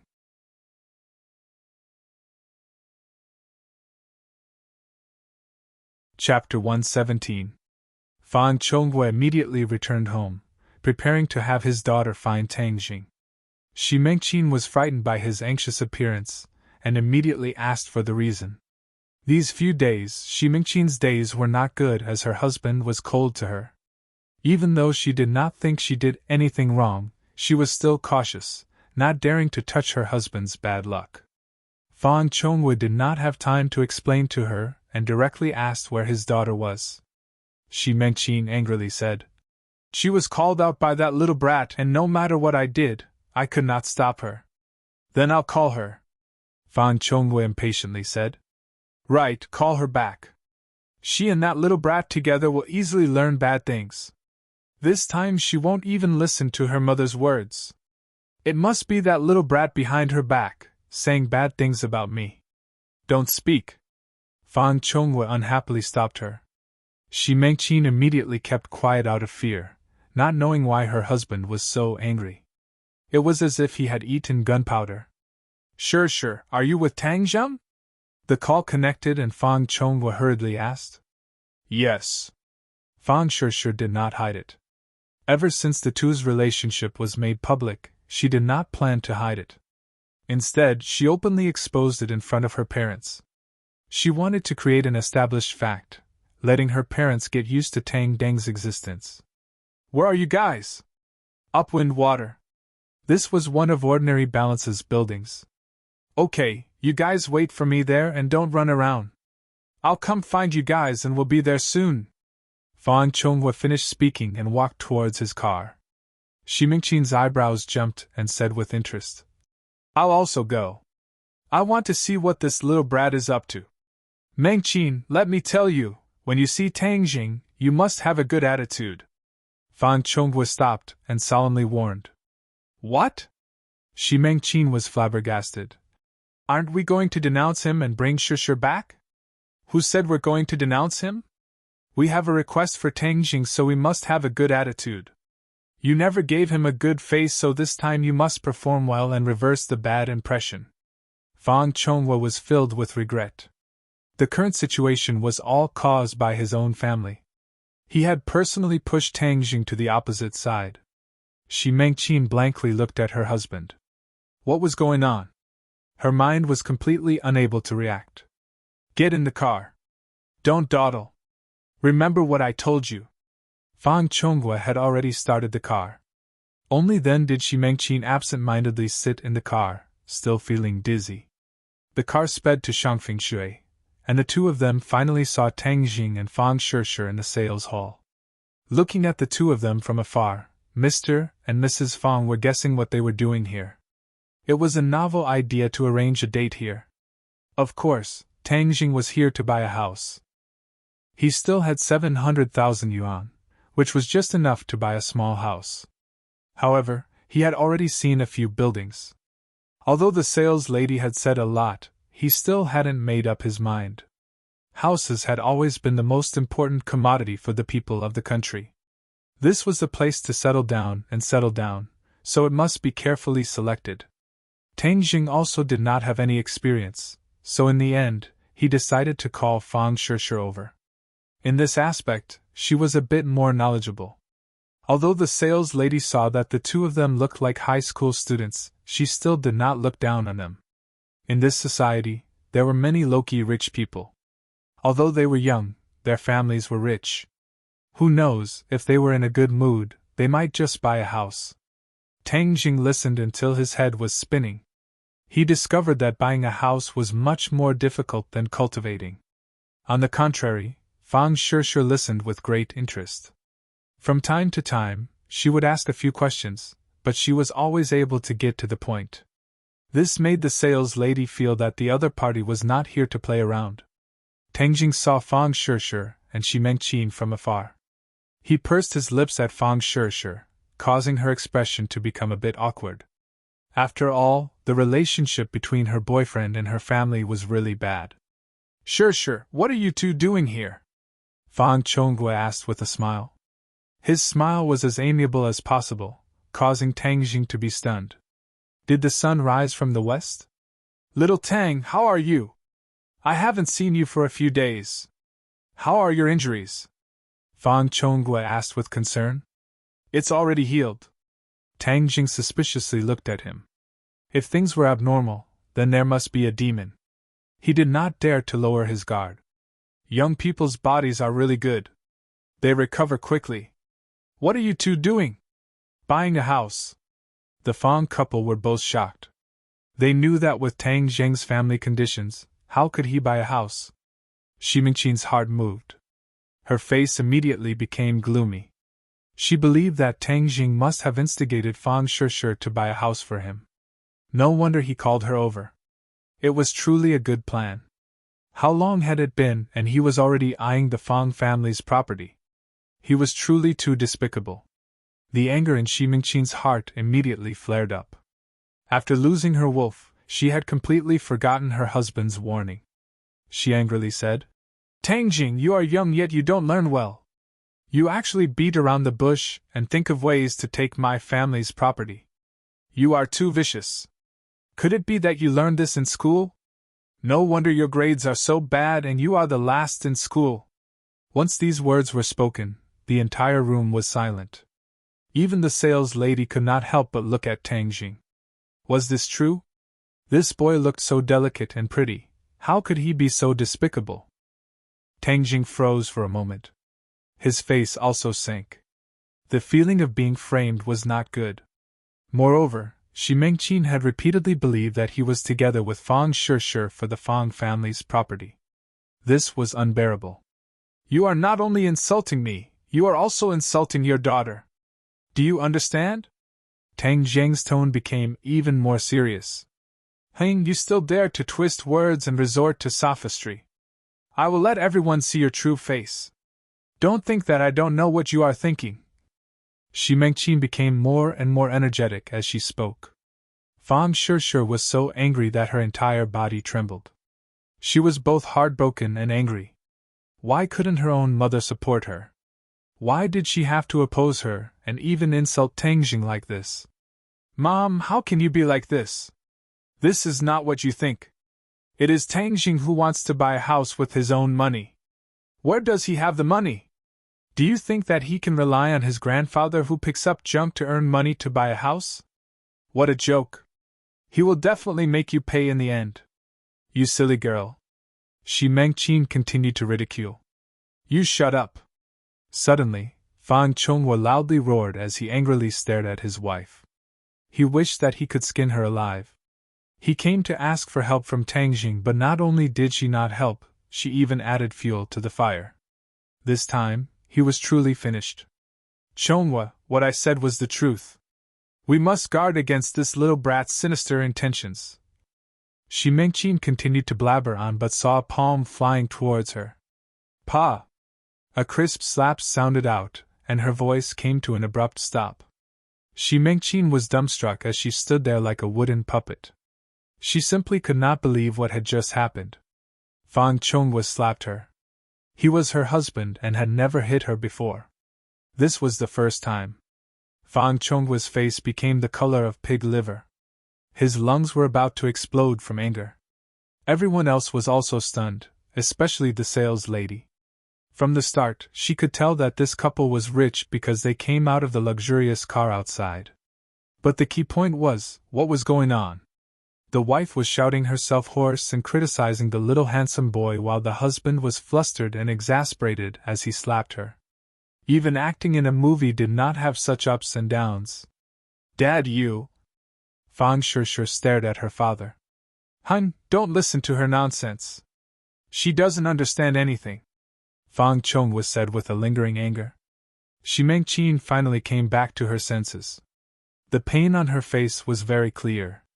This was not a dream but reality. She said with fear and anger. Fang Chonghua, you actually dare to hit me? Shut up. Do you think you haven't lost enough face? Fang Chonghua roared. Xi Mengqin saw an unprecedented anger on her husband's face.